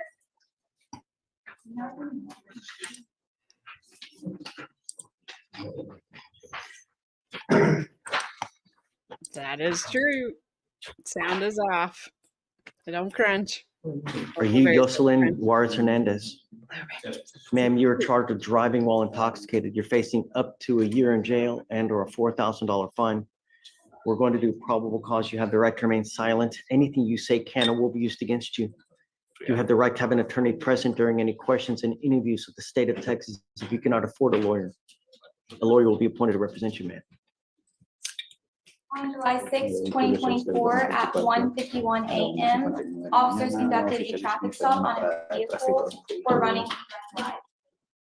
Officers made contact with the driver, who identified herself by her Mexican passport. Officers observed a strong odor of alcohol on the breath, red and glossy eyes, spraying while speaking. She said that she had 2 Michelob Ultras before driving. Standard field sobriety test was conducted, 6 of 6 on the HDN, 2 of 4 on the one-leg scan, and she refused the walking tour. DIC was red, EAC was a 0.165 and a 0.165. Honey Nut Cheerio. Friday with the eyes. No criminal history or what? No criminal. Juarez Hernandez, I'm going to find that there's probable cause to go forward with your case. Tell me, how old are you, man? 23 years old. What do you do for a living? Cleaning houses. Are you a United States citizen? No, Are you in this country with or without permission, man? no permission. What happens if you go to jail? Lleva a la cárcel. Oh yeah, he What yells do at you mean, what would the happen? bed. What happens if you go to jail? Pasa si usted va a la cárcel.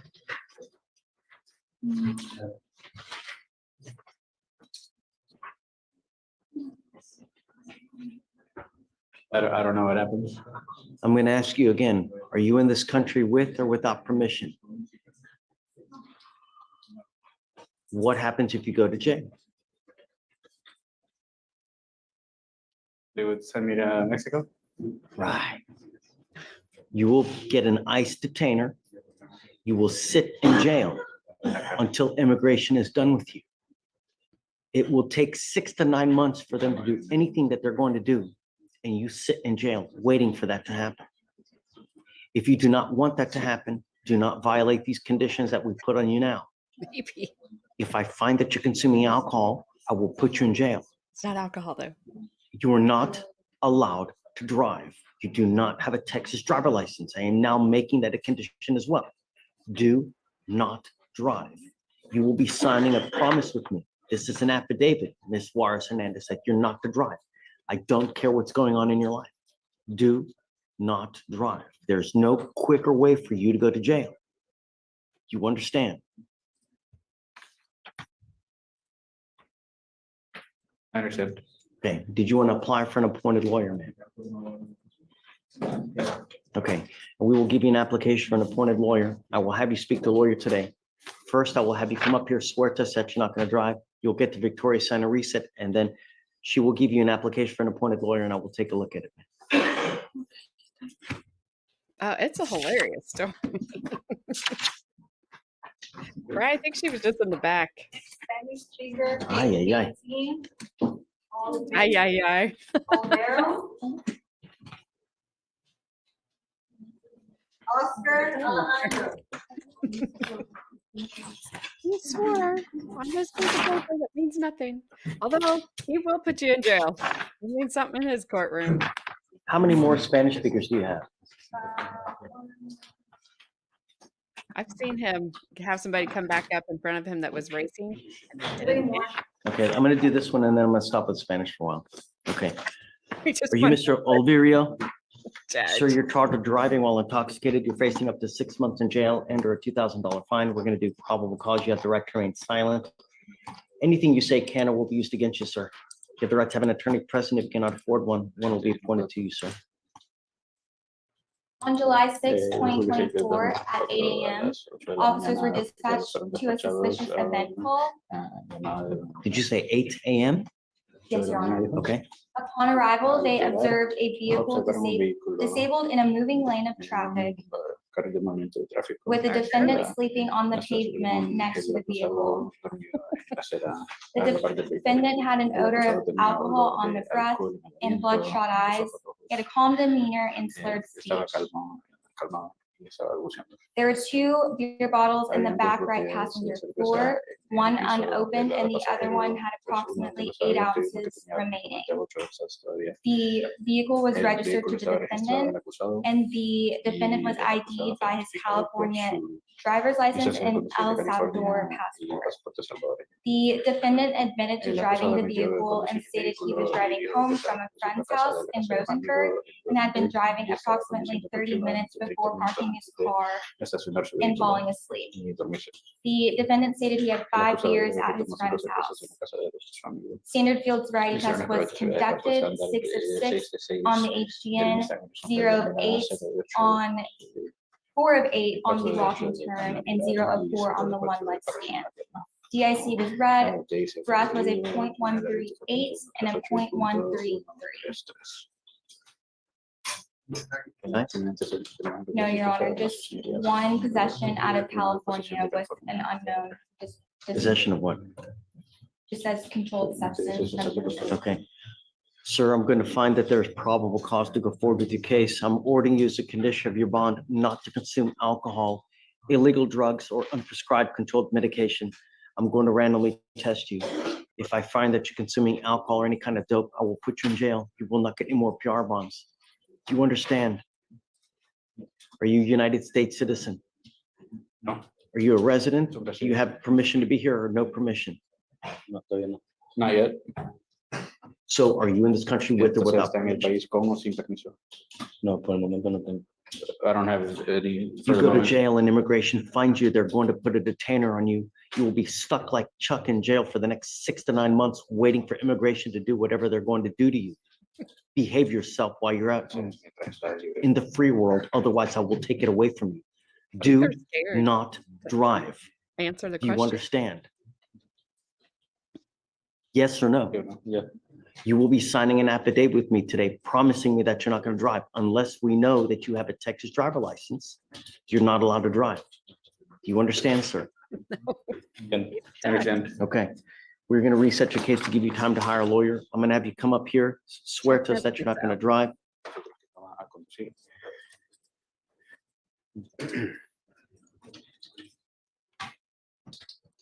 After that, you'll get to Victoria. We'll have you sign a reset. You will meet with Tracy for your bond conditions, and after that, you'll be free to go. Show up, come back, because if you do not come back, I will issue a warrant. You understand? All we're asking you to do is don't drink, don't use drugs, and do not drive. Understand? Come on. Okay, you ready? Hey, Basis one is an arraignment. let's do the arraignment first. Jeffrey Thompson. Okay. Page 29. Hey, what's up? Good morning, Mr. Thompson. Mr. Thompson, you're charged with assault of a family member. You're facing up to a year in jail and or a $4,000 fine. We're going to do probable cause. You have the right to remain silent. Anything you say can or will be used against you. You have the right to have an attorney present. If you cannot afford one, one will be appointed to you. On April 15th, 2024, complainant and defendant were arguing at their home in Garrett, Texas. A complainant confronted defendant about taking her car keys. Defendant immediately shoved a complainant, so complainant said that she was going to call the police to report that, as well as defendant's past violence towards the complainant. Defendant told complainant they'll be sorry for doing that and then left the scene. Complainant told officers that earlier in the day, complainant threw a rock at defendant's vehicle during an argument. Defendant responded by grabbing complainant by the hair, dragging her up the stairs into the home and throwing her to the ground, causing her to feel pain. Complainant stated that she didn't initially report for fear of retaliation and is now requesting a protective order. Any alcohol mentioned? No? Okay. All right, Mr. Thompson, I'm going to find that there's probable cause to go forward with the case. So she does want a current protective order. We have completed the RIF this morning, Your Honor, and she Okay. wants him to come back home. What do you think? What's your position? I would like him to be able to come back to the house, but he has no prior assault cases. This is his first domestic violence case. It happened back in April, Judge, 3 months ago, and there hadn't been any issues since then. I'm going to tell him and her to go into some counseling. I think that might be beneficial to the couple. But I do think. Mr. Thompson, the problem is that I don't know what kind of relationship you have with this person, but if it's a volatile relationship where both of you are constantly at each other's throats, you know, I don't want to talk about the case, right? My only concern is I don't care about past. I care about the future. And if you're someone that loses your temper easily and she knows how to push your buttons, is it a wise decision to go back? He's I stuck don't in know. Houston. I'm going to leave that up to you. I am telling you now that I am going to issue the protective order. The protective order is such that she is now labeled as a protected individual. You cannot commit family violence and assault against this person, commit an act in furtherance of an offense under section 42.072 of the Texas Penal Code, which is a stalking statute. You cannot threaten, harass, use another person to communicate a threat or harassing behavior. You not can be in possession of a weapon. This usually also comes with a residential restriction, meaning that you cannot go back to the house in question. I will take this off if she's okay with you going back, but everything else in the protective order stuff that you shouldn't do anyways, right? And understand though, can words violate this statute? Can conduct violate this statute? If I go like this, is that threatening or harassing? It most certainly is. So conduct alone in and of itself can violate this protective order. That's why I'm saying, I don't know what kind of relationship you have with her, but if it's a kind where you're constantly butting heads, I would be very careful. She knows how to push your buttons and she knows how to contact the DA. All she has to do is say something. Guess who goes to jail? You do, sir. Be careful. That's all I'm saying. So we'll just do no threatening, no harassing contact, no weapons, and that's it.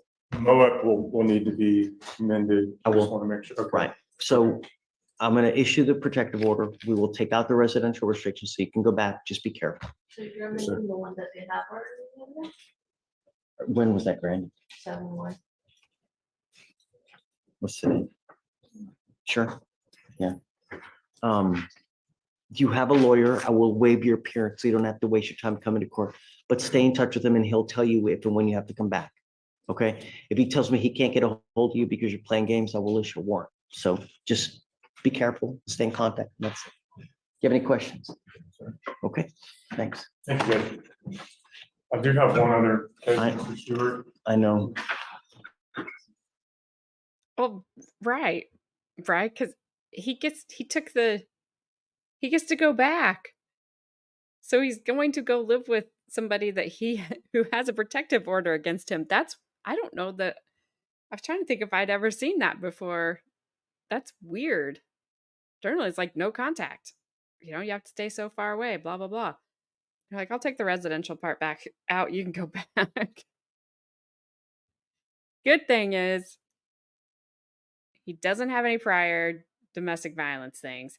So hopefully it was just a weird thing that happened and it's not something that has just gone unreported this whole entire time. Because if something happens, they'll use that against whoever the person is that it's happening against. I'm not ready to do that yet. That's going to I'll take, come back. I've got a few other things going on. please, that's going to take, where's Mr. Stewart? It should be pretty, it's an address violation, but it happened during the storm and he had no power or AC, so he went to his sister's house. And that's the address on the protective order. I'm not sure why it was a restricted address, other than that's where. I don't know. Can you go do your other stuff? Yeah. Let me blow through this and Thank you, Judge. yeah, for sure. I'm not blaming the victim. I don't know who it is. They didn't say. I'm just saying just because I was watching something here recently where they didn't report it and then she almost went to jail, went to prison. Andrew. But she ended up not. Adrian Uscanga, USCANGA. Okay, Page 30. come up, Mr. Skanga.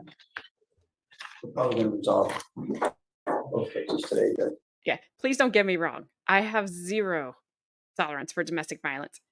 I was just watching a thing where the woman ended up stabbing her boyfriend, and he did not live. She said it was because he was going after her child. They dismissed the charges And then a new prosecutor, and I don't like this either, but I could see it working both ways. But a new prosecutor comes in 4 years later, I think it was, and takes it, for whatever reason, takes another look at this and does charge her. So her attorney ended up, the thing was, when her attorney, they had a bench trial in front of a judge to get everything dismissed. The state was using the fact that there was no records of her ever reporting it to the police of all the abuse that she said was happening. What they did have, though, was that somebody who knew the defendant, the victim, and the victim's mother had known the victim all his life, had taken pictures of her. And he broke her orbital socket, if I'm saying that right. He broke her jaw. But so that saved her because she had never reported it. And the mom was saying, no, it was her. I just froze. Saying, no, it was her. And, obviously she didn't want to blame her child, who's no longer here. But the judge did dismiss it.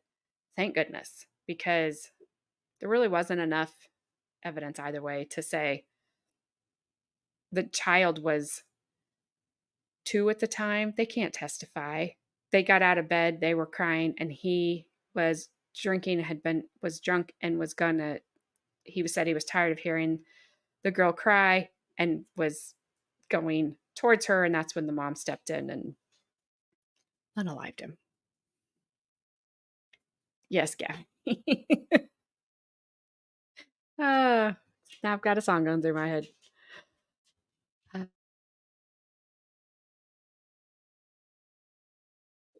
Wasting time to talk, right?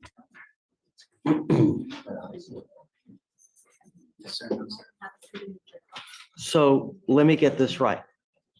You're on a diversion program and you've now picked up a new case. Am I right? Yes, Your Honor. What is the one thing we asked you not to do, Mr. Uskanga? Right. And did you do that? We're going to do probable cause. You have the right to remain silent. Anything you say can and will be used against you. You're now charged with another misdemeanor, evading arrest. You're facing up to a year in jail and/or a $4,000 fine. Please. On June 30th, 2024, officers were dispatched to a club where a man and woman were denied entry because they were too intoxicated. A club. A club. I was going with the group. Stop. I don't care if you're with the Pope, Mr. Uskanga. And the man and woman got into an argument. The female fell on the ground multiple times and eventually bit and kicked a police officer. While all this was happening, the defendant kept interacting with her, causing her to be more agitated. Officers asked the defendant multiple times to get back, but he kept encroaching. Due to him being uncooperative, uniformed officers attempted to detain him, and he fled on foot approximately 100 feet before being detained. He actually came back of his own accord, guys. They yelled at him and he turned around and came back. That's what he did, run off at first. And I'm representing the co-defendant, so I kind of have an idea what happened there. Mr. Uskanga, I'm going to find that there's probable cause to go forward with your case on the evading arrest case. Guess what's happening to the first case? Stephen. Bye. Stephen knew what was going to happen. Mr. Uskanga. Bry knew what was going to happen. He just said bye. You stuck like Chuck now. See ya.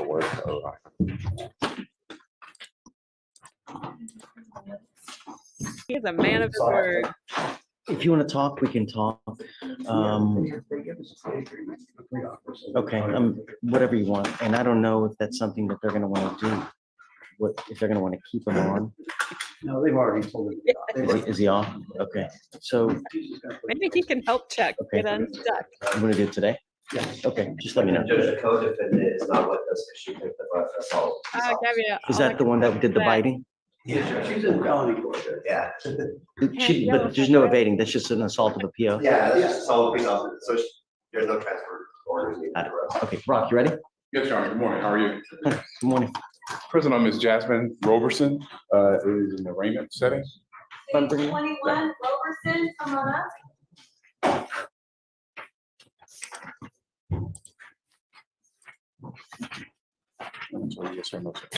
Good morning, Ms. Roberson. Ma'am, you're charged with driving while intoxicated. You're facing up to 6 months in jail and or a $2,000 fine. We're going to do probable cause. You have the right to remain silent. Anything you say can or will be used against you. You have the right to have an attorney present. If you cannot afford one will be appointed to you. On July 7th, 2024, at 3:30 a.m., officers were dispatched to a traffic hazard call. Upon arrival, we spoke with a witness who said that he saw the defendant in the front driver's seat of the car. He was traveling northbound on West Loop North Cedars, and her vehicle was parked in the middle of a moving lane of traffic. He got out of his car to check on the driver, and she was in the driver's seat, engine running. The front passenger side of the defendant's vehicle was inoperable, and officers observed an odor of alcohol on the breath and the defendant to have poor balance. Officers observed dash cam footage from the witness, which showed the defendant's vehicle and the defendant exiting the vehicle. The defendant's demeanor was angry and she had bloodshot eyes. Officers spoke with the defendant, who said that she was traveling home from a restaurant. Standard field sobriety test was conducted, 6 of 6 on the HGN, 6 of 8 on the walk and turn, and 4 of 4 on the one-leg stand. The IC was read, breath was declined, and blood was drawn pursuant to a warrant. Was there an accident? I don't, She stopped in a moving lane. just stopped in a moving lane of traffic. Was she, but was she was asleep or awake? Not clear. Yeah, it's the way they wrote that report was like being in a drive-through. Same questions I had. And when officer arrived, she was not inside the vehicle, Your Honor. They're basing the will witness on this witness that called and asked for the officer to be With dispatched. footage.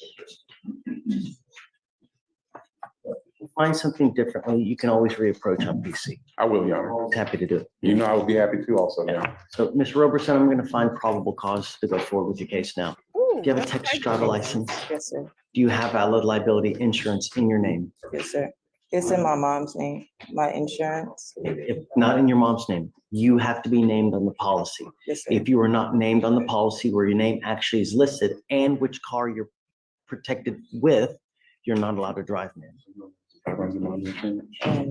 Until I know that, I'm going to bar you from driving. If you can show me today that you're listed as on the policy, then I'll allow you to drive. So it's very easy. All you have to do is go to an app or the Yes, sir. website and find out. So I am ordering you not to consume alcohol or illegal drugs, unprescribed controlled medication. I'm going to randomly test you. If I find that you're consuming alcohol or any kind of dope, I will revoke you and put you in jail. You will not get any more PR bonds. And Your Honor, if I may, she lives in Dallas. She was just down here working for the weekend. Is it possible we can just do tests only when she appears for court? No, not for now. Rather than random? What we'll do is you will be called for random testing. You must go to a Quest diagnostic, get the test done there, get it to Brock, and he will get it to us. If you just blow us off, I will issue a warrant for arrest. But going to a Quest, so I'm making it to where you don't have to come back to Houston to test. I will waive your appearance, so you don't have to. Hey, Sharon. I don't know if you've kept up on the Baldwin trial today, but it's a mess. We are waiting for them to come back from lunch and see if it's going to get dismissed or if he's taking a deal. I think it's ending today. I think it's over. I think it's over. I hope you've had a great week. It's been a little crazy one around here. A little crazy. Ha ha, Gabby. Ute. Waste your time coming to court, but you have to stay in touch with Brock. And when you do get called for a test, go to a Quest diagnostic, test there, get the result to them, and then that'll satisfy us here. Any questions? Okay. For now, I'm going to have you sign an affidavit that you're not to drive. After that, we'll get you to Victoria Center reset. After that, you'll get a trace of your bond condition. After that, you're free to go. If you show me that she's got insurance, then I'll rip up the affidavit. I have it to you, if not today, by Monday at the latest. So thank you, Your Honor. Have a great day. Might be excused. But wait, she needs to come up here to swear to this real quick. Judge, the next Spanish arraignment, page 19, Perez. Come on up.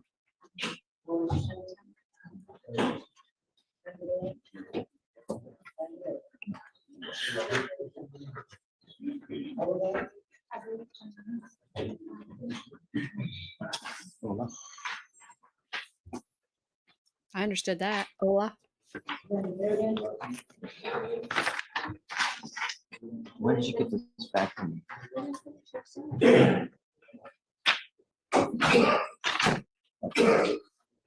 Okay, It's very loud. His courtroom is very Page loud. 19, Perez. got it. Please, sir.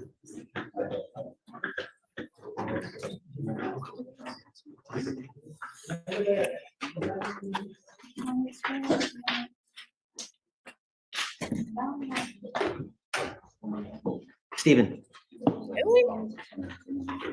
Well, I don't like to hear that.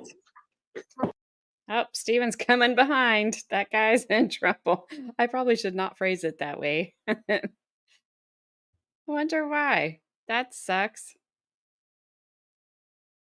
Huh. I don't like to hear that. I don't like to hear that at all. Make sure you're still subscribed because I gain and then I sleep and I lose some. And then I gain and then I sleep and I lose some. It's been a very, it's been a really weird week with subs. A really weird week with subs. Aha. That's what I said. Steven's coming up. I knew I shouldn't have said it. I shouldn't have said it.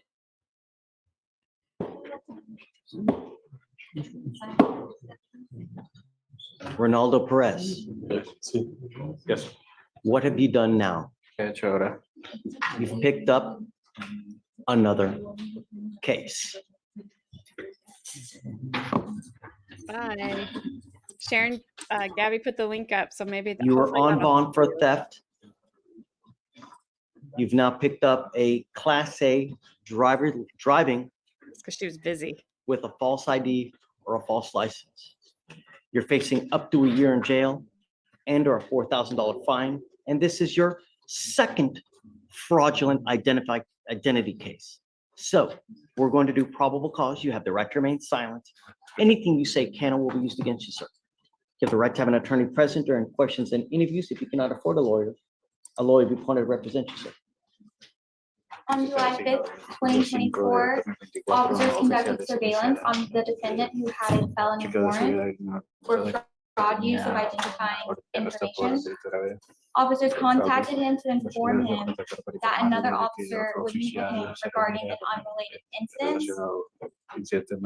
Plainclothes officers observed the defendant waiting in the parking lot. Uniformed officers met him and asked him for his identifying information, and he presented a Dominican passport with his name, date of birth, and photo.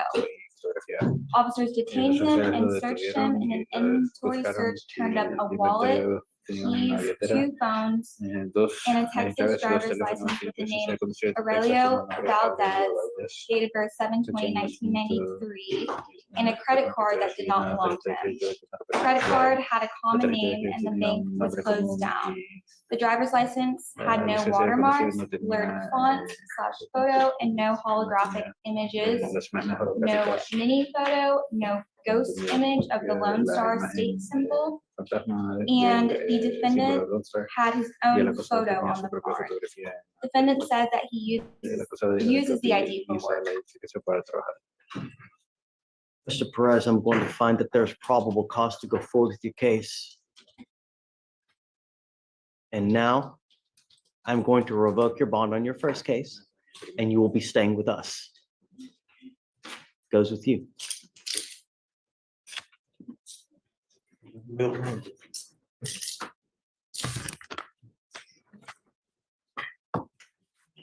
they give him a PR bond on this case, you know?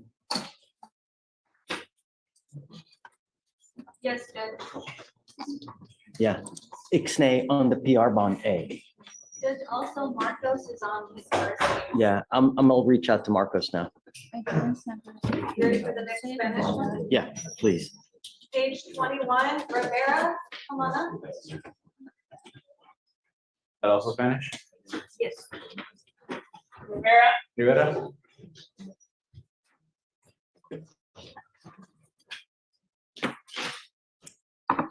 Um, on the old theft, 5,003. And then on the new one, you can leave it at the 5,000, but no PR bond. He's gonna have to pay a surety, you know. Hey, Vic, well, who? Page 21, Rivera. Are you Mr. Rivera Araujo? Yes, sir. Sir, you're charged with reckless driving. You're facing up to 30 days in jail and or a $500 fine. We're going to do probable cause. You have the right to remain silent. Anything you say can and will be used against you. You have the right to have an attorney present. If you cannot afford one, one will be appointed to you. On July 6, 2024, at 10:30 PM, officers were investigating a parking lot takeover in a strip mall parking lot. Officers observed 200 vehicles inside the parking lot, 200? 200, participating in the parking lot takeover. Officers observed a white Ford Mustang perform 2 to 3 donuts inside the parking lot and burn out within 5 feet of a large crowd. Officers conducted a traffic stop and identified the defendant by his Texas driver's license. The defendant stated he performed the action because he was at the car meet, and he also had a front passenger. Okay. Mr. Rivera, I'm going to find that there's probable cause to go forward with your case. Tell me, are you a United States citizen? I'm resident. I have the green card. You have a Texas driver license? Yes, sir. Do you have liability insurance in your name? Yes, sir. Okay, I'm now ordering you as a condition of your bond not to participate in any more street takeovers, donuts, reckless driving, burnouts, racing, whatever it may be. If I find that you participate in this kind of action again, I will revoke your bond, put you in jail, and take your driving privileges away from you permanently. Do you understand? Yes, sir. No more.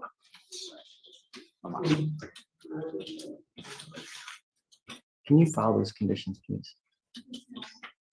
Okay. We are going to reset your case to give you time to hire a lawyer, Mr. Rivera. I will do everything in my power to protect every single person of Harris County, Mr. Rivera. If that means putting you in jail because you continue to do foolish things on the road, so be it. I have no problem setting your bond extremely high. Do you understand, sir? I'm going to have you go to Victoria, sign a reset. After that, you will take a seat in the jury box while we get your bond conditions. We'll have you sign it, and then you'll be free on your way. Page 31, Velasco Morales.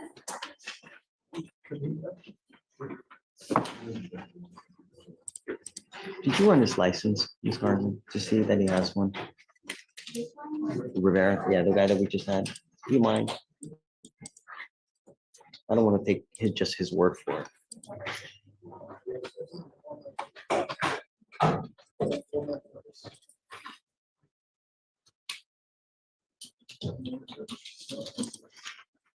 Is it Velasco Perez, Victoria? Page 31, Velasco Morales. Oh, yeah, sorry, that's it.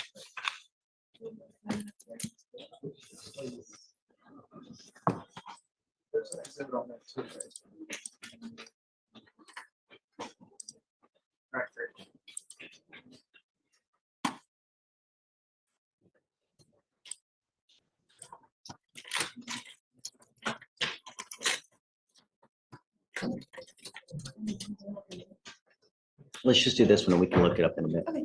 You ready? This is Velasco Morales.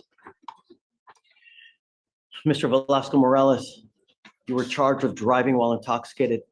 You're facing up to a year in jail and/or a $4,000 fine. We're going to do probable cause. You have the right to remain silent. Anything you say can and will be used against you. You have the right to have an attorney present during questions and interviews.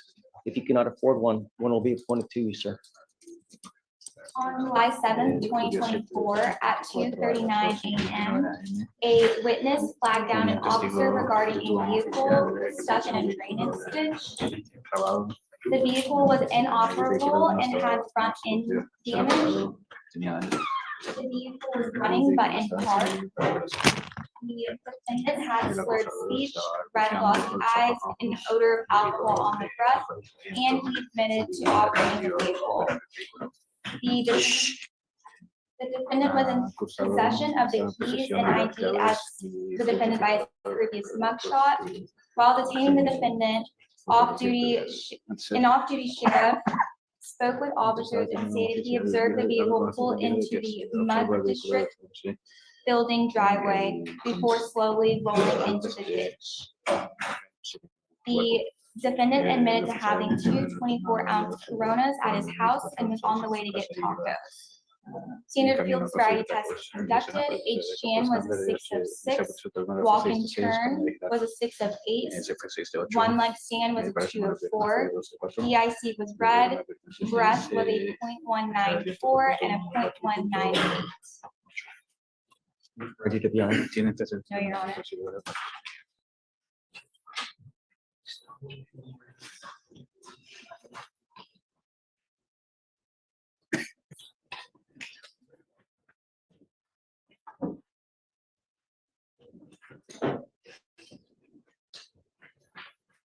It looks like he just has a prior evading arrest. Yes, Your Honor. Mr. Velasco Morales, I'm going to find that there's probable cause to go forward with the case. Tell me, are you a United States citizen? No. Are you in this country with or without permission? With permission? What type of permission? What type of permission do you have? Work. No se venció. Understand, it can be revoked at any time. The more criminal cases you pick up, the higher likelihood you have of that happening. Do you have a Texas driver license? Yes. Can you run his license, please? I'm ordering you now as a condition of your bond not to consume alcohol, illegal drugs, or unprescribed controlled medication. I'm going to randomly test you. If I find that you're consuming alcohol or any kind of dope, I will put you in jail. You will not get any more PR bonds. Do you understand, sir? Yes, sir. I don't know if you have permission or not. It quite frankly, it doesn't matter to me. The only thing that you need to understand is that if you go to jail and there's any problem with your immigration paperwork, they will put a detainer on you. You will be stuck in jail until everything is over. That means you'll sit in jail for at least 9 months. If you do not want that to happen,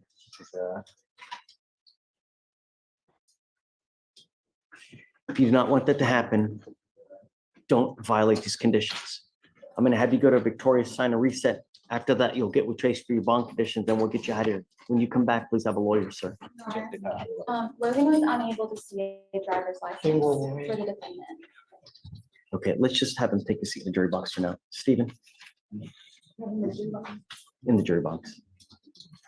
Stephen, can you help Mr. Blunt? That's why I was just double checking something real quick. Mr. Blunt, come on. I was making sure it wasn't a true bond. That's why I was making sure.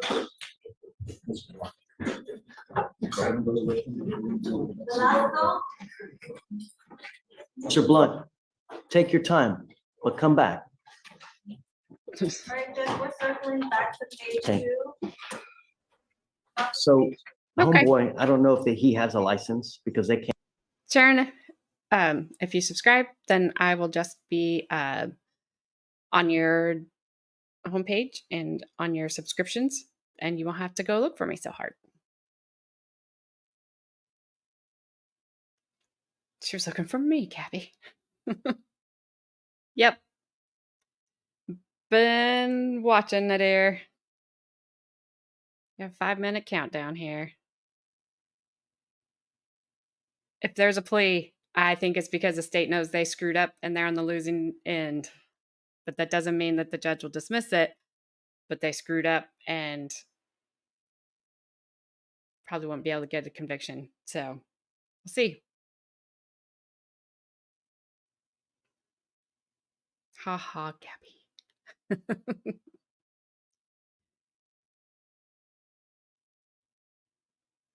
5-minute warning, 4-minute warning. Can't find it. So, yeah.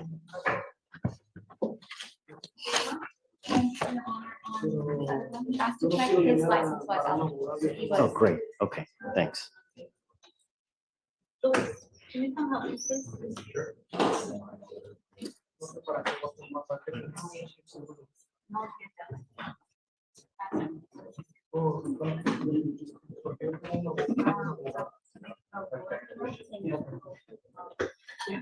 Aurora, come on up. Hey, Luis.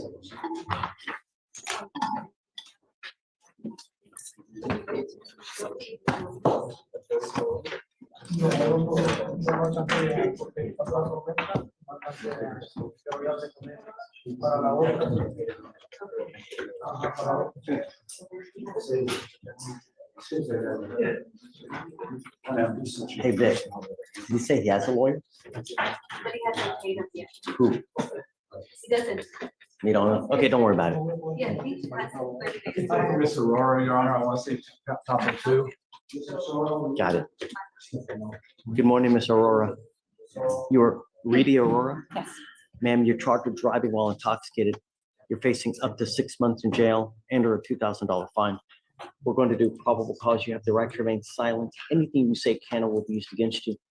You have the right to have an attorney present. If you cannot afford one, one will be appointed to you, ma'am.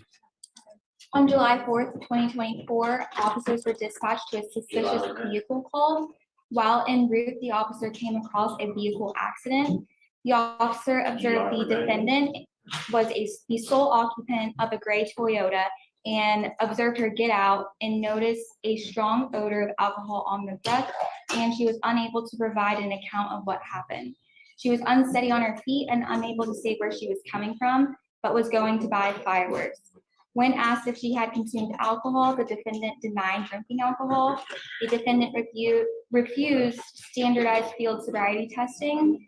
The defendant gave an incorrect Texas driver's license number, leaving off 2 digits. Officers read DIC, defendant refused breath, and a search warrant was executed and blood was taken. The other driver was cited for failure to yield and was at fault for the accident. What was his stop? Was she stopped or was she just in the middle of the road? I missed that. It was an It was that, okay, got it. Miss Aurora, I'm gonna find that there's probable cause to go forward with the case. Do you have a valid Texas driver license, ma'am? Yes, sir. Do you have valid liability insurance in your name? Okay. I am ordering you as a condition of your bond not to consume alcohol, illegal drugs, or unprescribed controlled medication. I'm gonna randomly test you. If I find that you're consuming alcohol or drugs, you will go to jail. You will not get any more PR bonds. You understand? We're gonna reset your case to give you time to hire a lawyer. So first, I'll have you go to Victoria, sign a reset. Eventually, you'll get retraced for your bond conditions, and after that, you'll be free to go. When you come back, please have a lawyer. All righty. Bye, Fleishy. Let me check over here.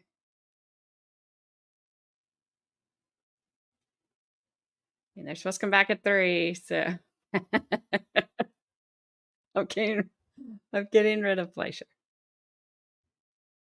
Getting rid of Fleischer. Let's go back to Baldwin. They ain't back yet. We don't have to stay seal yet, but I don't want to miss anything. I'm like Aerosmith. I don't want to miss a thing.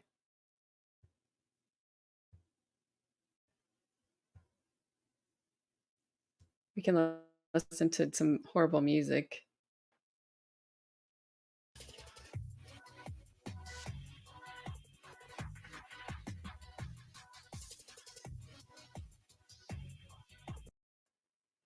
Or not. That's awful.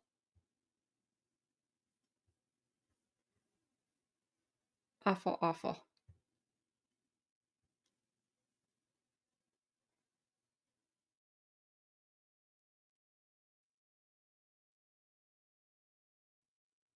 Yeah, I don't know, Dare. I mean, I understand what you're saying.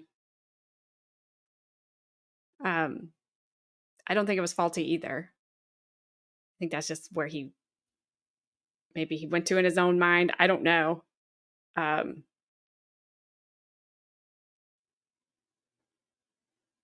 but the state screwed up. You can't do that. You can't do what they did.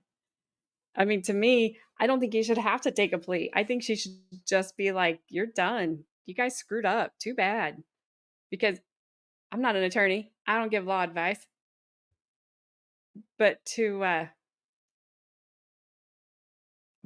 declare a mistrial is not fair because then they bring the evidence in next time. They hid that purposely, and it should just be dismissed with prejudice. Sorry, you guys had your chance. You did wrong.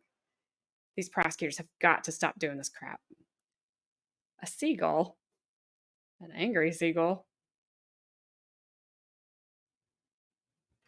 Why do I have Family Guy seagull going through my mind right now? The sounds that they make on Family Guy. A camel toe. Uh, you know, sometimes you just can't unsee things when people point them out to you. It's all good. It's all good. 302, Judge. Let's go. Let's go. I've been waiting and waiting and waiting and waiting. We could have just kept watching day 2. Bartender, let's go. Kim Bruno. See, I can't unsee her now.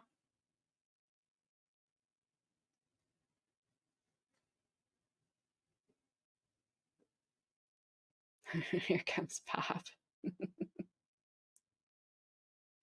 Everyone is just confused. Too many lunch breaks. I agree with that person.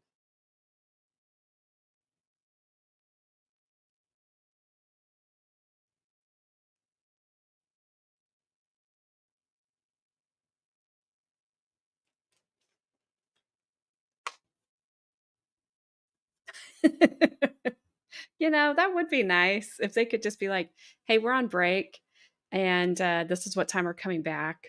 That would be awesome. And then there's Bob. Look at him. He's either been lurking or he just slid right on in there. He heard the Gabby signal go out, saw the Gabby signal in the sky. He's like, I'm on my way. I'm on my way. Yes, a banner. Great idea. Great idea. A whole, they could just do a whole page that says what's happening. I mean, if they need help, we can help them. I see. Working and lurking. What's going on in Chicago? Anything good? I'll ask that lightly.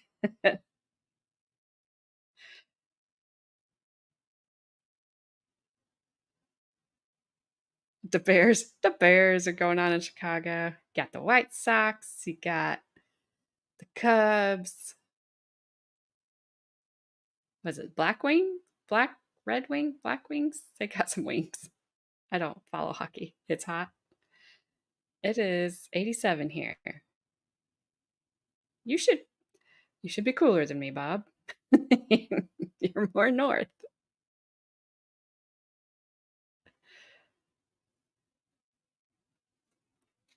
You're more north than I am.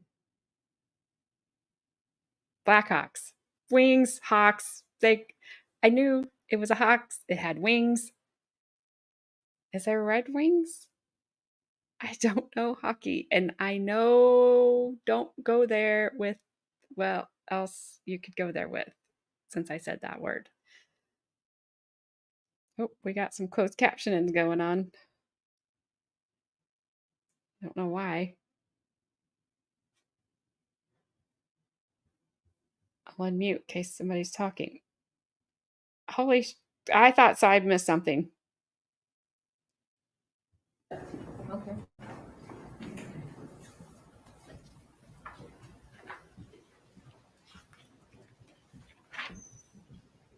I've been like, what happened?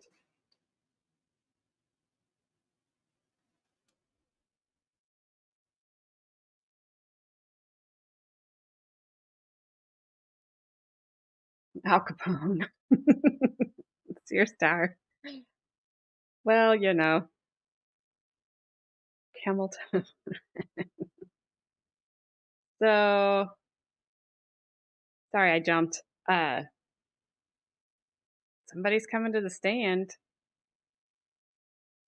So what's happened? There she is. That's just a walking in. Like she's on the runway again. You get it, girl.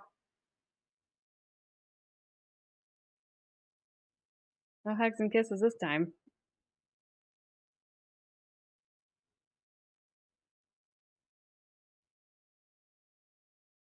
And they all look a little more serious.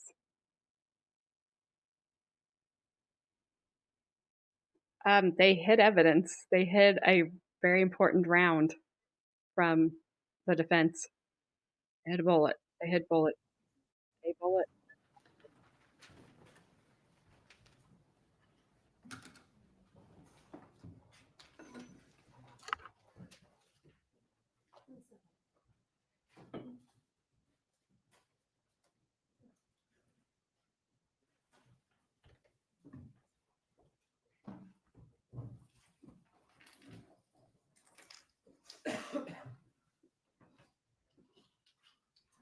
Ms. Johnson? I'm not sure where she went.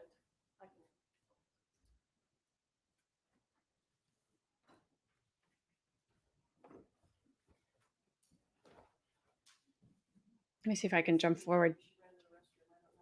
Since I jumped back and I didn't mean to.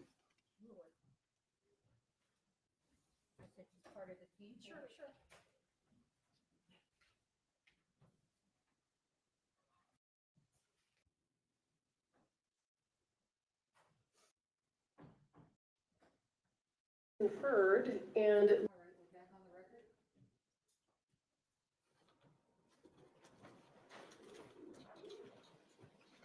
having conferred and looked at the evidence, it is the perspective of the special prosecutor as an arm of the public that all of the issues related to the defendant's motion should be heard by the court and they should be seen by the public.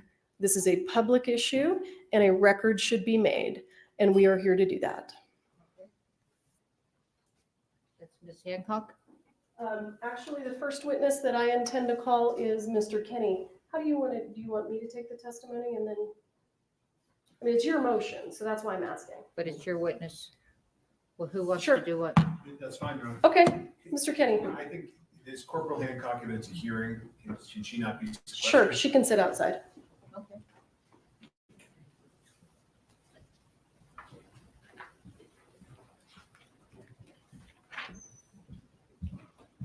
Will you raise your right hand? Do you swear affirm under penalty of law that the testimony you give in this case will be the truth, the whole truth, and nothing but the truth? I do. All right, have a seat, talk into the microphone.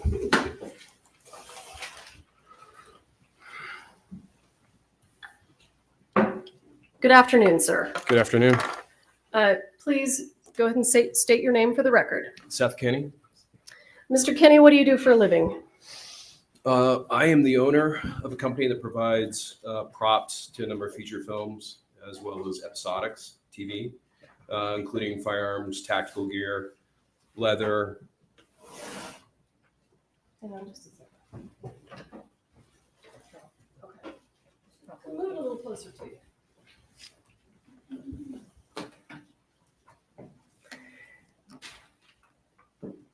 You provide ammunition and firearms as a part of the props that you provide, is that right? Well, not ammunition, because again, legally and technically, I'm that is sorry. blanks and dummy rounds. Blanks and dummy rounds. Okay, Correct. thank you. Sir, do you know a gentleman by the name of Thel Reed? I do. How do you know him?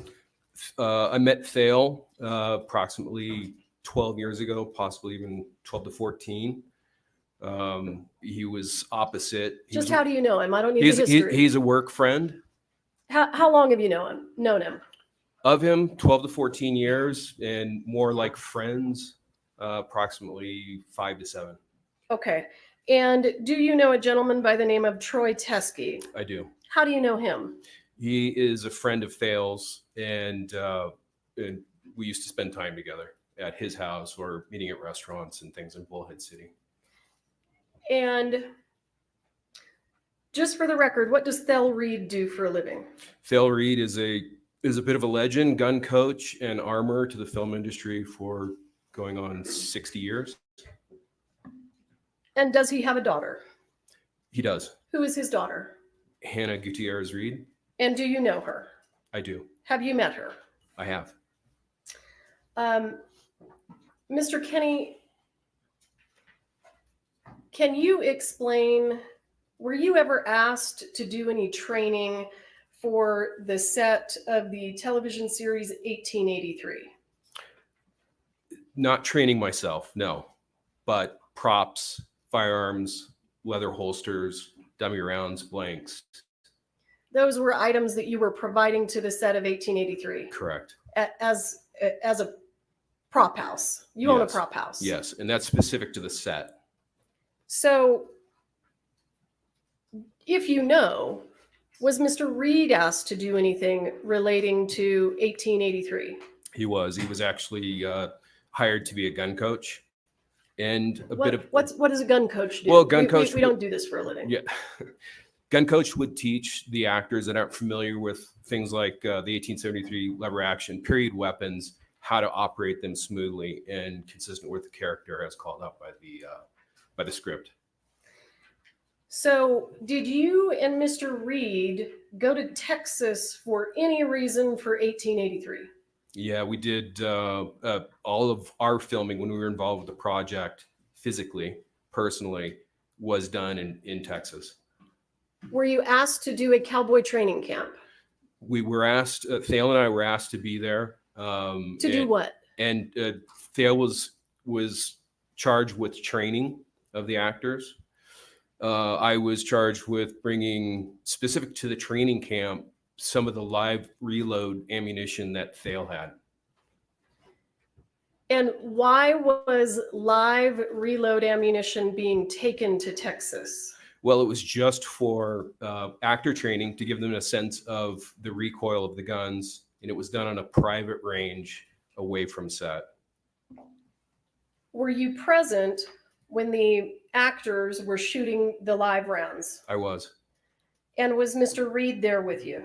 He was, for the most part, he was in the Sprinter van with the AC running because it was a August Texas summer day.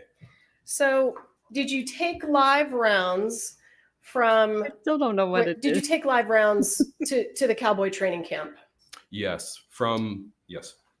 And where did those live, who provided those live rounds? Did you provide them? Did Thel provide them? Thale provided the live rounds, and we met in Albuquerque. And at that point, he loaded up his luggage and everything he needed for a couple of When months. you say you met in Albuquerque, how did he get to Albuquerque? He and Hannah, his daughter, drove out together. We met in Albuquerque, prepped her out for the Nick Cage movie. And just for the record, where did they drive from? They both drove from Bullhead City, Arizona. Oh, thank you. So they came to Albuquerque, and did they have the live ammunition with them? They did. And where did you all go from there?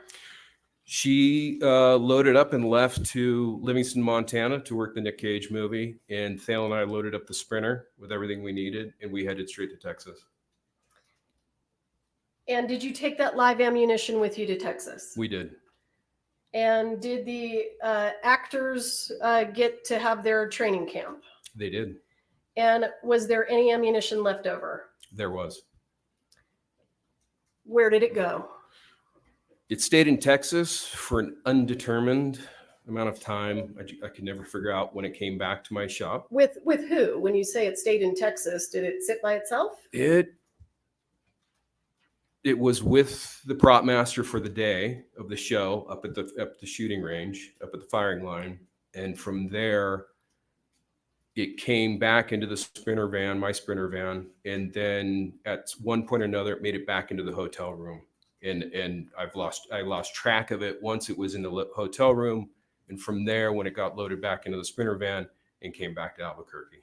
So, but it doesn't come back to Albuquerque by itself. So tell us how it gets from the cowboy training camp to Albuquerque. Well, it's driven back. By who? By myself. Okay. So, and how is it packaged? What kind of a container is it in? All the live ammunition from the cowboy training camp was in a typical household gray bin, approximately 2 feet long, 16 inches tall, about the same width. And it stayed in there and was packaged within each caliber individually within smaller boxes that typically held about 50 rounds. Do you have any idea approximately how many rounds were taken to Texas? Yeah, I know exactly. It was 325 rounds. How do you know exactly? Well, it was a guess of fails that there was between 200 and 300, and they were loosely combined in a small military green ammo can. And when I opened up that bin in Texas at the firing range for the first time, I had brought along 10 boxes, white plain boxes with styrofoam inserts that held 50 rounds each. So I populated those boxes, and then it took a picture of those boxes. And one of the boxes is dog-eared, means it's partial, and coincidentally, it held exactly 25 rounds. In case I missed it, how many rounds came back to New Mexico? Between 50 and 100.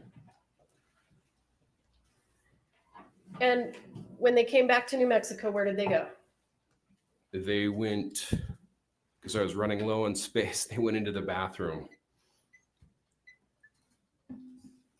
Were they in the green can? No. Once they had been populated into the small white boxes, the green ammo can went to the firing line, and it was being used for the spent shells, for the spent cases of fired brass. So how were they kept at PDQ? They were kept in that same gray bin, large household typical gray bin, and within the same boxes that they had populated or gotten populated into at the Texas firing line. So I'm going to show you what has been previously entered into evidence as Defendant's Exhibit A21. Do you recognize that? I do. What is that? That is that gray typical household bin marked live ammo 1883.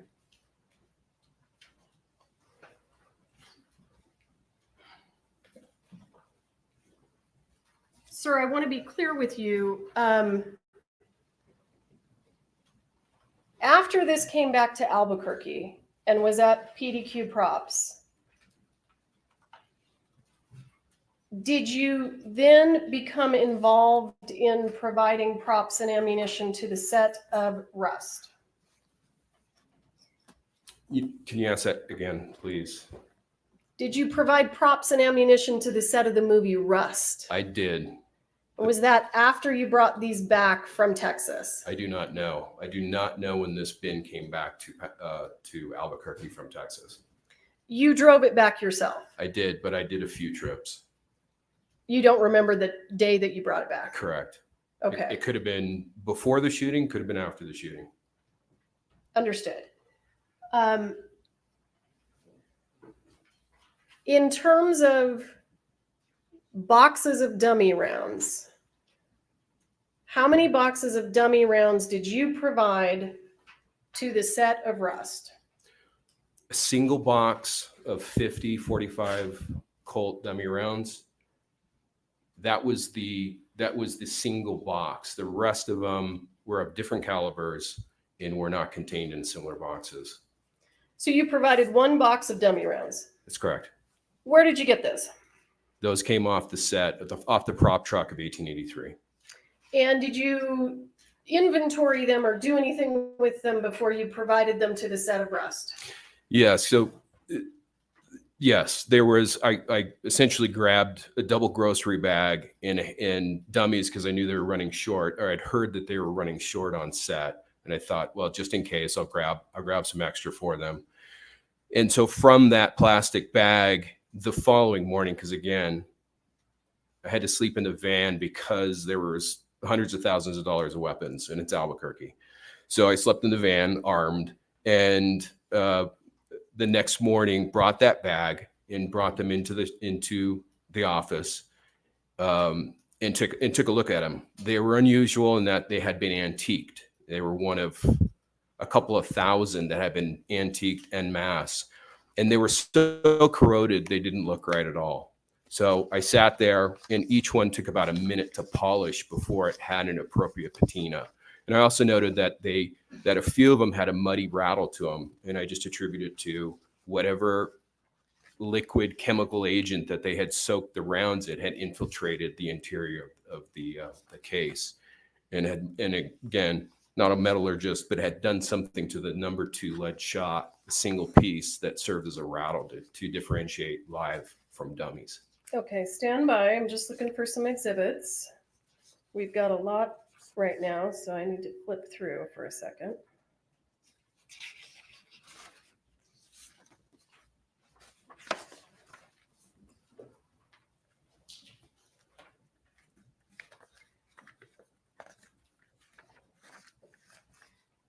The dummy rounds that you provided to the set of rust, did you personally ensure that they were all inert?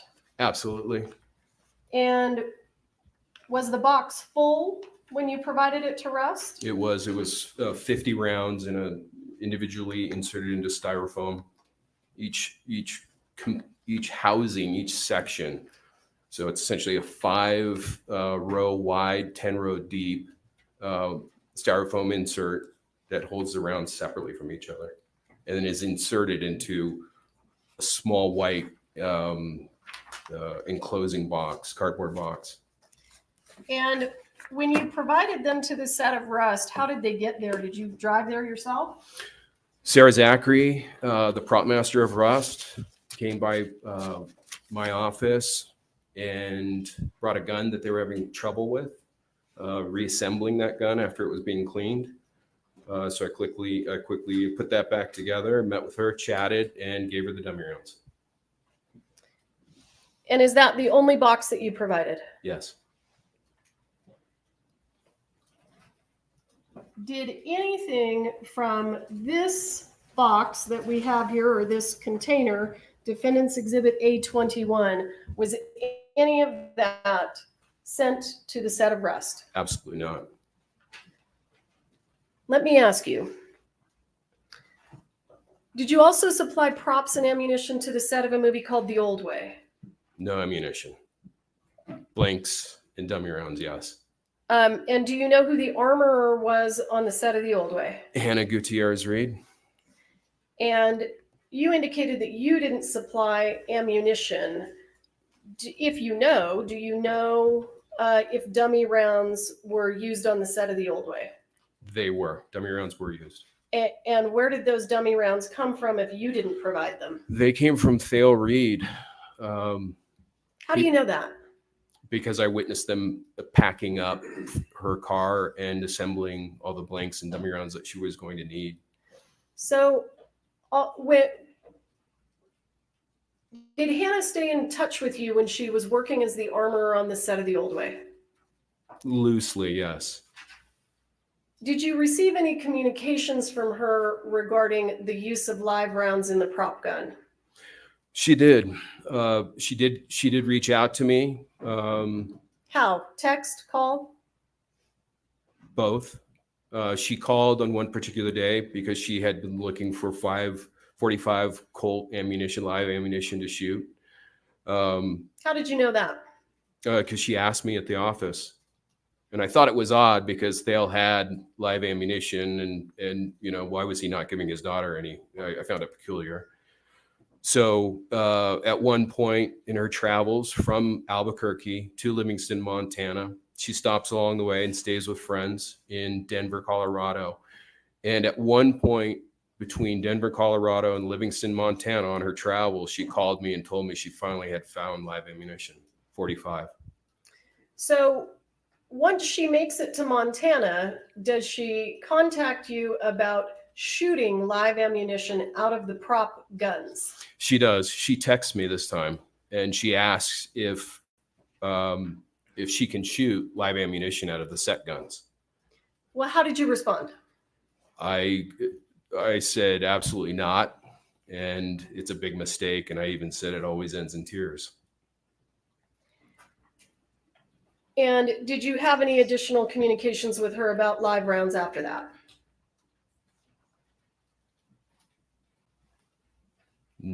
I don't believe so. Okay. So after you take your box of dummy rounds and you give it to Sarah Zachary, do you ever see it again? Only in the evidence photos. Okay, so let's look at those. Defendant's Exhibit A27 previously entered into evidence. Do you see that? I do. And do you know what we're looking at here? I do. Describe to us what we're looking at. Well, these are these antiqued rounds that came off the set of 1883, actually more specifically the prop truck of 1883. And you can see that they're heavily aged. And this is after each one has been polished with Quado steel wool for about a minute. Okay, that's fine. Yeah, okay. What about this one? Does this one look different? Yeah, absolutely. The case is way too bright. It looks nearly new. And that is an anomaly. I do not believe that came from me because all the rounds were heavily aged. Okay. I'm going to show you what is entered into evidence as State's Exhibit 30. Do you see that? I do. What is that a photo of? It looks to be the same antique rounds, dummy rounds that I provided Rust. Okay. So you provide these to the set of Rust, and obviously there's an incident and Ms. Hutchins dies. Do you then reach out to law enforcement and begin communicating with law enforcement? I do. Why? Well, I think they wanted access to the guns that were on the prop truck near the set of Rust. And there was some text message discussions regarding that. I offered to open the safe to Why did you have a combination to the safe on the set of Rust? I actually didn't until I think the day that I met former Detective Hancock at the prop truck, the day that they executed the warrant. I didn't actually have the combination until Sarah Zachary gave it to me. So Ms. Zachary gave you the combination and you were able to open the safe? I didn't actually physically open it myself. I never went onto the prop truck. Just passed it along Okay, to. what did you do then? Well, I met off to the side with Detective Hancock at the time, and at one point Sarah Zachary was there as well while they were searching the prop truck, and as well as opening and starting to pull guns out of the safe. Okay. Do you recall having a conversation with Detective Hancock where you asked Mr. Teddy to provide information about rounds? I do. Tell us about that. Well, it was one of 2 or 3 times that I went up to the sheriff's department to provide evidence or something that I thought might be of value to the investigation. And upon one of those visits, we were in the interview room and I was just trying to figure out where these live rounds could have come from. And I thought possibly Troy Teskey might have something that was similar. And so I called him while we were in the interview room, and I believe it was being recorded with Detective Hancock right there. And we started the dialogue. And at that point, it went into a text exchange with pictures as well, with at least one picture.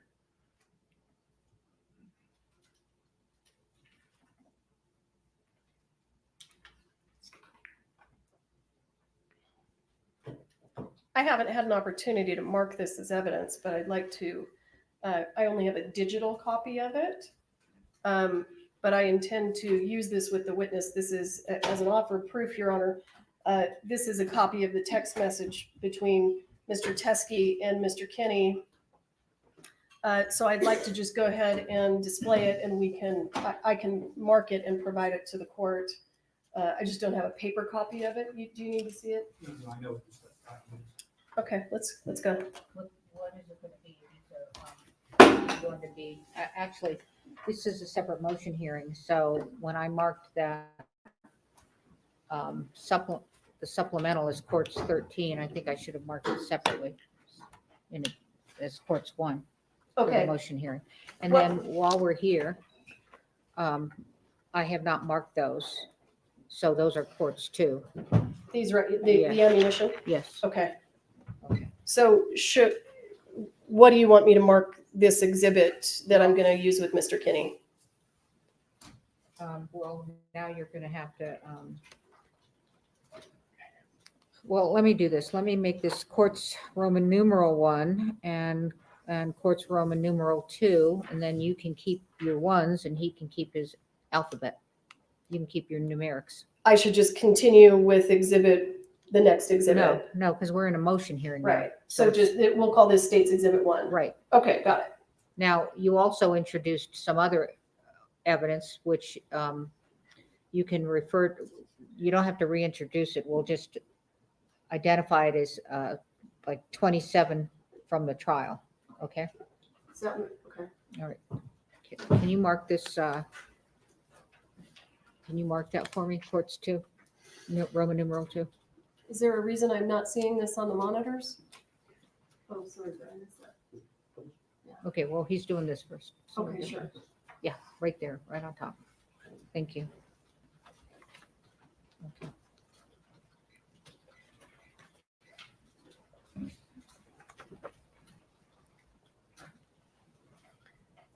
Do you see what's in front of you, sir? Video. Is this tell us what we're looking at here, and if you can, and what we're looking at is going to be State's Exhibit 1 for the motion hearing. I'm enlarging it, and I'll move it away again. Can you see the date? Yeah, I can. Yeah. What is it? November 1, 2021. So tell us what we're looking at. What were the circumstances of this? This is once I had called Troy Teskey in the interview room at the Santa Fe County Sheriff's Office with Detective Hancock present. He was somewhere out and about, and he said he would be home in about 5 minutes or so. And at that point, I asked him if he had any of the reloads that Thale had owned for a number of years that a common friend of ours had manufactured for him. And I asked for samples. Hang on. Why would Troy Teskey have Thel Reed's ammunition? Troy used to store Thale's guns and ammunition for him at his home. Okay. So you ask Troy if he has any of the leftover reloads. Correct. And so is what we're looking at, the leftover reloads that you're asking about, did they go to 1883? They're the same reloads, but they never cross paths once Thale leaves Bullhead City with the ammo can of 325. That are those reloads. These reloads are some of the ones that Thale left along with his guns for Troy Teskey to store. So these never went to the set of 1883. Absolutely not. And Definitely not a set. Okay, whatever. The cowboy training training camp. Yeah. And they did they ever go to you? No. Because they never went to you, were you ever able to intentionally or mistakenly provide them to the set of Rust? Definitely not. And they're not even, the brass primers are a dead giveaway for that which was not on Rust. And you bring me to my next question. Are you familiar with the way that the live rounds found on the set of Rust look? I am. Do they look like these? No. So let's look at the text exchange here at the bottom. Who's communicating? My text is in green, and Troy's is on the left side in black and white. So what does Troy say? Excuse me. Again, glasses are horrible. Sorry about this. Yeah, thank you. Just below the picture, Troy writes, I checked a bunch of the rounds. These are the 4 different types that I could find. And I reply, yep, it's evidence in the accidental death. And hang on, we're going to stop there. Why did you think this was evidence in the accidental death? Well, I think at that point, without having seen the evidence photos and knowing, the only thing I did see was Detective Hancock shared with me a black and white 8.5 by 11 piece of paper with some pictures on it, and I saw Starline brass, and it was the nickel primer Starline brass case, and I hadn't really connected the dots that the gentleman that loads these hasn't had nickel primers in 10, 12 years. How do you know that? Well, he says he only used Winchester primers. No. Did you speak to him? How do you know that? Yes, I did. Okay. Right after Hancock and I got done with this meeting, I called him because it dawned on me that it seemed unlikely that there would be 2 different color primers. And so I called the gentleman and I asked him, at what point, if you What made gentleman? Don't use the word gentleman. We need names. Joe Swanson. Okay. Okay. So I called Joe Swanson. I asked him at what point, if he remembered making the reloads for Thale, which he did. I asked him which powders he might have used, and he gave me 2 options, and one of which was Trail Boss powder. And I asked him, I said, well, at what point would you switch between brass and nickel primers? And he said, I wouldn't. And I said, well, why? He said, well, because Winchester stopped making them 10, 12 years ago. Not making what? Nickel primers. Okay. So he only, if we look at all the evidence photos of all the blanks that Joe Swanson makes, you will not see a nickel primer in any of those blank rounds for the same reason. So you indicated to Mr. Teskey on November 1st, 2021, this is evidence in the accidental death. And you're talking about this photograph. I am. And well, the rounds. The rounds in the rounds. photograph. Yes. Have you learned a few things about the evidence in the case and the live rounds that were found on Russ since November 1st of 2021? Yes. Do you still believe that these are evidence in the accidental death? Definitely not. And then I see Mr. Teskey responds and says, okay. And then what do you say? Can you zoom in? Thank you. Let me see. There you go. I reply, ugh, this sucks, but she's seriously trying to blame everyone else for her mistake. What does he say? He replies, who is she? Hannah? ?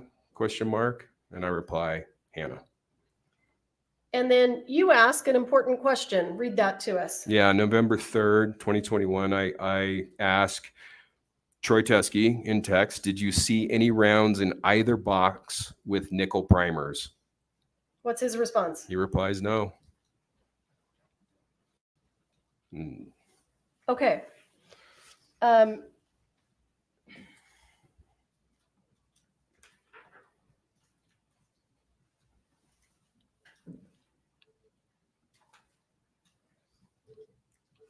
Is that just a close-up of the same photo of the ammunition? It is. And you have tested. Had myself muted. Thank you, Sharon. I appreciate your support and for becoming a member of Team Koala. Welcome. Welcome, welcome. Make sure you click on the Discord link so you can join us there for some shenanigans. It doesn't get too crazy in there. It's just basically an extension of chat. That's really all it is. It's just that. So, yes, thank you very much. I really, really appreciate it. All right. So just for quick update, this is what DUI guy says. He says, I'm not saying the plea deals are off, that plea negotiations are off the table, but Morrissey seems happy, which is Morrissey's the prosecutor, seems to, I don't know where happy came.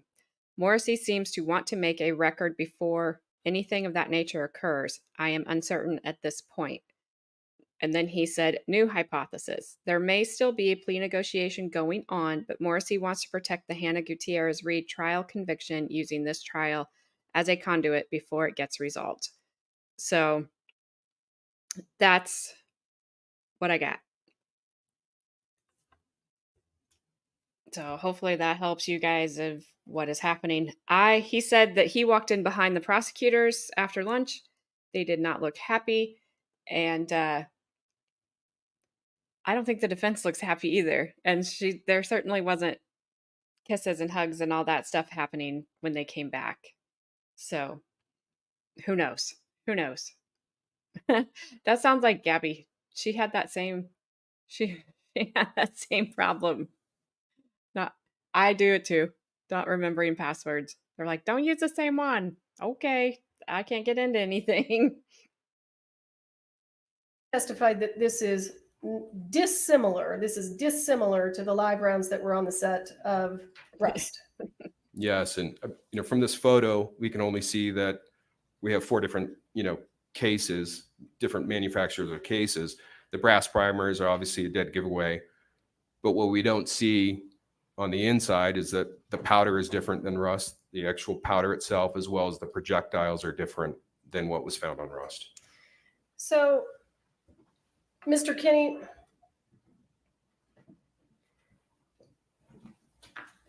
the ammunition that is in this can here, that's Defendant's Exhibit A21,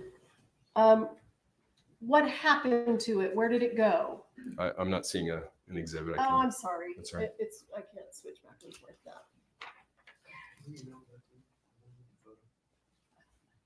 Oh, yeah, okay. Can you see gray, it? the, Do you yeah, the want me gray, to yeah, the touch? gray bin. Yeah, the gray bin. Yep, I see it.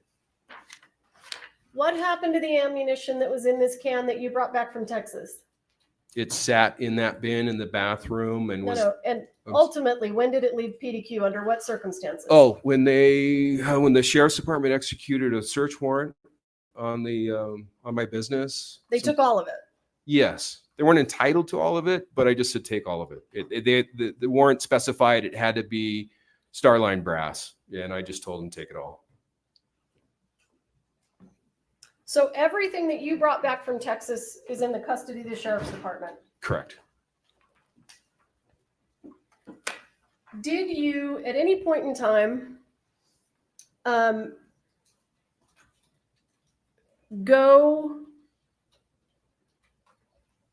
did you ever exchange ammunition with Thel Reader Troy Teskey again after the death of Halyna Hutchins? No. So any ammunition that would be in the possession of Mr. Teskey, is that anything that you have ever had possession of? No. I've only once received 45 Colt live ammunition from someone, and that was Thale, and that on our way headed to Texas. And I hadn't opened the can until we got to Texas.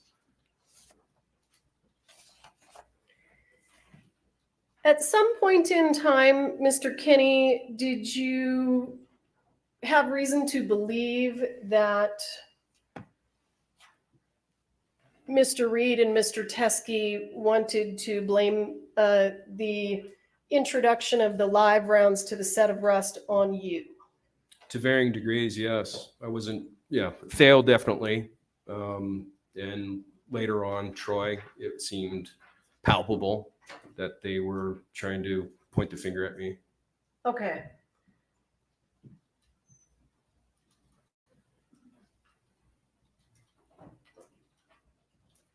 Let me think. Hang on just a second. I just want to make sure I'm done.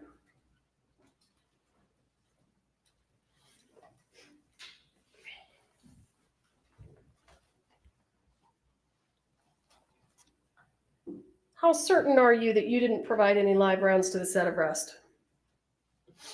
I have provided blanks and dummy rounds and guns to over 1,000 different productions. And on average, it's 5 to 10 guns per episode, per feature film. And each gun would typically have about 10 dummy rounds with it. So that's between 50 and 100,000 dummy rounds. And I have never spent more time with a single box of dummy rounds than the rounds that came from 1883, the dummy rounds that went to Ross. So there was never a question in my mind that I provided the live ammunition to Ross. Okay, I'll pass this witness. And Mr. Spiro, is there an exhibit that you need me to provide? Just if you could email me that. The text message? Yeah. Sure. Would you like me to provide you with Thank all you. the evidence now, sir? Good afternoon. Good afternoon. That's been what you said. So in the thousands of times you've provided ammunition to movie sets that you just told me about, Blanks and dummy rounds. I know. I apologize. That's I'm all not, right. I'm not trying to use the word ammunition to Okay. get you. Gotcha. All right. In the thousands of times you've done that, that would mean I'm sorry, Your Honor, Ms. Johnson's asking to approach.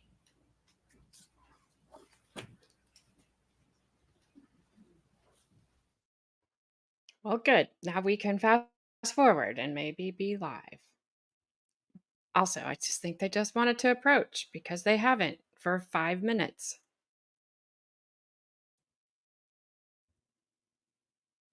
Professor Peabody? Can you turn the sound back on Court TV? It'd be great. thousands of productions that you've 1,000. So close to being live. Thousands.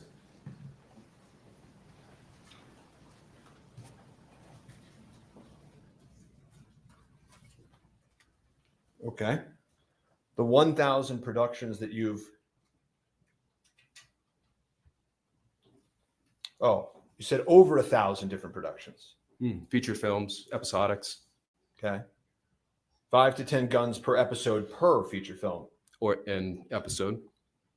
Each gun would typically have about 10 dummy rounds with it. So that's between 50 and 100,000 dummy rounds.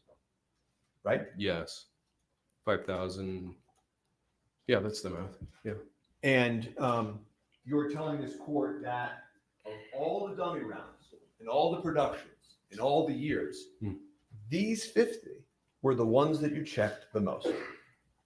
They required the most time because of the antiquing and because that, again, some of them had a muddy rattle. So there was no point in providing a dummy round that had a muddy rattle to set. That's the last thing you want to have happen. And so each one had to ring clearly with the number 2 lead shot inside of it. And of all the dummy rounds on all the sets, these ones had a muddy rattle. No, the ones that were excluded had a muddy rattle. I see. You provided 45 long Colt dummy rounds to the set of Russ, correct? Yes. And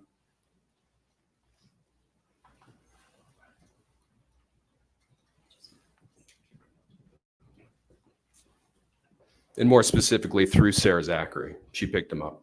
Right. And you know, Sarah Zachary was at your prop house on the 12th of October, correct? Yes. And you came back from Albuquerque. You came back from 1883 on the 11th, at least one trip, correct? Yeah, I arrived sometime in the middle of the night, the night of the 11th. It could have been past midnight. You've got to put it on. I think. Okay. Thank you. You arrived the 11th. Night of the 11th. She comes the 12th. Yes. Shooting happens on the 21st. Yes. Russ needed 45 long Colt dummies. May have needed, knew they were running short. Okay, they may have not needed it the most of all time, but they needed it, right? Possibly. You have already told this court that you had brought 45 long Colt rounds from the set of 1883, correct?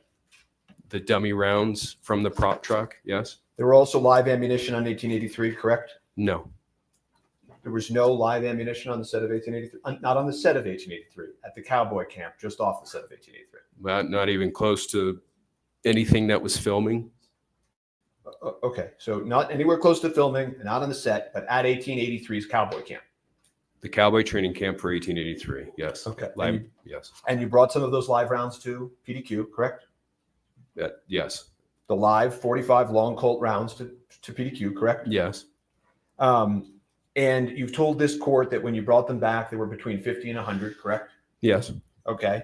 And you provided 45 long Colts. Again, you say dummies, I get it. To Sarah Zachary, correct? Correct. Those were Starline brass with nickel primers, correct?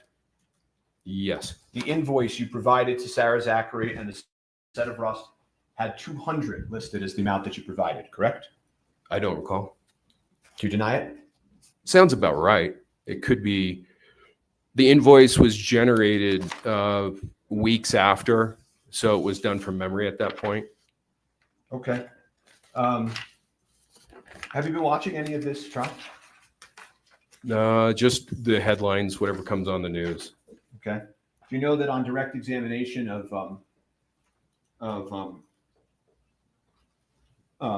CST Popple, that this was entered into evidence, which is states 30? I haven't seen her at all during Got this it. trial. Well, eventually on cross-examination, it turned out that these were, of course, the rounds provided, correct? Except for the bright one in the lower row in the middle, just above the two zeros that are next to each other. Yeah, in the evidence number, I don't believe that is a round that came from PDQ. When you say you don't believe, which I think you said in direct, is you're not certain, but you don't believe, correct?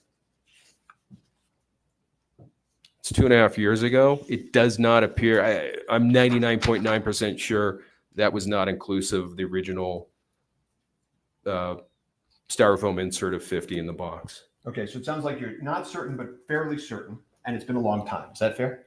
Yes. Okay. At the time, when your memory was fresher, you actually received a photograph of this, and you told Detective Hancock this, and it has a nickel primer, which is sketchy. Correct? Can I don't know what the photograph is. A photograph of what? Did you, in fact, tell Detective Hancock that that picture, that round, was sketchy? I recall saying that, or texting her, possibly texting her saying that, because it was concerning because it didn't look like any of the antique rounds that I had provided. Right. So at the time, years ago, when you first see this, when your memory was fresh, the word you used was sketchy, correct? I recall that, yes.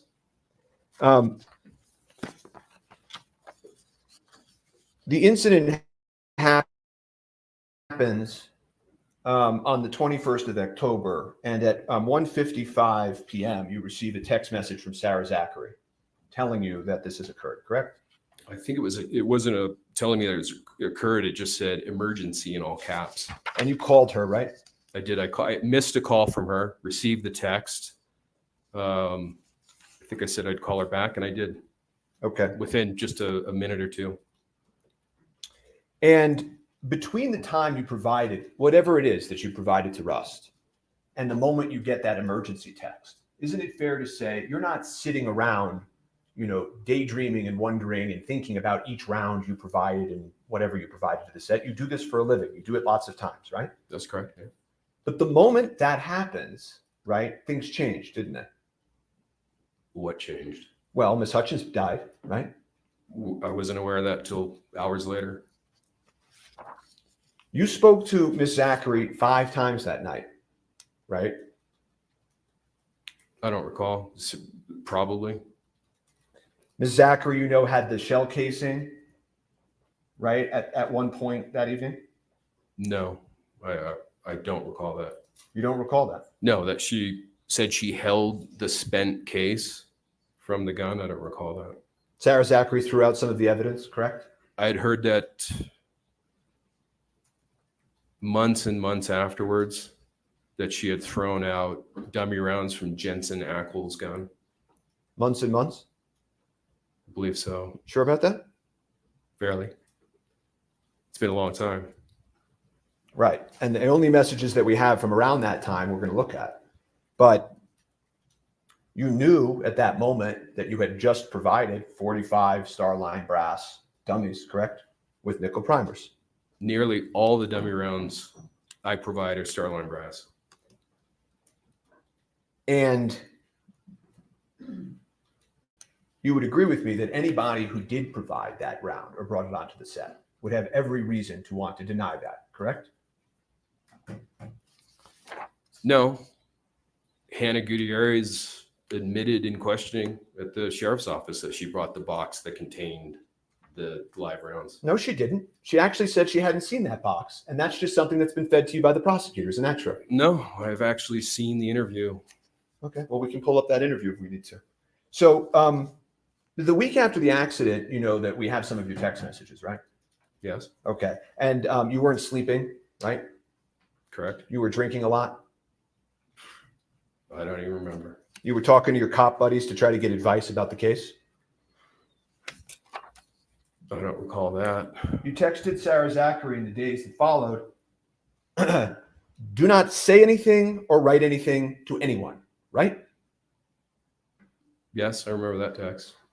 Do nothing, say nothing, write nothing, correct? Correct. She told you she wanted to get a lawyer, right? Yes. You told her not to get a lawyer, right? Yes. In fact, at one point you just said, shh, with an emoji, right? I don't recall that. Okay. You did provide Detective Hancock. Do we have that photo that was entered into evidence on the screen? Okay. Did you email that? Yeah. Okay. Well, we'll get it in a minute. But the one that you just saw on the screen of you and Mr. Teskey, do you remember that photograph that you just looked at? With the reloads? Yeah. Yes. You actually took a screenshot of that and sent it to Detective Hancock, correct? It sounds like something I would do. I don't recall doing it, but it sounds accurate. Okay. Does it sound like, I don't have the photo, so, but the photo that you took and sent to, of the screenshot that you sent to Detective Hancock, it included that line. Yes, this is evidence in the accidental death, right? That was my speculation prior to learning that the live rounds from Rust had nickel primers. Well, sir, that's the problem with your testimony, isn't it? Which is what? In the very same text chain, you ask about nickel primers. So how is it possible that you didn't know about it when you said that this is evidence in the accidental death? Because the meeting with Hancock and the text exchange with the pitcher occurred on November 1st. 2 days later, on November 3rd, I had asked by text whether or not any of the rounds had nickel primers. And he replied, Troy Teskey replied, no. And at that point, that was the reason why. So this is, I think it's court exhibit 2, perhaps, of this hearing. This one, no, mine are Roman numeral 1 and 2. It's gonna be states 1. States 1. I just haven't had a chance to mark it. That's fine. We'll call it states 1 for now. You see it on your screen? I do. Okay. And you say, yep, it's evidence in the accidental death, correct? That's on November 1st, yes. Correct. That's what you wrote, sir, right? On November 1st, yes. Okay. And you didn't say anything about speculating, did you? No. Okay. But when you screenshot this to Detective Hancock, which I'm going to talk about in a minute, let me ask you, after he says, okay, you say, this sucks, but she's seriously trying to blame everyone else for her mistake, correct? Yes, that's what it says. Okay. So it's, this sucks, but she's trying to blame everybody else, right? Yes. This sucks that it comes from the same batch, but it's really her fault because she loaded into the weapon, right? Well, first off, I pronounced that ugh. And then what was the second part of your question? But it's her fault because she loaded it into the weapon, correct? Certainly. And you said that over and over again as you continue to meet with law enforcement, that whatever happened here, it's her fault. She loaded it, correct? Well, certainly she's responsible for loading a live round into a gun on a movie set. How come when you provided the screenshot, this is defense one for the hearing, how come when you provided to the defense A, sorry, Your Honor. How come when you provided the screenshot of the text message to Detective Hancock, you left out the, this sucks. But seriously, she's trying to blame everyone else for her mistake. If you put that back up, I think you'll see that the digital keyboard is in the way of whatever's underneath it. I see. And is there something with your phone where you can't take multiple screenshots and just go further down like you did 10 other times in this case? That's a picture of a picture. I understand that, but I'm asking you.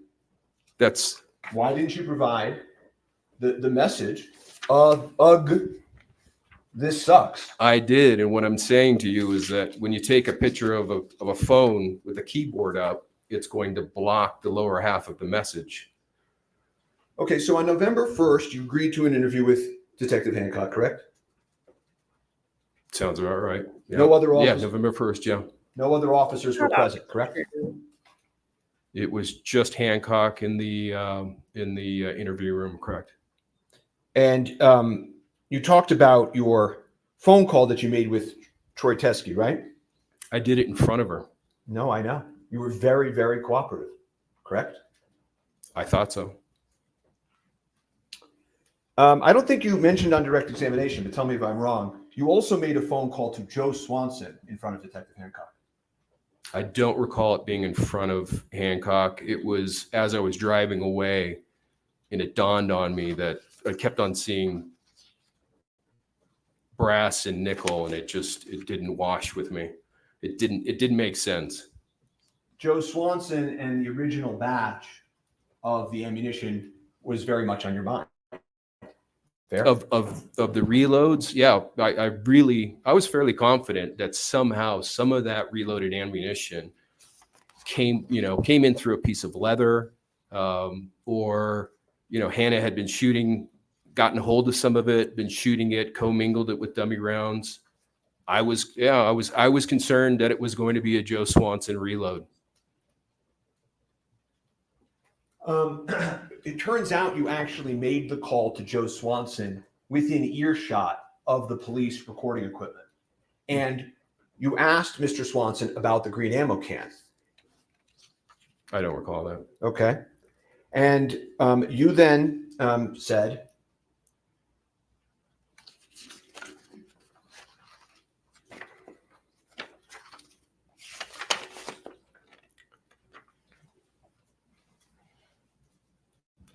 shit. Well, she didn't do her fucking job.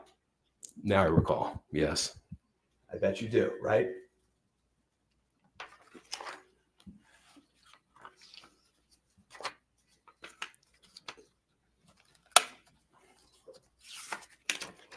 And the she who didn't do her fucking job was the armorer, right? Correct. And the shit is the commingled rounds, isn't it? Well, I think the shit was a concern that Swanson was going to get dragged into this, and it was going to have been some of his reloads that caused the death and injury. Oh, the exclaiming of the shit was your concern for Joe? I think it's a collective. I mean, there's 4 of them there. There's a lot of shit. So some of the shits were for everybody that had ever touched the commingled round. Yeah, the whole thing is awful. Okay. Can we agree that you didn't intentionally provide live ammunition instead of rust?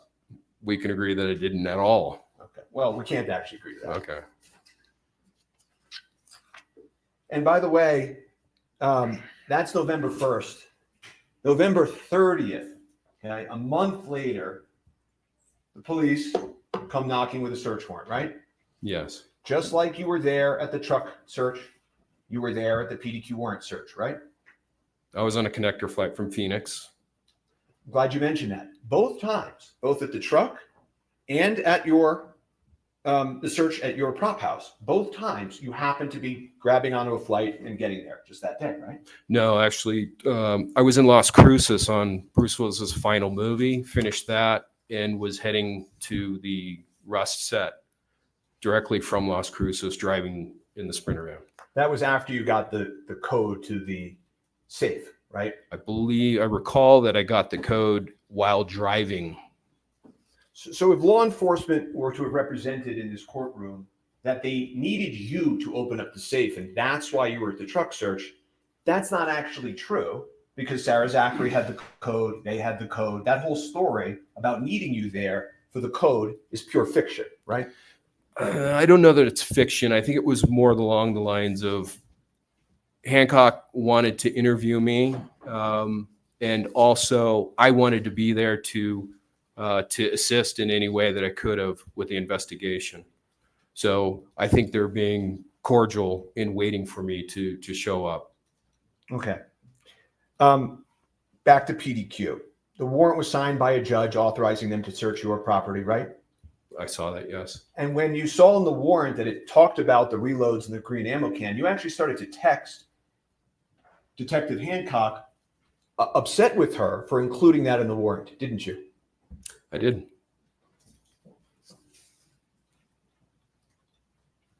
You had video surveillance at PDQ, correct? There was, I don't recall exactly at what point the camera overrode itself. Well, that wasn't my question. My question was just you had surveillance footage at PDQ. In fact, in the Yeah, but excuse me, if the footage has been overwritten, then I don't have it. you have surveillance equipment there that records whether it's overwritten or not. You don't know. Is that your testimony? I have surveillance equipment. Yes. Okay. And actually, during the search of PDQ, you were looking at your phone because you have a remote access trying to see the surveillance footage and what it was catching. Remember that? I don't recall that, no. Do you deny it? If I was actually inside the premises? You're inside the premises on your phone looking at the surveillance equipment that you have remote locked into your cell phone. I don't recall. It's But you're- possible. Okay. And the testimony you have given this court is at that point in time, right? There's a green ammo can there, correct? Yes. The same green ammo can you're calling Swanson and Teskey about in front of Hancock, correct? He sounds, yeah, roughly accurate. Yes. Right. And written on it was the word empty, right? Was it? Oh, on, yeah, black ink next to the silver duct tape on top. Yes. And lo and behold, law enforcement doesn't find anything in the empty can, right? There was tags and office supplies and other things in it. But we know at one point there was ammunition in it, right? The last time was in Texas. Nothing further. Unless the court has any questions for the witness, I don't This have witness anything. is excused. Thank you, sir. Next witness. I don't know, dear. Other than to show that guy's a complete smart ass.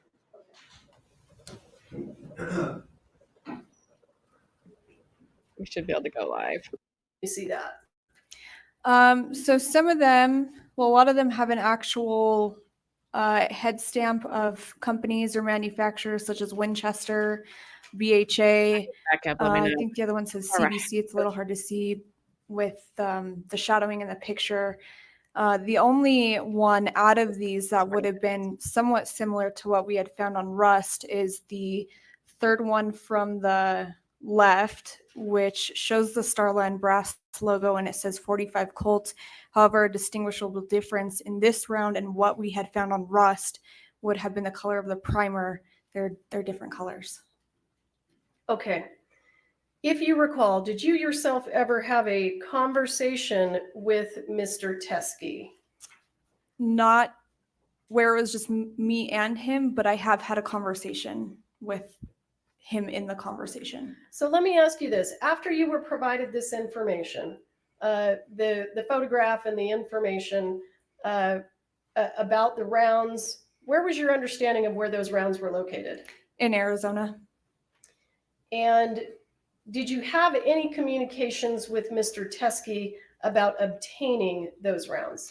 Yeah, I had asked Mr. Teskey at least a couple times for him to figure out how to send those rounds to the sheriff's office. I asked him on a couple different occasions to either ship them or figure out a way that we could still get them in the sheriff's office possession. And you wanted to do that even though they didn't appear to match the rounds from Rust? Yes. Why? Because the investigation in itself was still very fresh at that time. It was still ongoing. I wanted to make sure that we had all the information that was brought forward to us in order to continue this investigation. Did you see Mr. Teskey at Ms. Gutierrez's trial? I did. And were you aware that Mr. Teskey was a friend of Ms. Gutierrez's father? Yes. Did you receive any communications during the Gutierrez trial relating to Mr. Teskey? I did.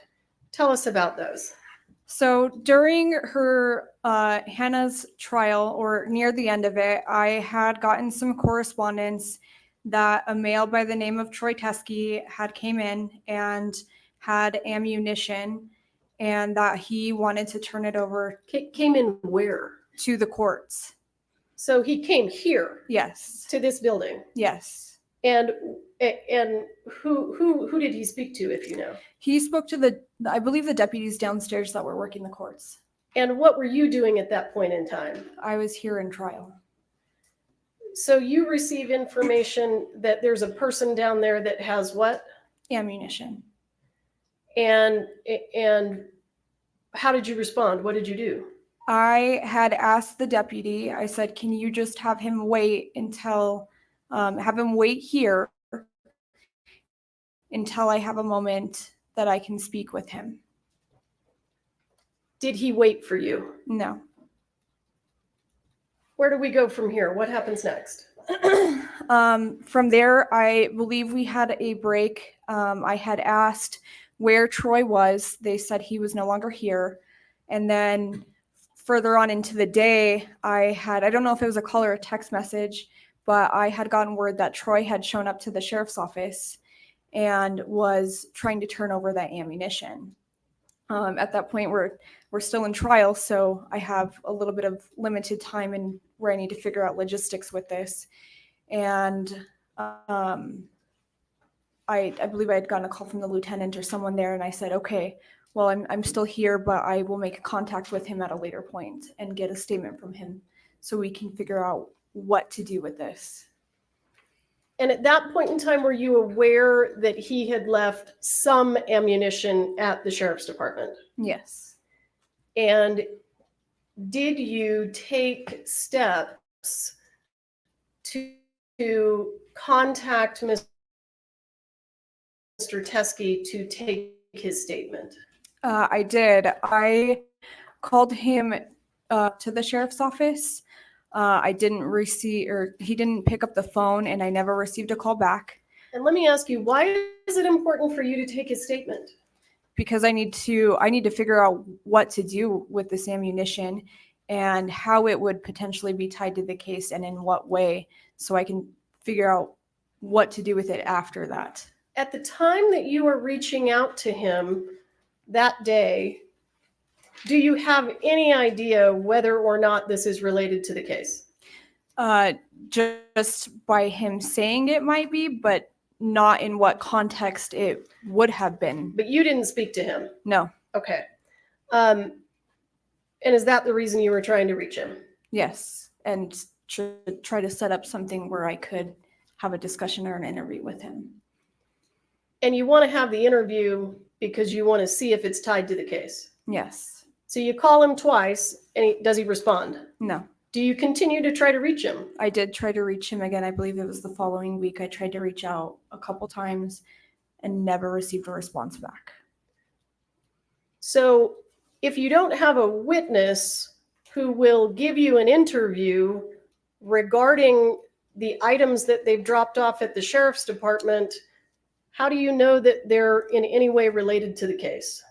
I really wouldn't, because I didn't have a discussion with him. Has Mr. Teskey ever returned your calls? No.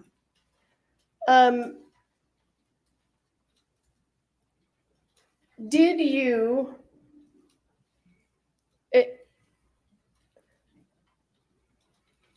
are you aware that the exchange between Mr. Teskey and the people at the sheriff's department that took place when you were in trial with me, are you aware that at least part of that was recorded on a body-worn camera? I know now. When did you learn that? Today. And have you had an opportunity to review it? Yes. Given this, Your Honor. I just got it. So Okay, I just want the court to know. This is I can give it to them. This is the newest of the revelations. So there's when Teskey comes into the station, it's being recorded on a body worn camera? I believe that the defense did have it because they knew what Mr. Teskey was saying to Popple. That's the basis of the cross-examination. Well, it hasn't been admitted as an exhibit. Sure, and I can call Popple and have it admitted as an exhibitor. I can call Brandel, but it's a motion hearing. How do you want me to handle it? She's now seen it. I can give it to the defense. No, I'm going to have the person that whose body it was on.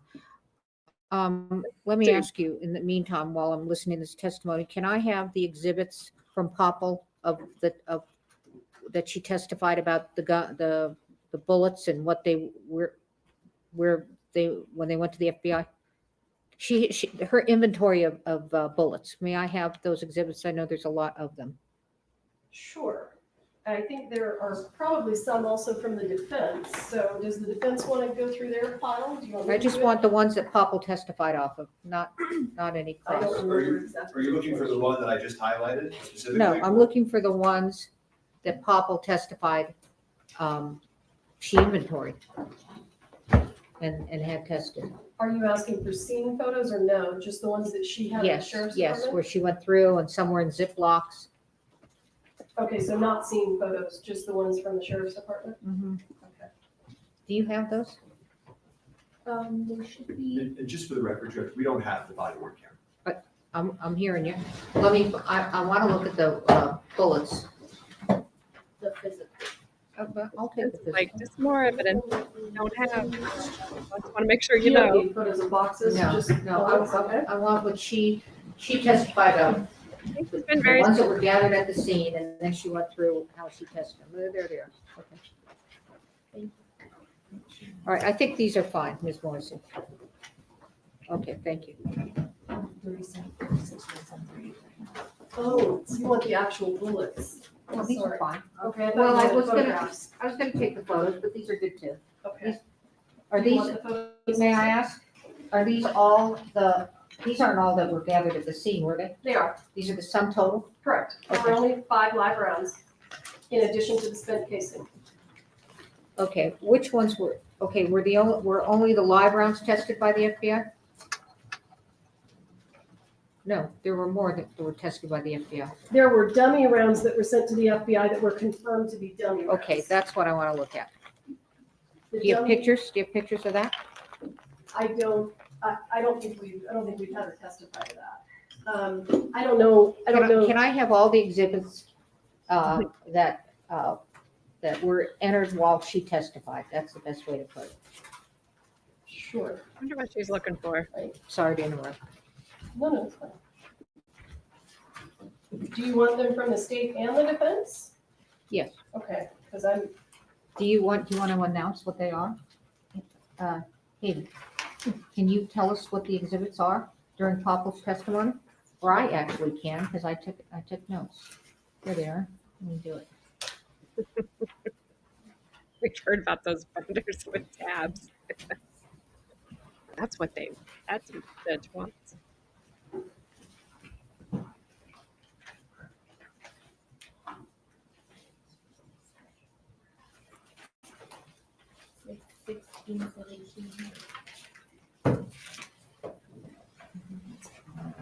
She is.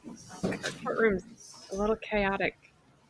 Jody said her desk is too messy for her. Hang on, we need to catch up with you if you're gonna give us numbers. Hang on. Haven't noticed.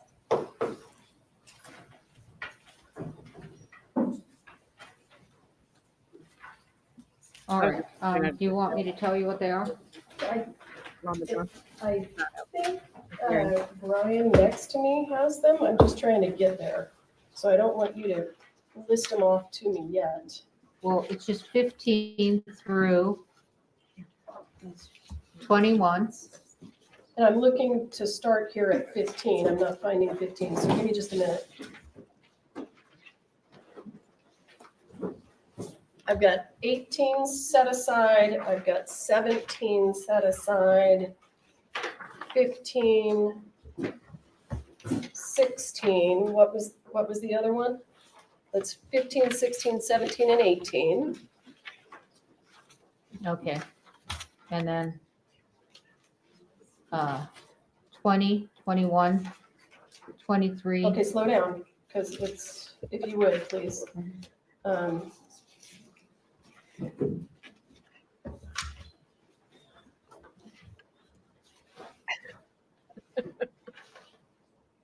She talks to that judge like she What was the, give me the first number again? We've got a ton of 20, exhibits 20, here. 21.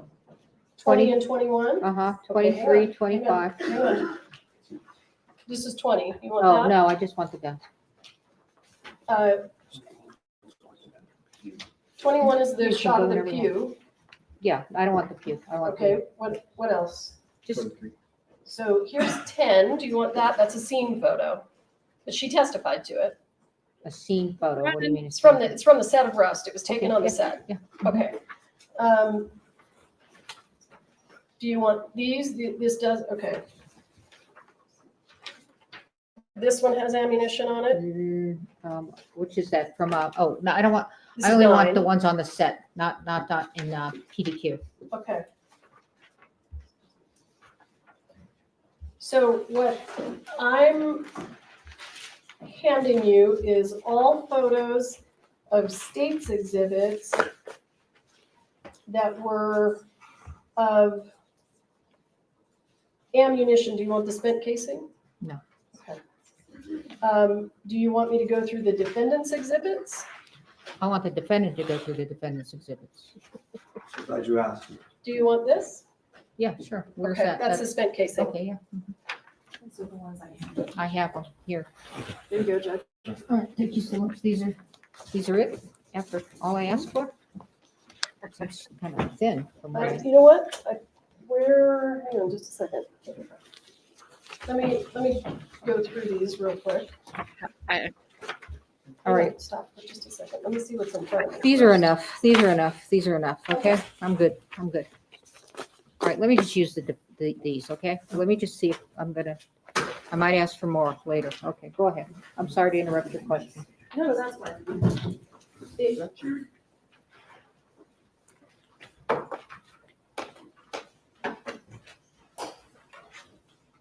Due to Mr. Teskey's refusal to speak to you, were you ever able to tie the items that he dropped off at the sheriff's department to the set of Rust?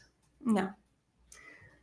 Given that this is a motion hearing, and if the court wants me to do this a different way, please tell me.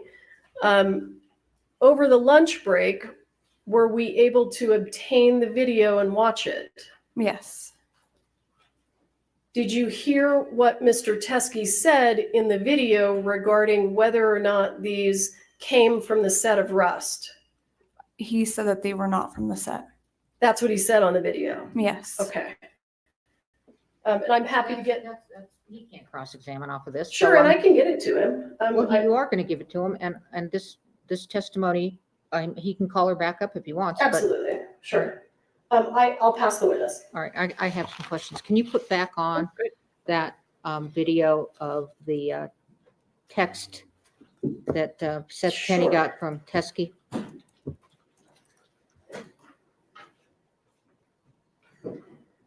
I don't know. He has funny If facial. you guys have a flash drive, I'll give you that video right now. Because it's your responsibility for me to give it to you. And can you blow that up? State is not. You want the top or the bottom? The top. Okay. All right, I'm going to ask some questions. Sure. All right, so you testified that that only one seemed similar. Let's see, you said. One similar to the Starline brass color primer in Arizona, and that it's the third one. So 45 Colt? Not, it didn't seem similar in the primer. It was different in the primer color. So In what, why is it different in the primer color? because the primer on this, the third one it's a brass color. The primers that came from Rust were silver.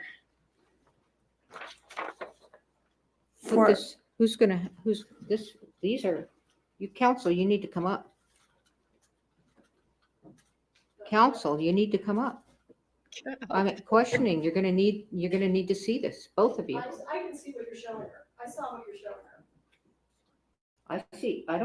I only see one silver here. Right, but this is in reference to the live ammunition. Look, you just testified. Let me just ask this. None of these look similar to the set on Rust, To the live ammunition. to the live ammunition on Yes, Rust. ma'am. Yes, Okay. Your Honor. But it still looks similar to what was on Rust. Yes, yes.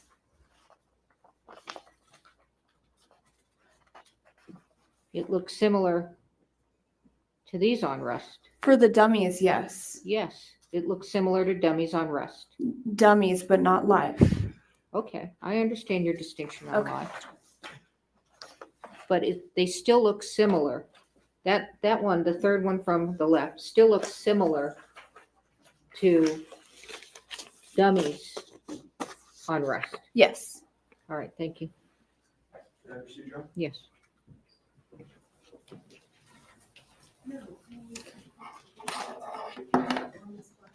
I may not even need the video right now, so we can start without that.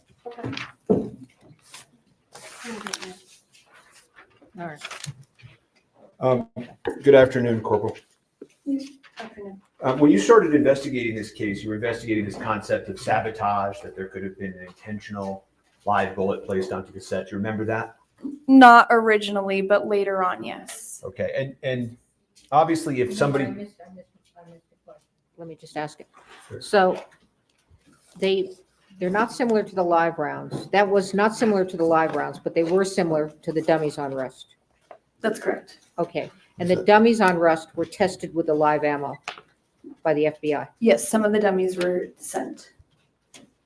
Some of the dummies that look like that one on the phone.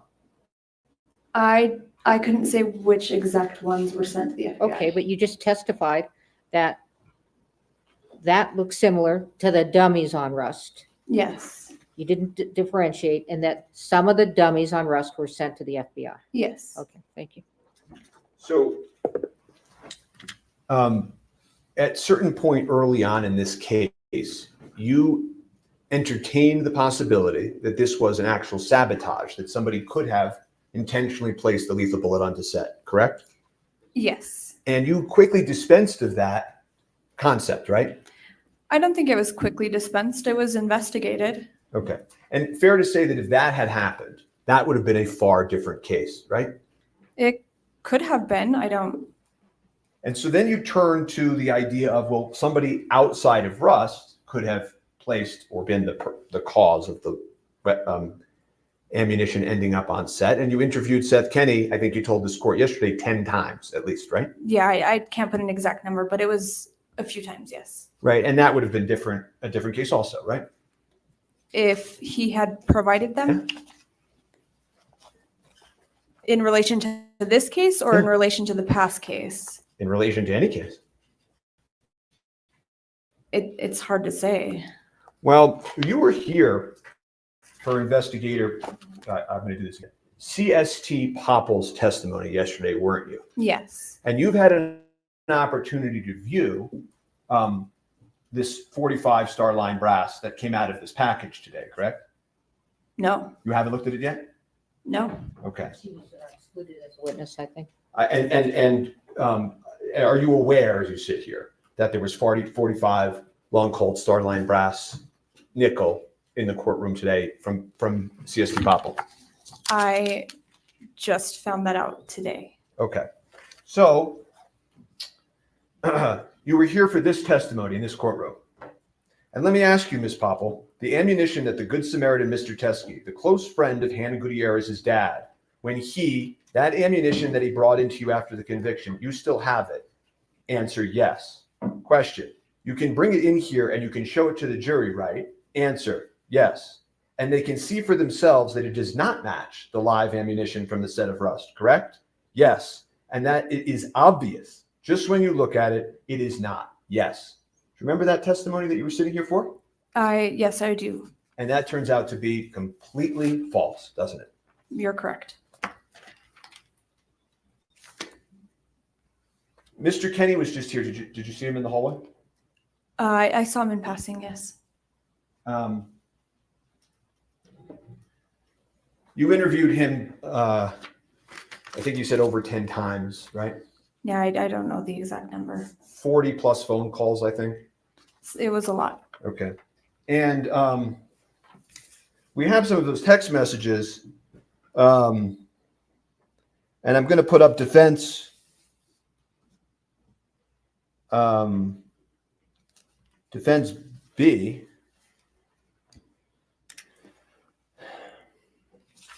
On the screen. And it's not working. Okay.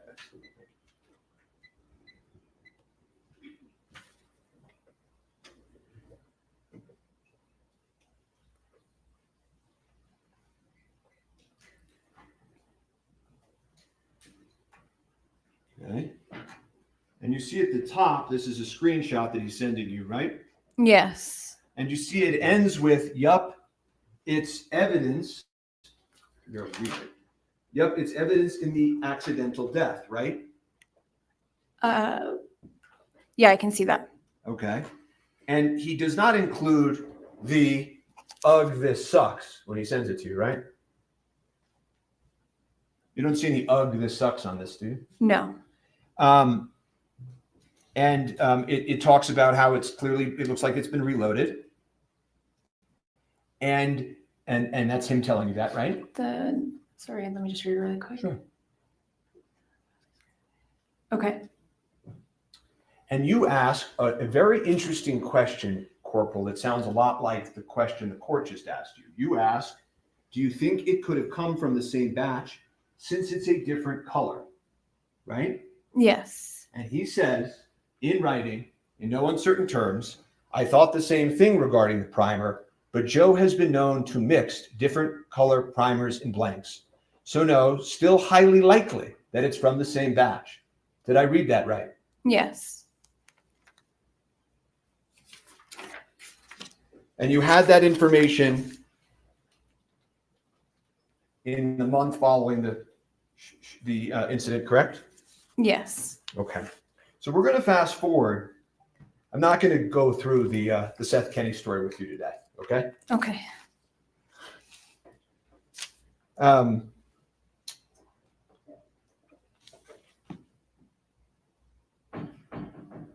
But it's fair to say, if we even fast forward to the end, Mr. Teskey comes in, and you had known Mr. Teskey's name because Seth Kenny had called him in front of you, right? Yes. And Seth Kenny's name came up, withdraw. Troy Teskey's name came up several times because Seth Kenny brought him up several times, right? Yes. In relation to the idea that the same batch of rounds from 1883 had at different points and different quantities touched Joel Swanson, Troy Teskey, Seth Kenny, right? They were all involved. I don't know if it was in relation to 1883 or where it originated from exactly, but that it might be related, might be. And that they would talk about in front of you on speakerphone the green ammo can that had leftover ammunition, correct? Maybe I'm not too sure. Well, you're not denying that, are you? No, I'm not. Okay. And in fact, when you went to search PDQ, in the warrant that you put in front of a court to get access to PDQ, you wrote into that warrant that you needed to find the green ammo can, correct? I did. And the reason that you needed to find the green ammo can, as you explained in the warrant, was because there may be live ammunition on it that matched the round that struck Miss Hutchins, correct? Yes, that was where that originated from, was from Thel. Well, but you see, I knew you were going to do that. It's not the only place it originated from. It also came up with Mr. Teskey and Mr. Swanson in front of you on November 1st when Mr. Kenny found out and said, shit, but it's her fucking fault, right? He said that a lot. He said that exact phrase? Shit, but it's her fucking fault? He said that a lot? Yeah. Did you grow suspicious of Mr. Kenny as he kept saying that? He keeps laughing in the courtroom. No. Okay. So in any event, you knew that Mr. Teskey was at least somewhat involved because when you're interviewing Mr. Kenny, he's calling him in front of you, correct? Yes. Sending you screenshots of messages with him, correct? Yes. Mr. Teskey showed up here, according to you, at the Halyna Hutchins retrial, correct? Yes. And Mr. Teskey then walked into the police precinct with ammunition that he claims and says is matching to the ammunition that struck Miss Hutchins, right? I don't think he ever made the statement it was matching. Well, that's really for law enforcement and the FBI to decide, isn't it? Which would have been investigated if he would have answered a phone call or returned a phone call. Okay. And I know we're going to get to that. Don't worry. But wasn't the first excuse you gave, Corporal. The first thing you said when this came up on direct examination was that you didn't know it was related to this case.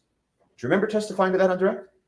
How would I have known if I wasn't given an opportunity to talk to him myself?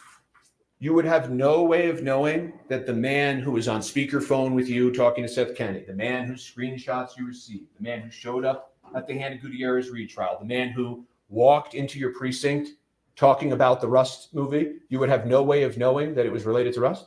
I would have need to come to the conclusion myself that it could have been tied back to Rust. There's been many people throughout this investigation that state that they have evidence or testimony to give that wasn't in relation to what I was doing. Uh-huh. So is there other evidence in this case that has this quantum of proof that you have hidden from the defense? I don't think I've hidden anything.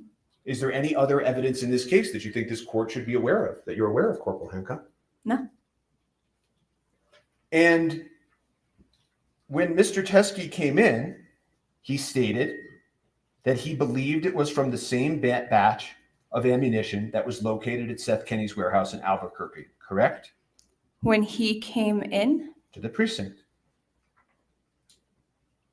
So sorry, I just want to understand this. Mm-hmm. You're saying that Troy Teskey made the statement to law enforcement that the ammunition matched Rust. Correct.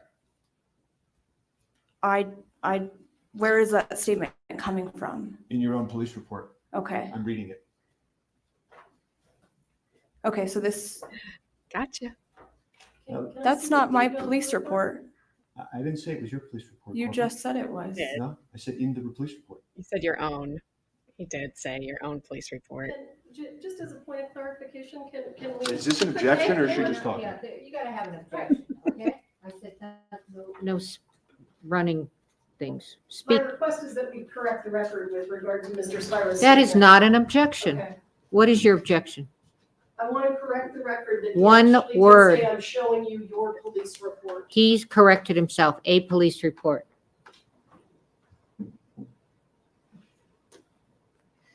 She's like, I can't sit here. I can't take it. I can't take it.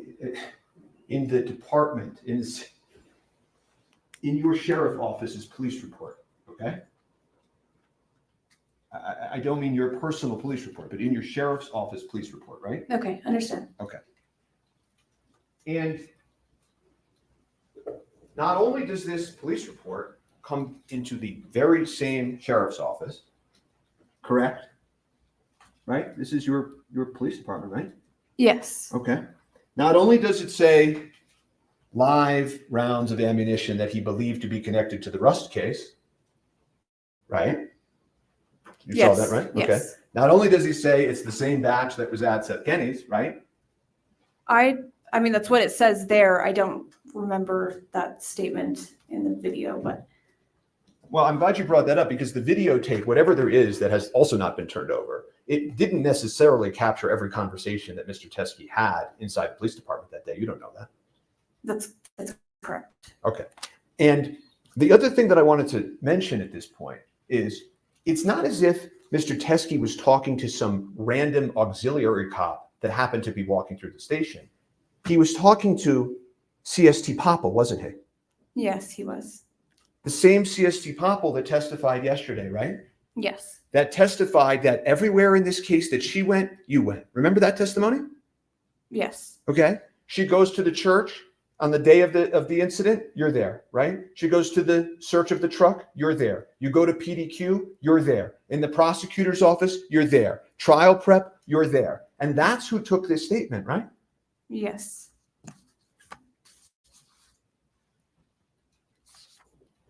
You know, there's hundreds of items inventoried in this case, right? Yes. Every time you inventory an item in this case, there's no matching witness statement, right? No.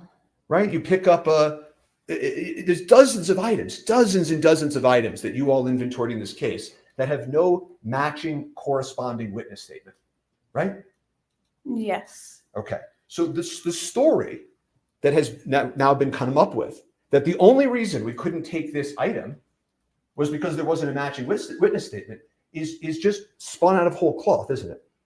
I don't think your statement's entirely correct. You said the reason why we couldn't take this item, which we did take the item.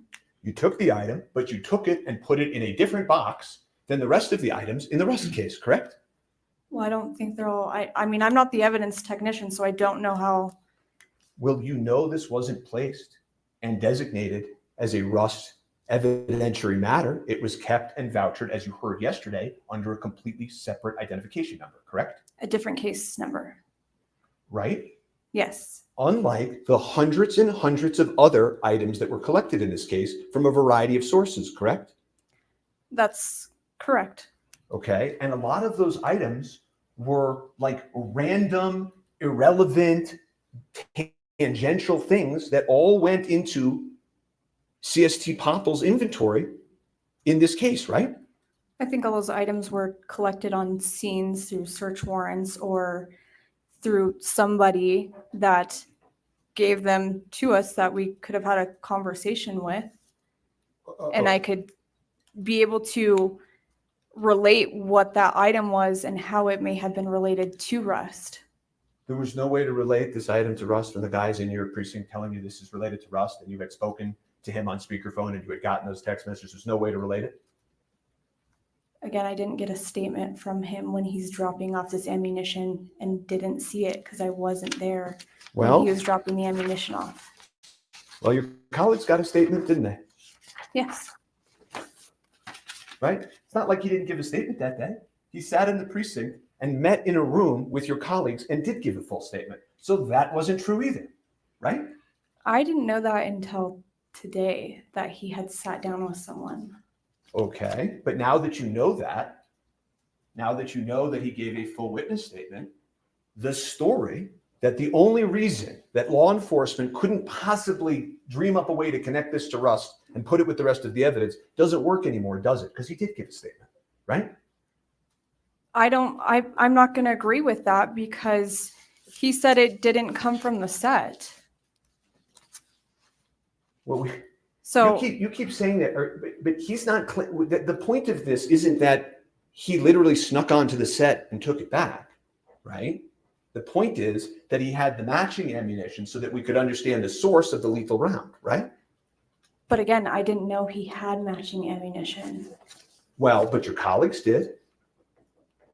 Again, that wasn't something that was told to me. I understand your testimony, But given that all of the things we've just discussed about, wouldn't you agree with me that if law enforcement were to come into this court and say, the only reason we couldn't possibly connect this to Rust was because he didn't give a witness statement, that doesn't work if he did give a witness statement. True?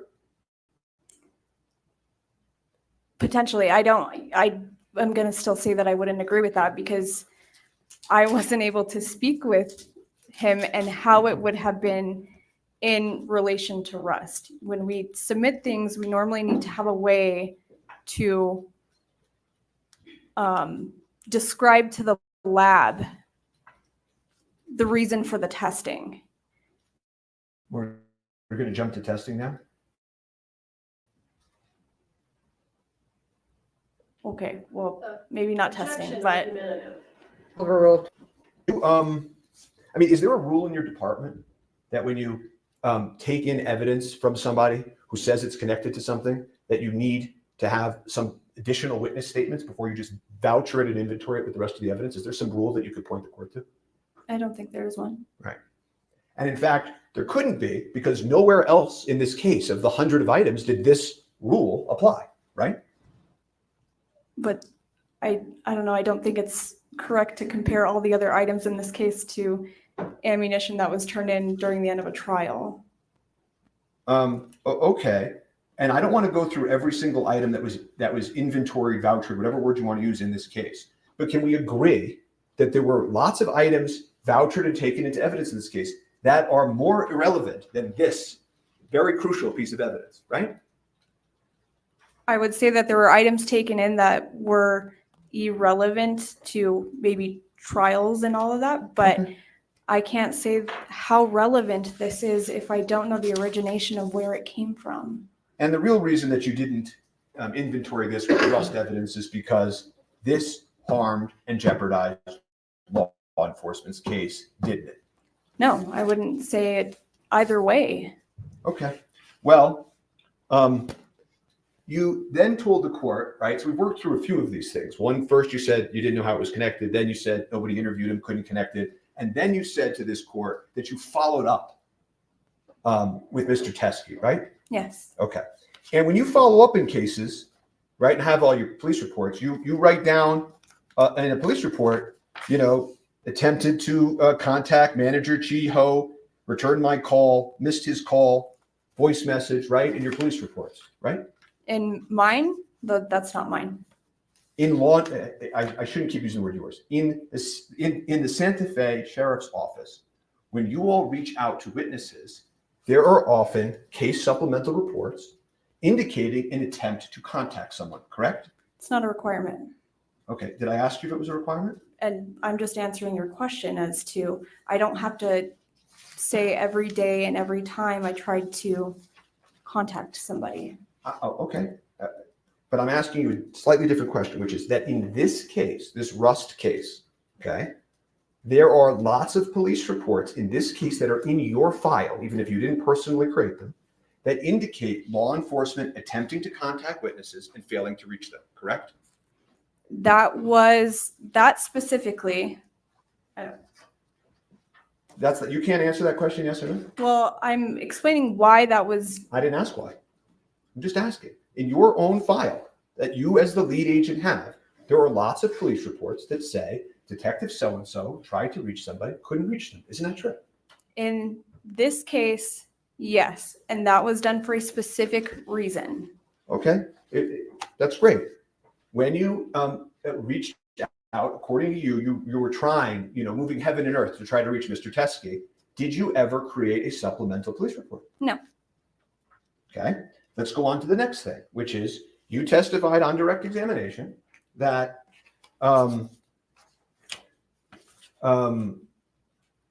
you then, in the weeks, months, whatever that followed, you attempted to reach Mr. Teskey, correct? Yes. Have you reviewed your phone records? For which ones? Are you sure you did that? She asked you a question. I'm asking for which phone. Well, which do you have multiple phone numbers? Yes. Okay, I know the cell phone number that you've given out in this case because we have those, Mm-hmm. right? Did you use that cell phone to contact Mr. Teskey? I don't know exactly which phone that I used, no. Okay. Did you use the desk phone? Again, I don't know exactly which phone that I used. Okay, well, there's no phone messages or calls to Mr. Teskey from the cell phone that you used when you were conducting the rest of your law enforcement in this case, or the precinct, when you claimed to this court that you called? Yes, I did call him. No, but I'm asking you a different, well, let me ask this. Well, you don't know what phone you called from? No, I don't. Okay. Well, there are no calls from you and your cell phone that you used for everything else in this case to Mr. Teskey during the weeks that you claimed you were trying to reach him. Do you know that? Okay, so that's my cell phone? Yeah. Okay.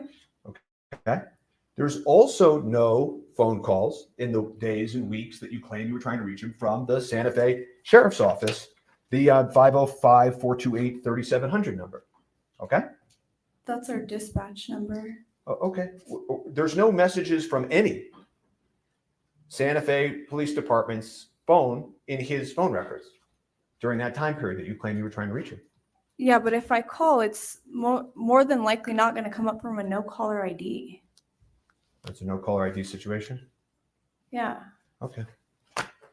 All right. I would like to see the body worn camera at some time if that's even necessary for this proceeding, and I have no further questions for this witness. Some follow-up questions. So on testimony, I don't know which one, who asked it, but anyway, you understood that Troy Teskey came over to the court and the deputies told him to wait for you, and that when you came down, he was gone, correct? Yes. Okay. I don't know if exactly when I came down, but when I was looking for him, I was told he had left. Okay. All right. And at that point, you were aware it was Troy Yes. Teskey? Yes. Okay. So then you find out that because he couldn't, well, assuming he couldn't reach you here, he went over to the sheriff's office, right? Yes, ma'am. And when you say today that he did not, he said these weren't from Rust, that's from you reviewing the lapel camera, correct? That they were not from the set. The set, and that's from reviewing the lapel camera, correct? Yes, ma'am. Okay, and you just reviewed that today. You didn't review it before. That's correct. All right. So when you find out, I assume from Popple, that he was over there and he dropped off the ammo, right? Yeah. But I'm not exactly sure who told me, but Okay. You can't confirm or deny that, well, you didn't know that he said it wasn't from the Rust set. In fact, the report says that he says it was from the Rust set, correct? right, which I had just reviewed today as well. Right. Yes. But when Popple when you were advised that Troy was there or was there, your understanding was that he was claiming it was from the Rust set. I wouldn't say it was from the set, but it could be in relation to Rust. Okay, so he told Popple it was related to Rust. Yes. Okay, and you didn't go over to the sheriff's office and look at the ammo. No, I was here. Well, I understand you were here, but you didn't there. You said, well, Hannah Gutierrez's trial was over, which I took to mean that it wasn't pressing, but this case was ongoing at that time. Yes.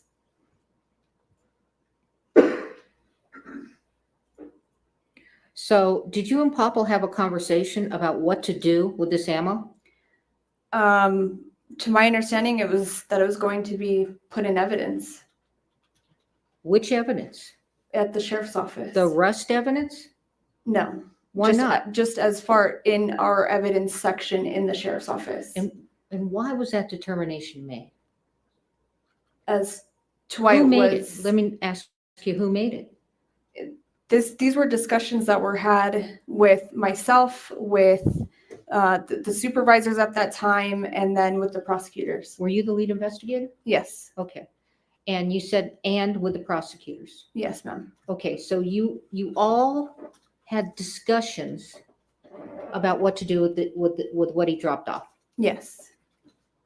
And you all agreed to put it in this separate file. Yes. Thank you. Just very, very brief follow-up on that. So, Sharon, the reason they're going after her so hard is because of what the judge just said. That guy came in, Tedeschi or whatever his name is. He said, I have ammunition related to the rest set or related to rest, whatever it was. She never talked to him. Then the prosecutors and everybody she just named all get together and they just put it in evidence. They don't put it in evidence with the rest evidence. That's what this all is about right now. This because this defense made a motion because the state hid this. And it's big deal, Dare, because if he can't get a fair trial, then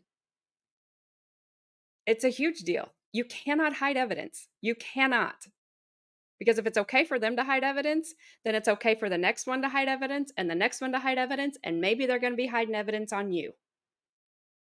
So that's the problem. Like him or not, he deserves a fair trial. She got caught. The state got caught. Kenny got caught. They are not being honest. Also, Sharon, if you go back and watch the beginning of this video, I played part of day 2. The defense attorney got the crime scene technician, because please don't call her anything else because she gets very offended by it, to admit that he went through dummy rounds and how they look, how they feel, how they sound. Can you shake them? Do all of them make a sound when they shake? No. Can you tell them all apart from a live round? No. So had he even, it's crazy because it totally shifted how I feel about this trial. Had he have even opened up that revolver and spun the cylinder around, he couldn't, there's nothing that said he would have been able to tell live round from a dummy round. There were live rounds found all over that set, in holsters and bandoliers or whatever they're called, everywhere. He just got to be the unlucky one that got one. And Halyna Hutchins was the extremely unlucky one that got one.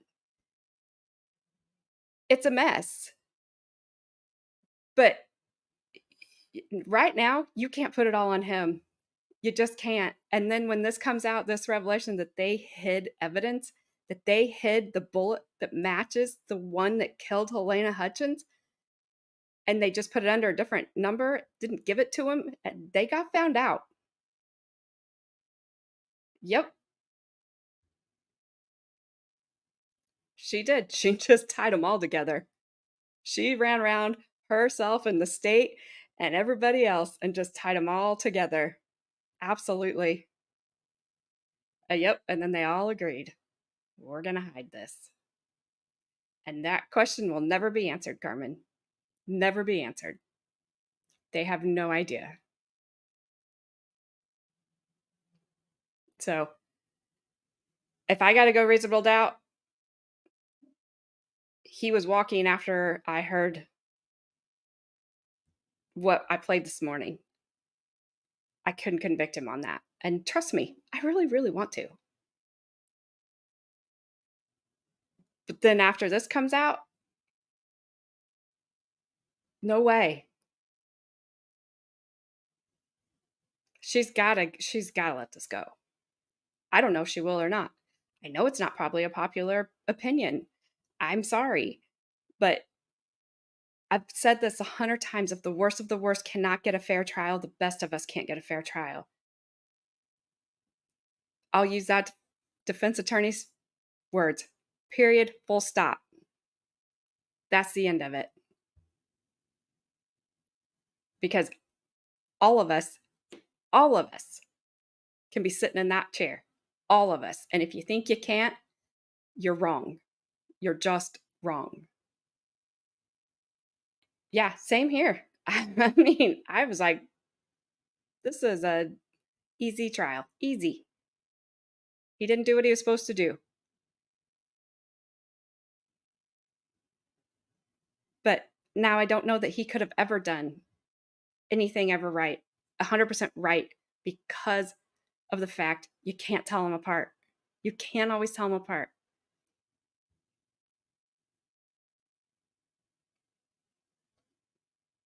What did I do? I don't know what I said. Are you laughing at my mom voice? Sorry.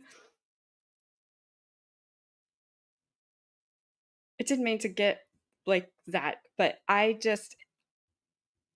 don't want bad things to happen to good people. So if that means that a-holes like him, if they didn't do it right, then sorry. Because that keeps the next person accountable and maybe one of an innocent person completely out of trouble. I can't.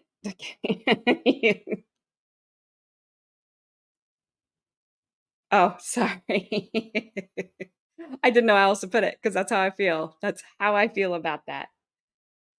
That is a period full stop statement. She definitely did. That's why I wanted to pause it real quick. Sounds like the defense is going to say something else. And then we'll see where we go. We got to get some direction here. The defense requested, both through you and the prosecutors, to see all of the ammunition in this case, right?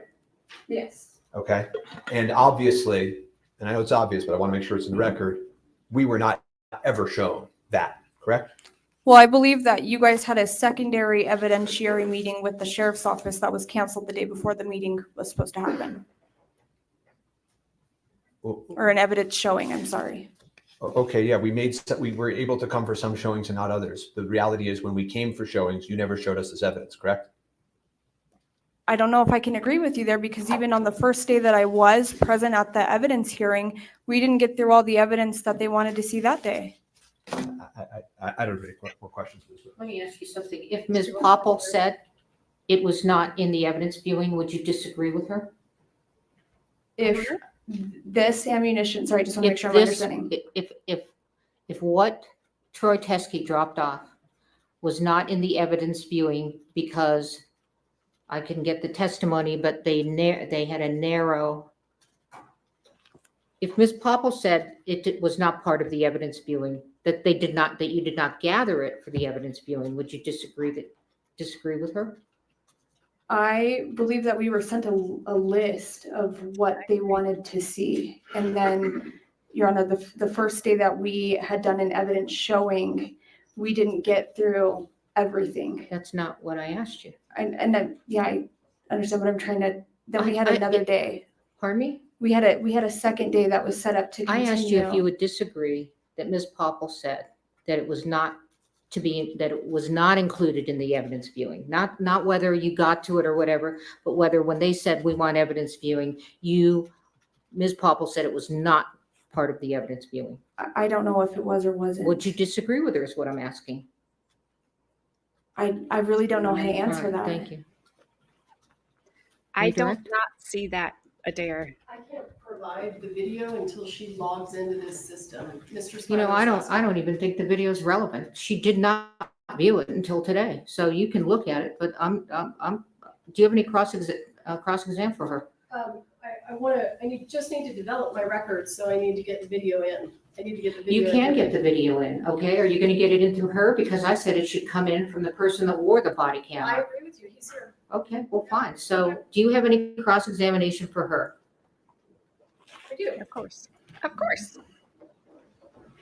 Did we all say that we were going to do that? You Corporal, as you sit here today, do you have any reason to believe that the ammunition that was provided by Mr. Teskey came from the set of Rust? No. May I ask a question? Sure. When you say that there were discussions and the decision was made by all of you to put that ammo in a separate file, right? Is that correct? You said that? Yes, ma'am. Was Ms. Morrissey part of that discussion? Yes. Thank you. let me give the court an offer of proof, and if Mr. Spiro wants me to, I'll testify under oath. You are going to testify. Sure, absolutely, I'm happy to. Oh, she's in trouble. I'm showing you State's Exhibit 16. How do you know that's related to the set of rust? Because it was collected during a search. Where did it come from the scene? Yes, I believe that one did come from the church. Or State's around. Exhibit 29. How do you know that's related to the set of rust? That was the casing that Marissa collected. State's Exhibit 10. How do you know that's related to the set of rust? Collected. I don't know where you're trying to go here, lady. You are so All of these photographs and all of the items that are in evidence, how do you know they're related to the set of rust? Because we got them from Rust, or during the investigation or some part of the investigation. How do you know these rounds were in any way related to the set of rust? I don't. Okay. Let's bring in Randall, if that's his. Are you finished? Yes, I'm sorry. I Witness apologize. is excused. Thank Okay. you. I don't know if you guys heard it, but the judge just told Morrissey she will be testifying under oath. Your next witness? I don't know when that's going to happen.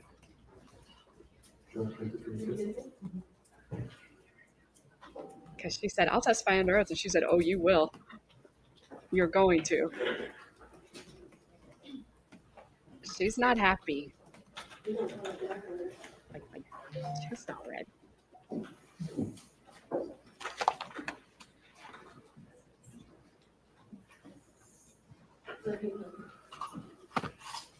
Apparently this is the guy who was wearing the lapel cam. Basic judge, raise your right hand.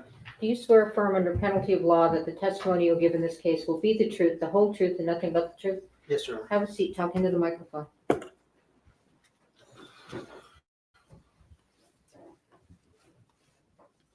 State your name, sir. It's Lieutenant Brian Brandel How are you currently employed? at the Santa Fe County Sheriff's Office.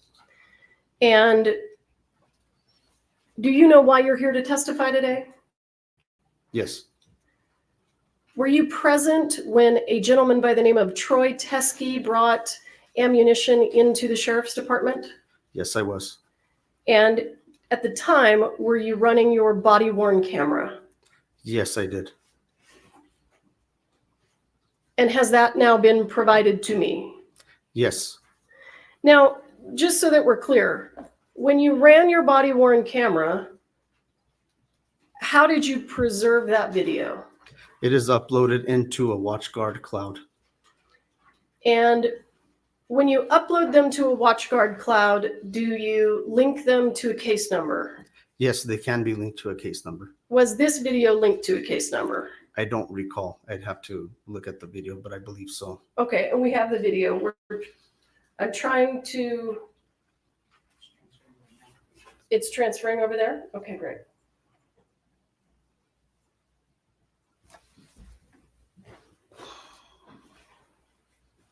I agreed with you, Adair, but the fact of the matter is she was more responsible because she was the armorer. I think what she got is fair for her. I honestly do. I used to not. But I think because it was her job. And it sounds like she may have been the one that inadvertently brought them on.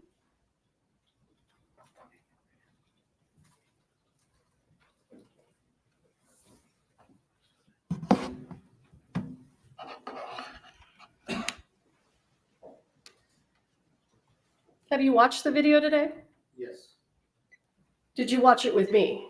No, I did not. I have no idea where it is now, so. Well, we're going to have to mark it before we publish it.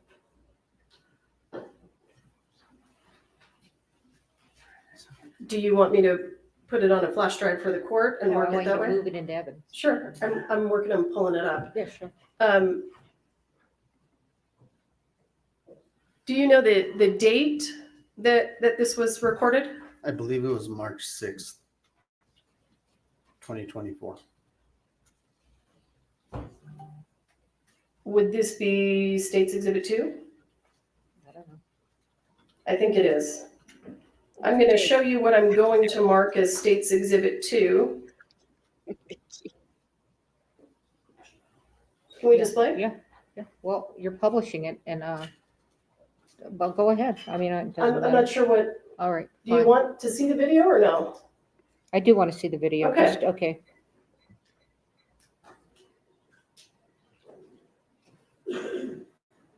Does that look familiar to you? Yes, What are we looking at? that's the hallway area of the Santa Fe County Sheriff's Office, I believe, near the first secure entrance into our area.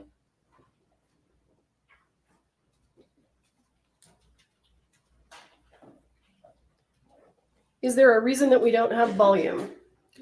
It does have a pre-record that's just audio, and at the time when I initiate the activation, then it has audio. And to be correct, I was in the hallway headed towards that area. No, where it's why secure. don't we have audio? Does it take 30 seconds for the audio to come on? It's when I activate it. So I believe it is set to a 30-second pre-video, and then once I activate the camera, the audio It will comes kick on. on, okay. Yes.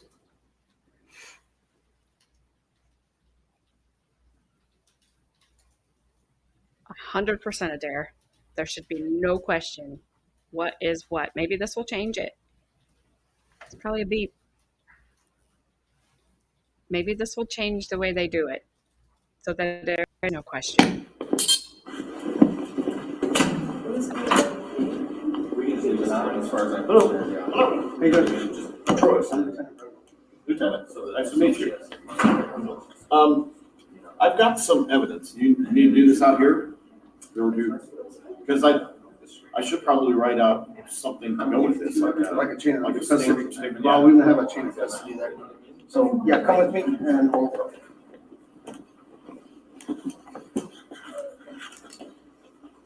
That's my wife. Hi, that's me. Are you okay with that? Yes, that's Thank you. Where was Marissa? Went back to her area? There you is. Hello. Thank you very much. Thank you. Just so we have like a chain of custody. Where we go? Wherever you want to go to get the evidence. You can go to the interview, it's fine. Sure. I can fill out a statement or something. Where's the statement?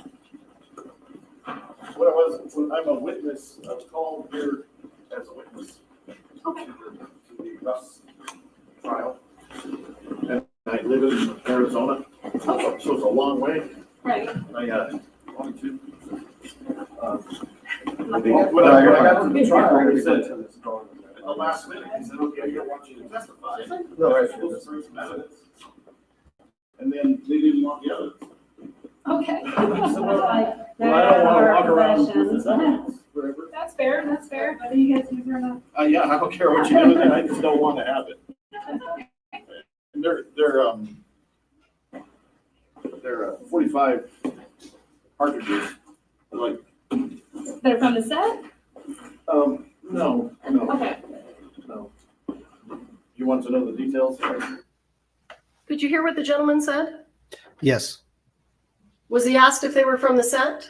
yes, What was his response? no. Or do you want me to Well, write it down? let me start with, what is your name, sir? Troy, well, that's a great start. Troy what? Troy Teske, Can you spell it for me? T-E-S-A-E. I've got all kinds of identification. You should see it, I'm a Where are you getting called by? retired police officer. By and- the defense, okay. But they didn't end up using it. Okay. Here's my police ID. And then I'm also a judge. You need to see that. Sorry. Move on. Okay, so they were gonna have you bring 45 rounds? Yeah, and at the last minute, They talked to The her, defense- him on the phone. He was good and said that they're gonna have somebody pick it up from those They never did. Okay, so he brought it out here just in case. Becky, this is my story. Okay, but get it out of here. I don't want it anymore. Sir, do you recall this conversation? Yes, I do.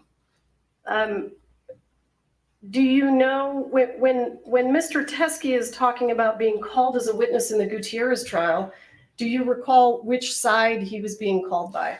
I only learned that when he identified that. What Speaking side? down, on the defense side. And when he said that he brought ammunition, but they didn't want to use it, was he referring to the prosecution or the defense? I, Is there any basis to know that? If he doesn't, I'm assuming he'll tell me. believe it's the defense. Anyway, yeah. All right, I want to go. They told me to, the defense attorney said, hey, why don't you bring those rounds? And I thought, and 2 times, Hancock and then Morrissey. Hancock first said way back on November 5th, and November 5th of 2021, which was a week after the shooting. Seth Kinney called me, you know Seth? Everybody seems to know Seth here, but Seth, he was a friend of mine, and Seth Kinney called me from Hancock's office. She was a detective at the time, and he said, "You're on the record. I want to know what's going on with you because I have these rounds from. It's the same batch that came from Joe Swanson. Okay. Know him too? Yeah, I know of him. Everybody. I've awesome. dealt with this case a lot. Okay, well, that's perfect. You're the perfect person to what's your first name? Marissa. Marissa? Oh, Yeah, I apologize. I'm the crime scene technician. all right. Well, I better jot that down. But I have some good notes on it. So when my big concern was having these. They said, "Oh, okay." I said, "I have these rounds. I have a batch, a whole bunch of rounds." Okay. Or a bunch. And then they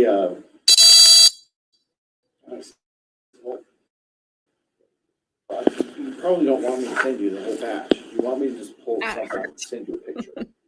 So I took a picture with my phone, sent it to Seth, and he was in the office with Hancock. And they looked at it, and Seth said, "Yep, this is evidence from the accidental shooting." And when you say they're from the same batch of Yes. live rounds? Yes. Okay. It's if you know the case, Bell Reed had a whole bunch of live rounds. Yes. And they, Seth and Thel went to Yellowstone 1884, 1883. And he was teaching people how to shoot with these rounds. Right. Then they left there and they went together from Arizona.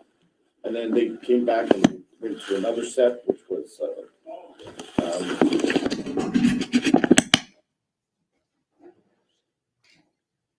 Sir, why does your video end there? Because I walked out of the interview and was attempting to, or I did contact Detective Hancock to see who this individual was and why he was there turning in evidence like he called it. Okay. Did you know what it was evidence of? He mentioned that it was tied to the Rust case. Well, did he say in the video that it was not from the set of Rust? No, You didn't hear him say that? I don't recall him saying that. Yeah, I stopped it and I asked you what he said. Do you Oh, I'm remember sorry. giving that testimony? Yes. I'm Okay. sorry. Yes. So the gentleman said on the video, it was not from the set of Rust. Yes. Okay. And you called Corporal Hancock, right? Correct. And do you recall the conversation you had with her? Yes, I asked her, an individual is here, gave her the name. I said, he claims that he has evidence. How do you want me to proceed turning it in and documenting it? Or if she was available to come over and interview him. And at that time, you guys were still involved in the Hannah Reed case. So she was unavailable and she asked that it be documented and she would have to do further investigation onto it and interviews. Okay, I'll pass the witness. I don't know if you have any questions. He's a very young looking fella. I have a few questions. Do you want me to disconnect? Do you want me to leave it here? You don't need it? Okay.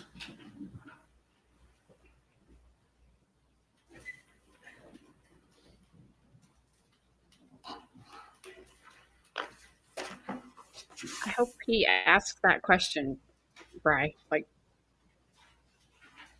they weren't on the set, but they're from the same batch. That's the problem. Good afternoon, sir. Good afternoon. The witness that was in the precinct told you he was a retired police officer, correct? Yes.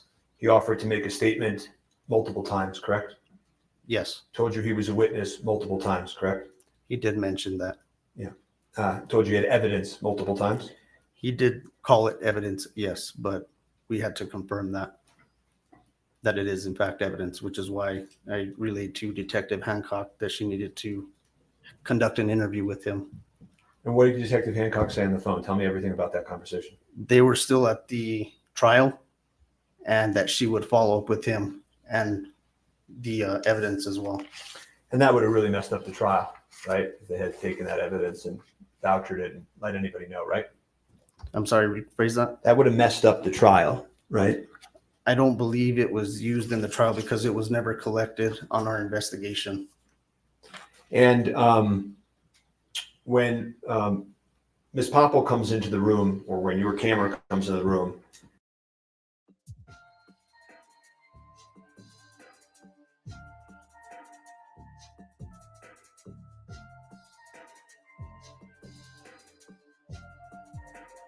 I don't know. I have no idea. I guess Court TV got tired of it.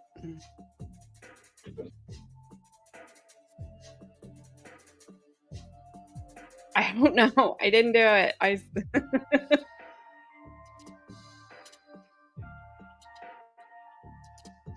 should change at Court TV.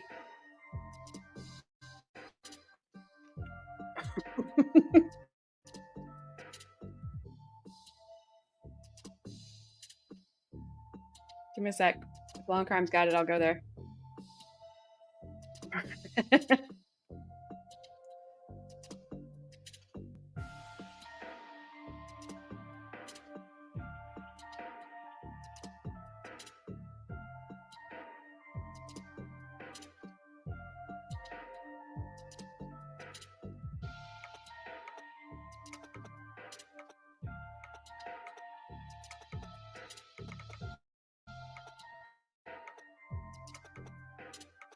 Give me a sec. I'm looking. Nope. It's Long Crime isn't showing it either. Something happened.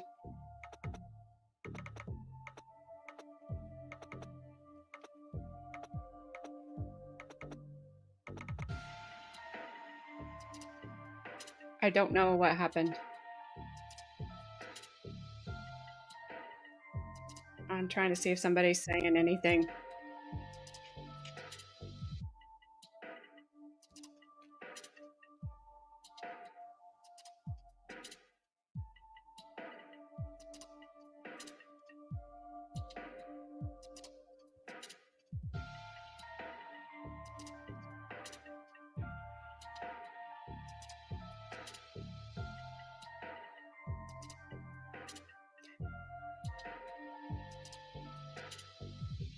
Honey, nobody has talking about it.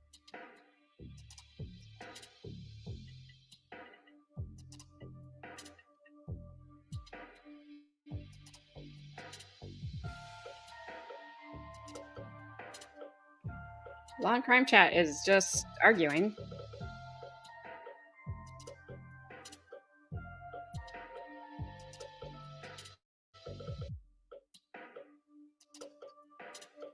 All right, now they're finally talking about it. I have no idea.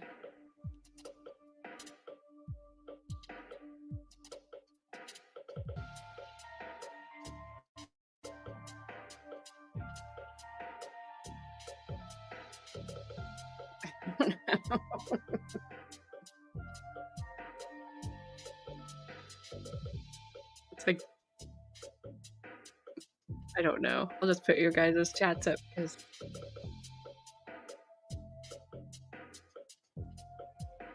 yep, you're suing. I guess they just wanted us to hear this really cool music again.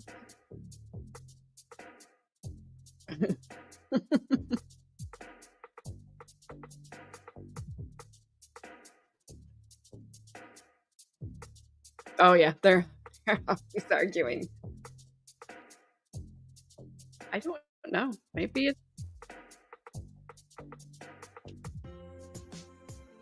it cuts off at 5:30.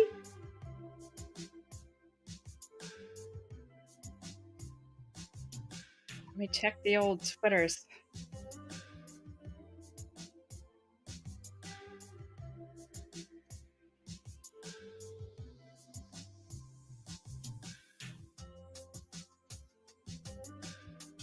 Okay, well, she must.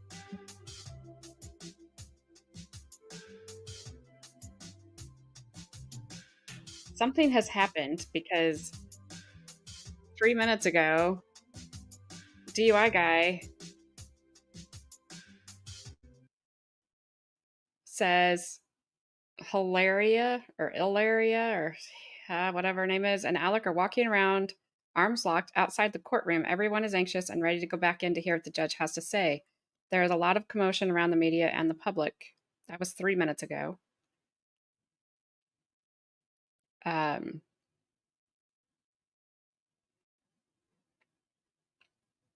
We had Hancock's. Don't say anything. Don't comment. Malaria. That's not nice.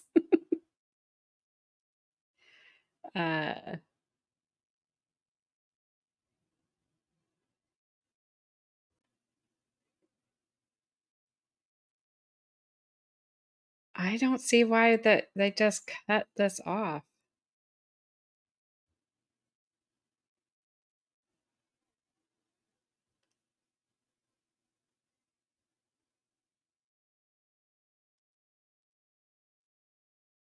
So Alec Baldwin apparently passed a note to Spyro after Randall was done testing.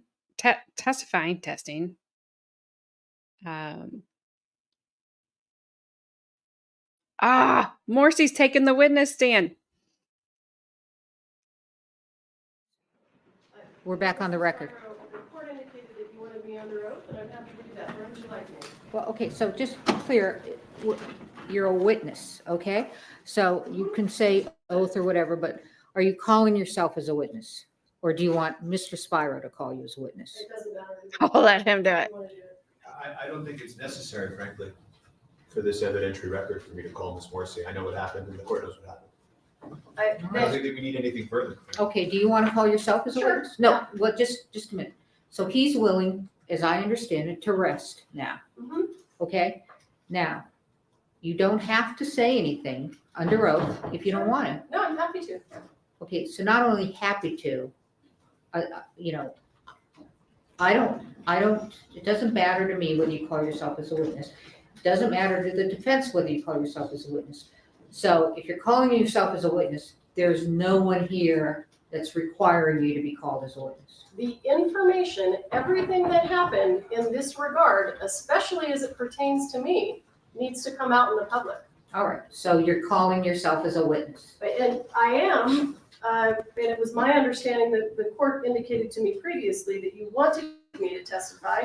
I understand you've now changed your mind. I think it's a good idea if I do it. Where would you like me? Okay. Do you want me here at the podium? No, on the Okay, witness. sure. Fire. Over the fire.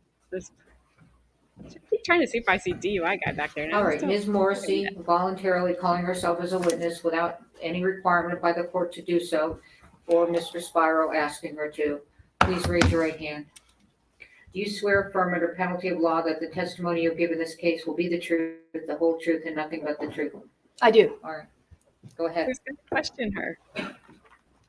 She gets to question herself? During my investigation of this case and my review of the evidence in this case, I came to understand that there was a large batch of live ammunition that was in the possession of Thel Reed, Hannah Gutierrez's father. I also understood from all of the evidence and testimony that a portion of that batch of ammunition that belonged to Thel Reed was taken by Thel Reed and Seth Kinney to the 1883 cowboy training camp. When that was over, leftover ammunition was taken back to PDQ props. Seth Kinney took some of the ammunition from that container that he had brought back from Texas and turned it into the sheriff's department. And it appeared to me that he did it to try to exonerate himself. They took it from Mr. Kinney and they tagged it into evidence under the Rust case. Law enforcement then executed a search warrant at PDQ Props and they took the entire container. And I will say that I do agree, as I recall, although I don't have it in front of me, I do agree that the search warrant didn't really require law enforcement to take everything, but it was my understanding that Mr. Kinney gave them everything so that they would have it and could tag it into evidence. Portions of that ammunition were then sent to the FBI for testing so that they could be compared to the live rounds that were found on the set of Rust. The FBI testing demonstrated that the live rounds that were taken from PDQ Props that were originally in Texas did not match the live rounds on the set of Rust. And that's testimony that we heard during the Gutierrez trial. So what ended up happening was Mr. Bowles, Ms. Gutierrez's lawyer, put Mr. Teskey on a witness list and was intending to call him as a witness to the Gutierrez trial. I conducted a pretrial interview of Mr. Teskey, and I want to back up. I did at this point have some understanding that Mr. Teskey had had contact with law enforcement regarding these rounds that he still had in Arizona. So these are rounds that never left Arizona. They were always in the possession of Thel Reed and Troy Teskey. They never went to Texas. They never came to New Mexico. That's what all of the evidence indicated. So I understood that Detective Hancock had communication with Mr. Teskey about trying to get those rounds, and Detective Hancock was unable to get those rounds from Mr. Teskey. I did not find that particularly concerning because those rounds had never left Arizona. The filming of Rust was in the state of New Mexico. And the rounds that were taken from PDQ went from Arizona to Texas to Albuquerque. So ammunition that is in the state of Arizona that has never left Arizona did not strike me that it had significant evidentiary value. Then Oh, and I will say, I believe I actually saw a photo of it. At that point in time, I was able to look at the ammunition myself, and it was visibly dissimilar than the rounds from the set of Rust. We then cut to November of 2023. Mr. Bowles has put Mr. Teskey on a witness list for the Hannah Gutierrez case. We conducted a pretrial interview with Mr. Teskey on November 2nd of 2023.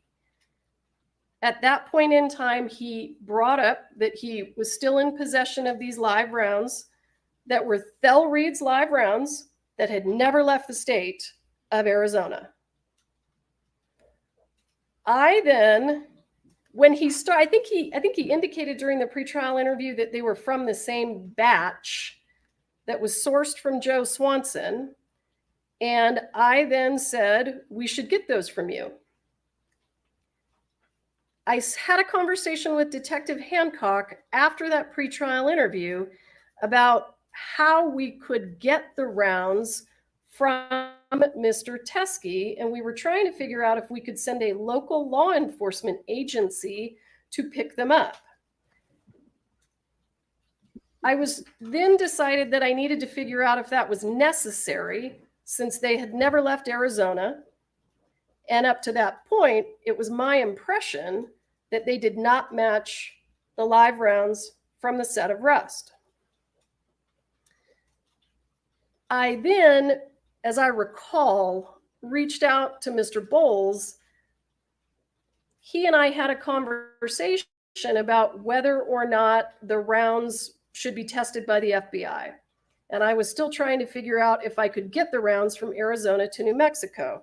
So I asked Mr. Bowles to please send me a photograph of the rounds from Troy Teskey so that I could see with my eyes whether they were even remotely similar. If they were similar, I could go through the steps of obtaining the ammunition, connecting probably with local law enforcement, having a local law enforcement agency go to Mr. Teskey's residence and collect them. I didn't want to do that if they didn't look anything like the rounds from the set of Rust, because all 6 rounds from the set of Rust are identical to each other. So when I had this conversation with Mr. Bowles, he provided me the photograph that I showed this morning. And this is it was my understanding that this was a photograph from Troy Teskey. So Troy and I don't communicate. He's a defense witness. I can't communicate with a defense witness. So Mr. Bowles, as I recall, texted me this photo, and this is a photo that Mr. Teskey took at my request so that I could determine whether this ammunition was related in any way to the set of Rust, because it never left the state of Arizona. So if it never left the state of Arizona, the only way that it is relevant to the Rust investigation is if it has any similarity to the live rounds that were found on the set of Rust, because we were at that point trying to figure out the source of the live rounds. When I received this photograph from Mr. Bowles, I could immediately tell that these are very dissimilar from the live rounds that were found on the set of Rust. They have brass primers. So this is what was presented to the prosecution as the rounds that were in Mr. Teskey's possession. They have brass primers and not silver primers.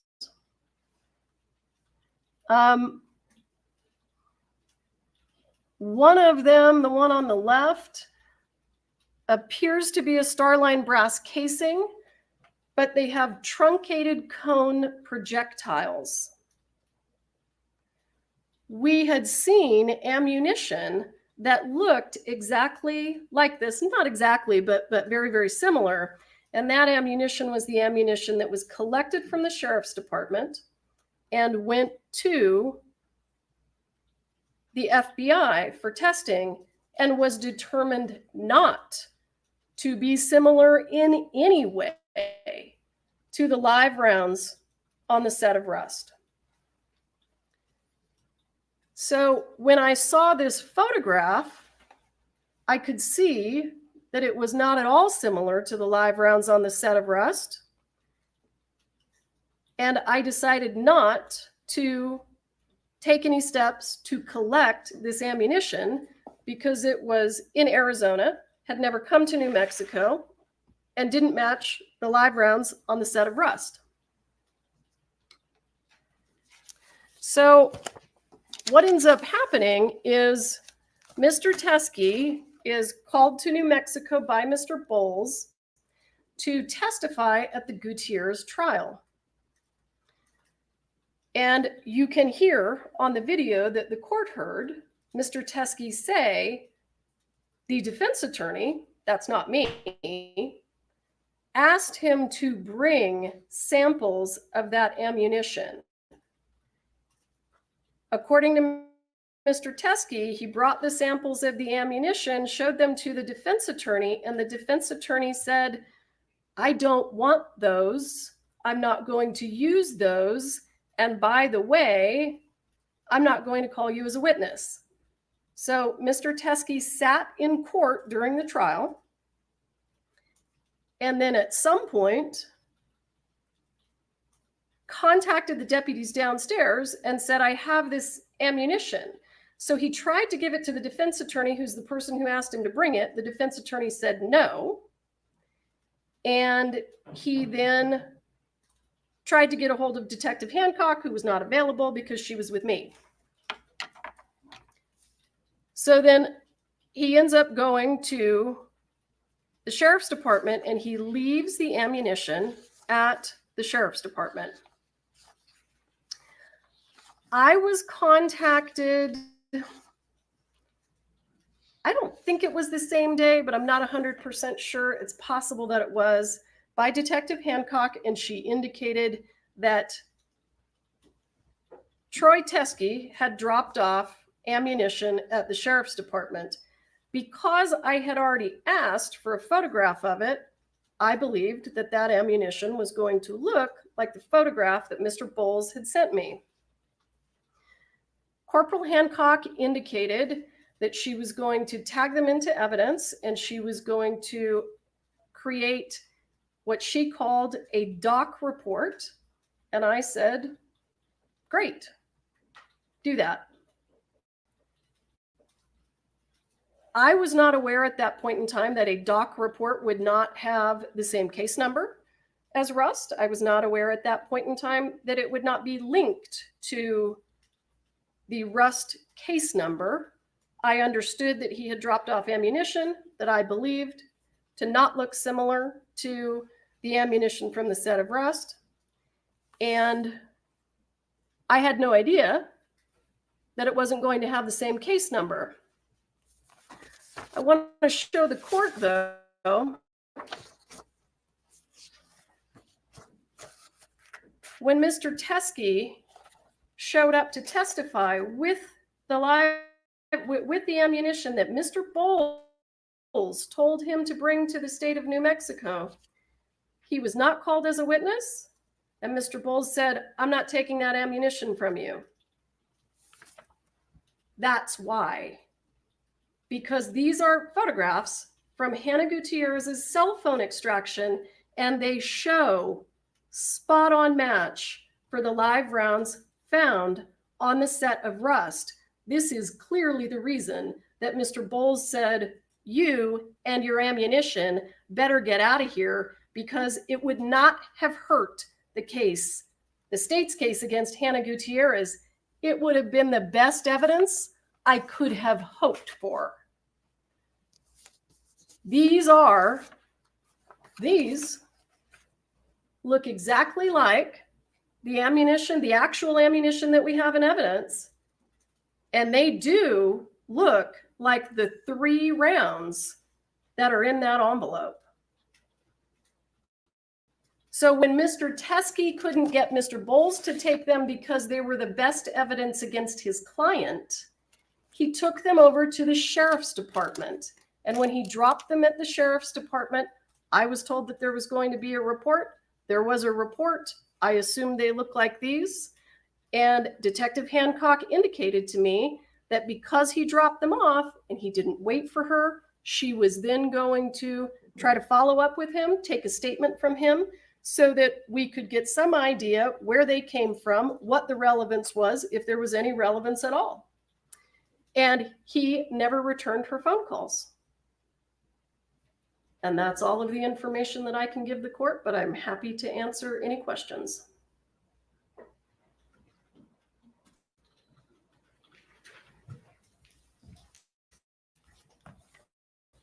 May I ask a few He questions? says, Hannah? challenge accepted. Let's go. When you took over this case, the investigator handling the case, Mr. Schilling, left the case, correct? At my request, yes. The paralegal that was handling this case with you left the case, Mr. Tad. At my request, yes. Well, the first prosecutor that was working with you on this case, you selected, correct? I did. And he resigned too? I wouldn't say that he resigned, no. Okay. He didn't stay on the case for the Alec Baldwin trial, correct? No, and he indicated that that was because he represented a labor union that's a national labor union, and he was not expecting the trial to be set so quickly. He wasn't expecting it to be set in July. So when he realized that the trial was going to be set in July, he was going to be in collective bargaining agreements for his national labor union, and he wasn't going to be able to have enough time. Erlinda Johnson, the next prosecutor selected, resigned from the case today, She did. based in part on the conduct we're here discussing, correct? I believe that Ms. Johnson Ms. Johnson didn't want my understanding is that she didn't agree with the decision to have a public hearing. On July 1st in this matter, you served a certificate of compliance with 5501, correct? I did. And you've never turned over the report or any of the evidence that we're talking about here at this hearing, correct? Let's take it one at a time. I did not turn over the report. I didn't have a copy of the report. The rounds that were left at the sheriff's department by Troy Teskey, I have absolutely no reason to believe that they are relevant to the incident that took place on the set of Rust. These are rounds that were in the possession of Thel Reed and never left the state of Arizona. You also did not allow the defense to view that evidence at any point during our request to review evidence in this case. I had never seen it, and I didn't realize that it wasn't under the same case number because I'm not a law enforcement officer and I don't work at the sheriff's department. But you are right. And you concede that they are Starline brass silver 45, right? I can. And this is the best evidence against Hannah Gutierrez. Yeah, you've said that a couple of times. Any favorable evidence you understand as a prosecutor has to be turned over to the defense, correct? I do. Any evidence that could be used as the defense to potentially be favorable has to be turned over to the defense. Absolutely. So the third Hague report that never got turned over to the defense, you understand that that's Brady evidence? I did, yes. Okay. And you also failed to turn that over in this case as well, correct? And let me give you a full answer to your question. When the second Hague report came in, and I provided all of this to the defense, I sent it to the person who is managing the discovery server and asked them to upload it. It wasn't until I realized during pretrial interviews that it wasn't there that there was a problem with it. So I then attempted to figure out what the problem was, and it was indicated to me that it appeared that the former paralegal who was working for the special prosecutor had removed it. So we then immediately provided it. Then during the pretrial interview of Mr. Hague, it was brought to my attention that the defense did not have the August 31st report that indicated that the gun functioned fine, perfectly fine. And that was provided immediately. I went back, I checked my email. I could see that I received it from Mr. Haig and failed to forward it on to be uploaded. And I provided it as soon as I was aware that you did not have it. The fact that nobody at the Hannah Goodyear's retrial cross-examined Mr. Haig about the report didn't clue you into the fact that nobody had the report? Actually, it didn't, and I'd like to address that. The reason that it didn't clue me in is because Hannah Gutierrez's defense was that the gun worked perfectly. The defense in Hannah Gutierrez was never interested in any evidence that there was an issue with the gun, because if there was an issue with the gun, it damaged her case. So what you could see, if you watched the trial or saw any of the transcripts, the defense actually brought in their own expert to say that the gun worked perfectly. So they had no interest in that information. And actually, you elicited testimony from Mr. Haig at that trial that was inconsistent, at least partially inconsistent, as the court's aware, with his third report, correct? Tell me what you're referring to, and I'll answer your question. Well, there was a whole hearing about this where you saw this, and you saw me go back and forth with Mr. Haig for 25 minutes. So I agree, but I need to know what you're talking about for me to answer your question. Okay, if you can't answer the question, you can't answer the question. I'll move on. I'm happy to, but you say that the extent of the communications you have about the doc report, as you relay it to the court, is that all you said in response was, "Great, do that." That's your testimony? yeah, I assumed that it was going to be tied to the same case number. So I said, great, do it, file a report. No follow-up questions? No, because I had a picture of the ammunition that didn't match the ammunition from the set of Rust. No concerns in your mind when you got the case file and you turned it over to us and it wasn't included? Absolutely not. There's a terabyte of discovery. I didn't know whether this 2-page police report had been provided.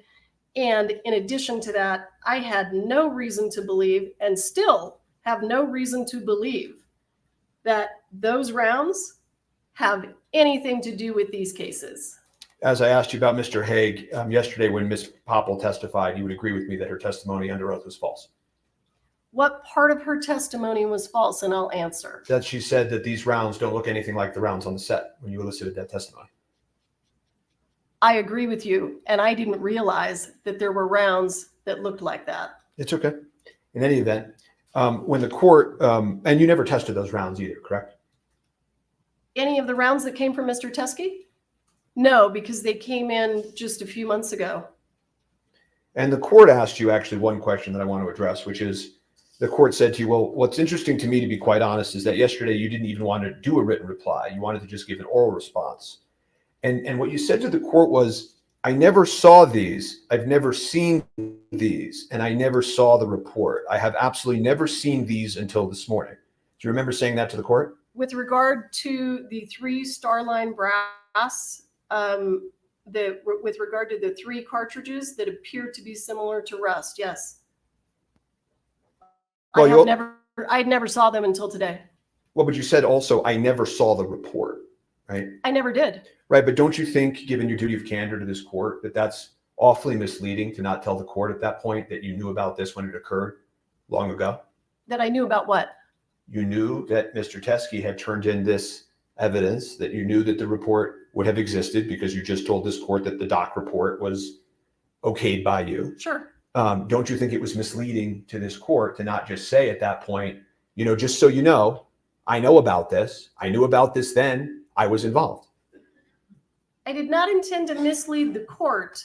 My understanding of what was dropped off at the sheriff's department is on this computer screen, and it looks absolutely nothing like the live rounds from the set of Rust. The truth of this matter is you don't like Mr. Baldwin very much, do you? That is absolutely untrue. I actually really appreciate Mr. Baldwin's movies. I really appreciated the acting that he did on Saturday Night Live, and I really appreciate his politics. You told one of the witnesses who disagreed with you during an interview that you thought Mr. Baldwin was a cocksucker. I do not recall saying that. I know that that was something that Mr. Baldwin would say on the set of Rust. I don't recall saying that. Do you deny that under oath? Without having more information, I can tell you that I do not recall ever saying that. And if I did say it, I invite you to point it out to me. You called him an arrogant prick to another witness. To who? To what witness? I'm asking you, did you call him an arrogant prick during a witness interview? I don't believe I did. I don't recall. Do you deny that? Without knowing what you're talking about, all I can tell you is that I can't respond if I don't know what you're talking about. And you said also to witnesses that you would teach him a lesson. I never said to witnesses that I would teach him a lesson. Absolutely not. In fact, Mr. Spiro, I want to give a full response to your question. I made every effort in this case to resolve this case with your client in a very favorable way for him. All right, I'm going to move to strike this. It's not responsive. It is Well, responsive. I don't want to talk about plea negotiations. Yeah, and it's not responsive. So I have no further All right, questions. do you have any follow-up testimony? All right. I want to say I have no recollection of calling him any of those names. I have invited the defendant to tell me what he's talking about, and he has declined. I want the court to take notice of that. I wouldn't talk to you either if I was You may step Great. down. Sorry. And I'd also know if I called All right, somebody any other witnesses? those words. 'Cause I don't All say right, argument, let's not, 15 minutes aside sufficient? I don't even think that is necessary, frankly. Do you wanna make argument? Further argument. All right. I don't think either side needs further argument on this. All right.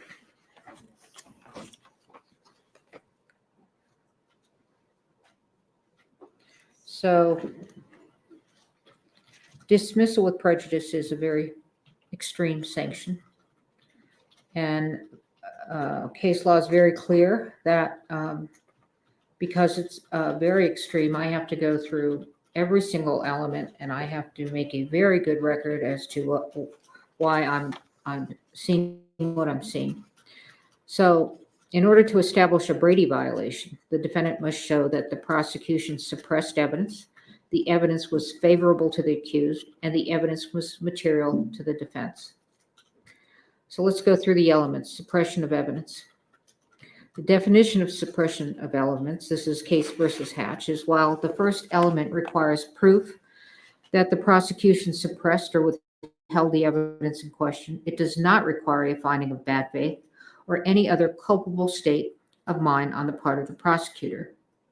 This prong is satisfied. The Santa Fe County Sheriff's Office and the prosecution failed to disclose the supplemental report to defense and provide defense an opportunity to inspect the rounds collected into evidence that Mr. Teske gave. Is the evidence favorable to the accused?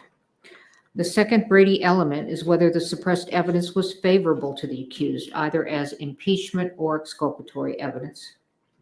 This prong is satisfied. The suppressed evidence is favorable to the accused. It is impeachment evidence, has even been offered in this trial as impeachment evidence, and is potentially exculpatory to the defense. Critically, the exculpatory value cannot be analyzed at such a late juncture because of the non-disclosure. Is the evidence material? While post-trial discovery of evidence under Brady requires a reasonable probability that the result of the proceeding would have been different, discovery of evidence during trial requires an evaluation of whether the late tender has impeded the effective use of evidence in such a way that it impacts the fundamental fairness of the proceedings, and that is State versus Huerta Castro. This evidence is material. The late discovery of this evidence during trial has impeded the effective use of evidence in such a way that it has impacted the fundamental fairness of the proceedings. The defense is not in a position to test the state's theory as to the source of the live rounds that killed Ms. Hutchins. I'm also going to take a look at Harper, State versus Harper. The assessment of sanctions depends upon the extent of the government's culpability, weighed against the amount of prejudice to the state, quoting Chenard. Let's go through culpability. Our case law generally provides that the refusal to comply with a district court's discovery order only rises to the level of exclusion or dismissal where the state's conduct is especially culpable, such as where evidence is unilaterally withheld by the state in bad faith, or all access to the evidence is precluded by state intransience. The state is highly culpable for its failure to provide this discovery to the defendant. The state unilaterally withheld a supplemental report. Santa Fe County Sheriff's Officer made the decision, and apparently also with the prosecutor, as pursuant to Hancock's testimony, that the evidence was of no evidentiary value and failed to connect the evidence to the instant case. The case agent, as well as pursuant to Hancock's testimony, Ms. Morrissey, was aware of the new evidence and yet did not make an effort to disclose it to defense. The state's willful withholding of this information was intentional and deliberate. If this conduct does not rise to the level of bad faith, it certainly comes so near to bad faith as to show signs of scorching. Prejudice.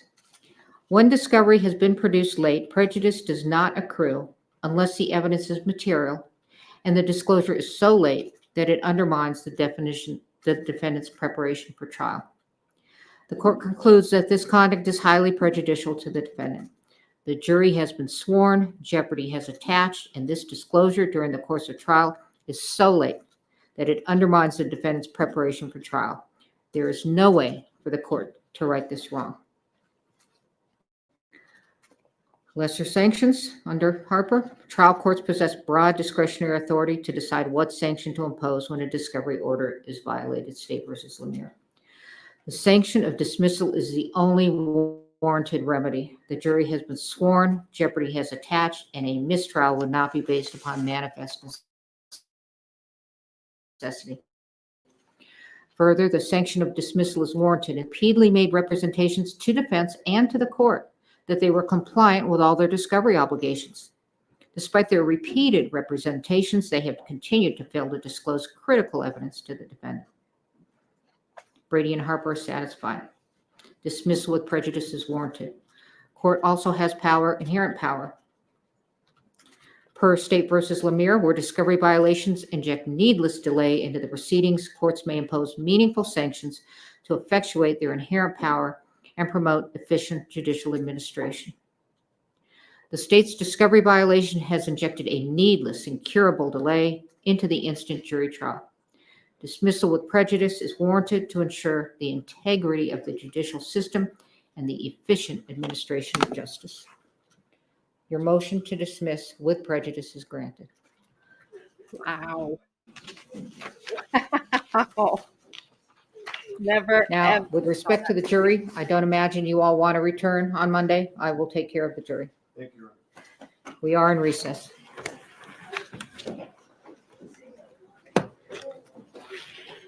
Adair, I know you're disappointed, but man, they did it to themselves. I'm not getting it. I'm going to. Dismiss him, Judge. Dismiss him. Thank you all for your help. Stay well, okay?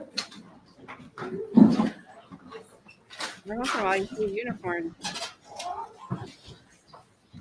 And somebody gets held accountable when they don't do their job.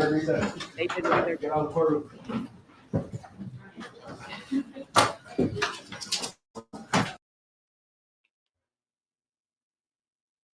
They didn't do it. Adair, earlier you said they didn't hurry this trial. I know you're upset. I get it. I understand.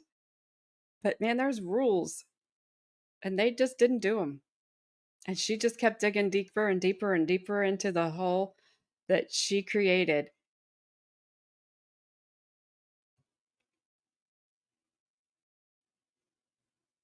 I don't know.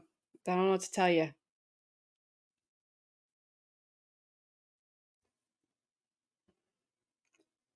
I would have never thought I'd be sitting on this side of it. I can tell you 100%. Also, I would know if I ever called somebody that name that she said, any of the names that she said, because I don't say those words enough that they're just in my everyday vocabulary that I don't remember if I called you that or not. I don't believe her. He didn't believe her.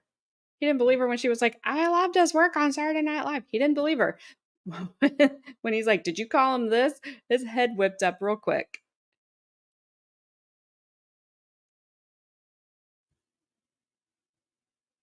So she came in as a special prosecutor. She let people go. People quit. It's just, it's on her. It's on her. They tried to lie their way out of this afternoon, and I wouldn't want to be Detective Corporal Hancock, whatever she is now, because woo-wee. Are you kidding, Gabby? Becca, this was crazy. Insane. Dismiss with prejudice. Go back and watch it. It's wild. It's wild.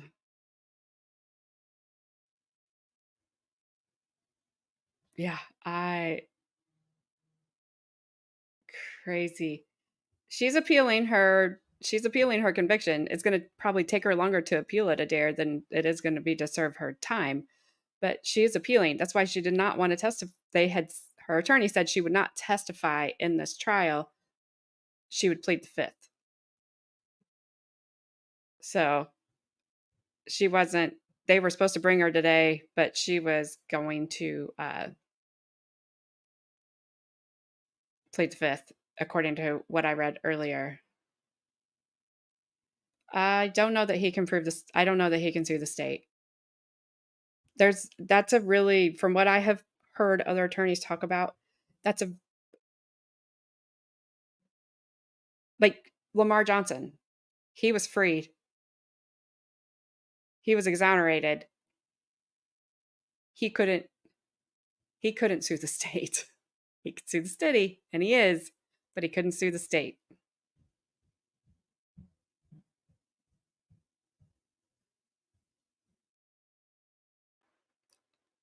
He does. He's got a lot of civil suits pending against him. He's not out.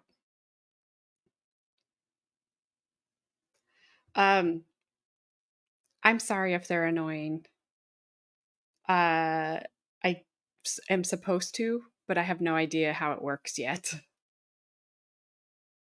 I set them so that they wouldn't be like, I mean, you can set them to be just crazy, and I did not.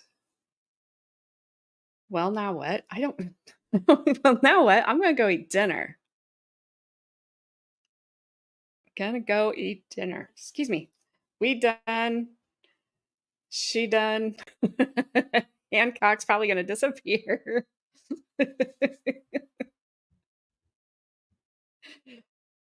Oh man. No, my dinner is in the microwave, Super Sun. Sorry. Well, thank you. I appreciate that, Brad, because I know it's ads, man. They're annoying. Yeah, I'm supposed to be. I'm supposed to be. Adair. Me too.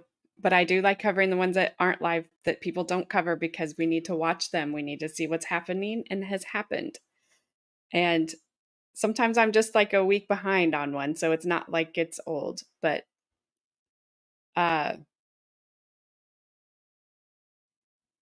yes.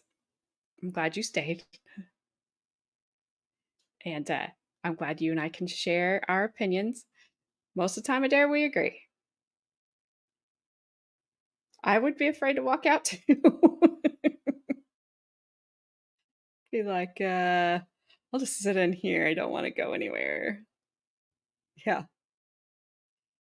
Alrighty then. Well, heck, it's about time for Jody to wake up again. Whew. Who would have thought when this started that this was how it was going to end? We weren't supposed to end. And for another week. Another week. Hey, your 2 cents is always welcome. I don't need a bunch of people that think just like me. I like sharing all opinions and all ideas because it changes mine.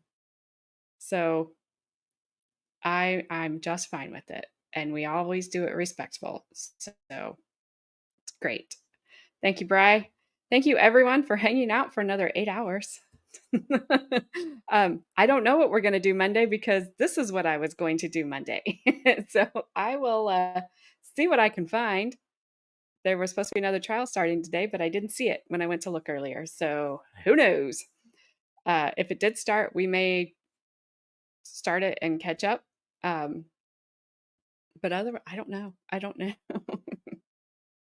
Well, yay, I'm almost back to 1K for a third time. Thanks, YouTube.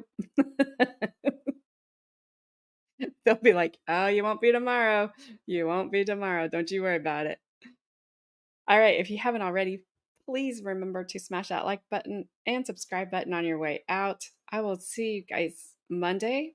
My plan is 10:30 a.m. Eastern time. Probably see some of you on Jody's stream early Monday morning. Have a great weekend. Stay safe and make good choices because I tell you, I'll stream your trial too. It might make me sad and cry, but I will stream your trial. And also, I'm not bailing you out because I don't have any bail money for you. I don't have bail money for myself. So, all right, guys. I will see you guys later. And I'm out.